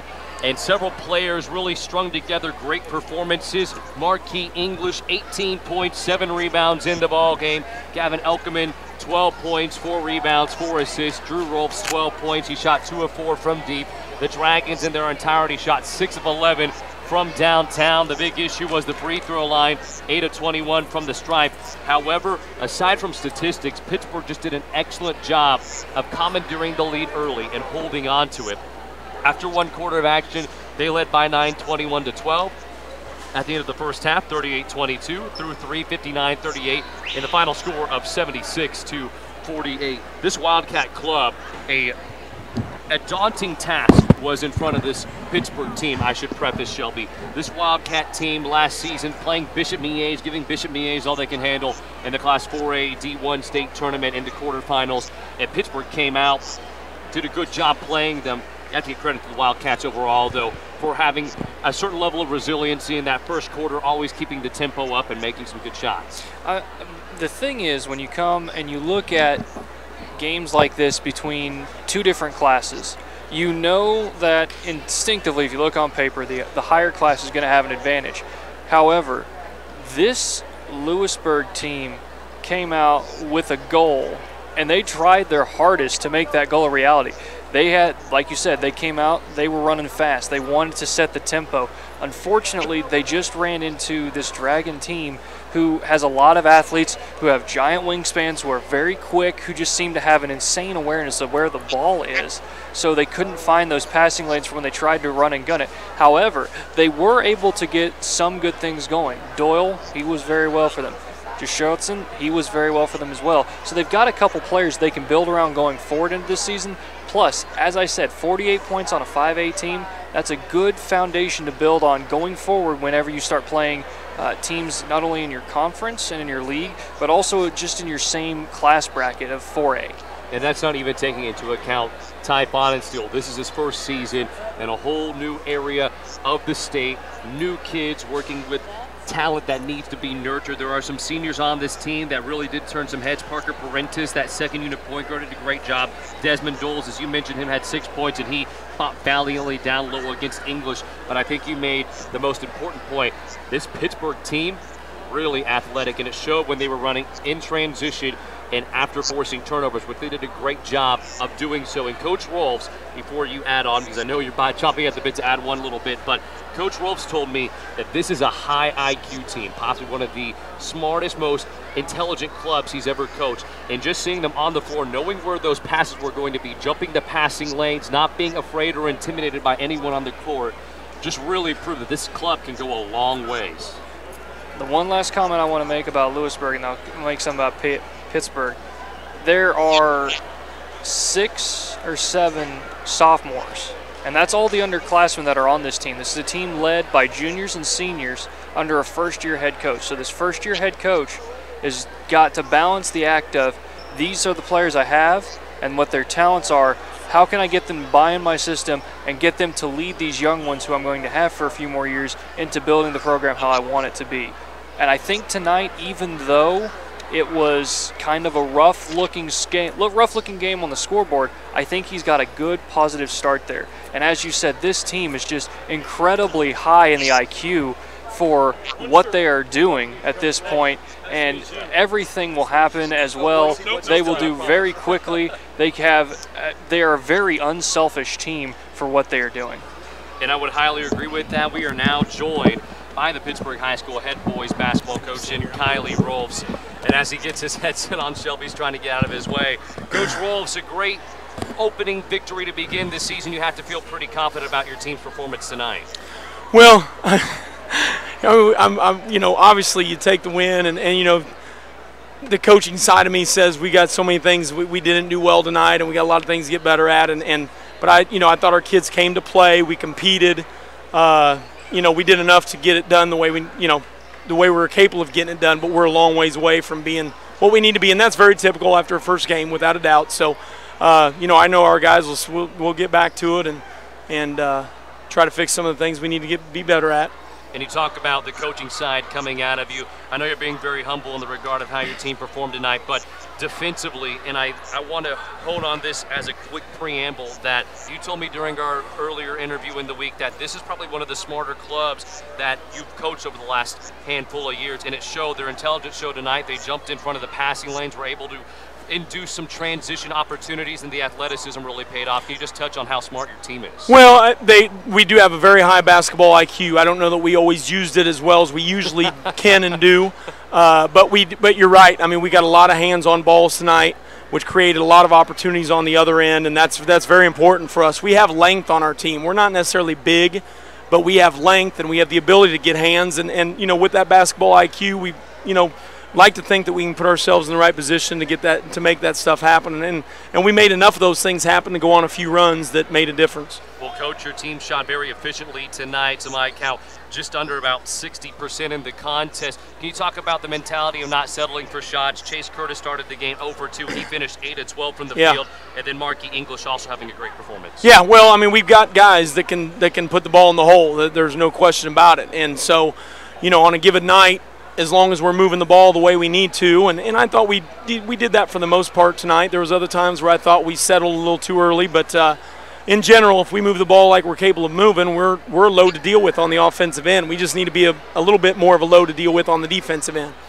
Coach, upcoming matchup against Independence, a look into the league. Again, Independence time and time again has brought in some great athletes, but you have over a week to prepare. What will you do come practice? Well, first thing we'll do is we'll take a look at the video, and we'll show the video to our guys and some things that we need to do to get better, and then we'll start hammering those things out and trying to be a better basketball team next time we get on the court.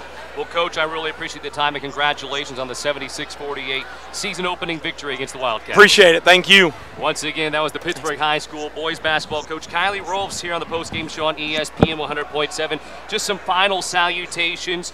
Special thanks goes out to Robin McGarr as well as Mike Molina and Mike Snow for getting us on air tonight.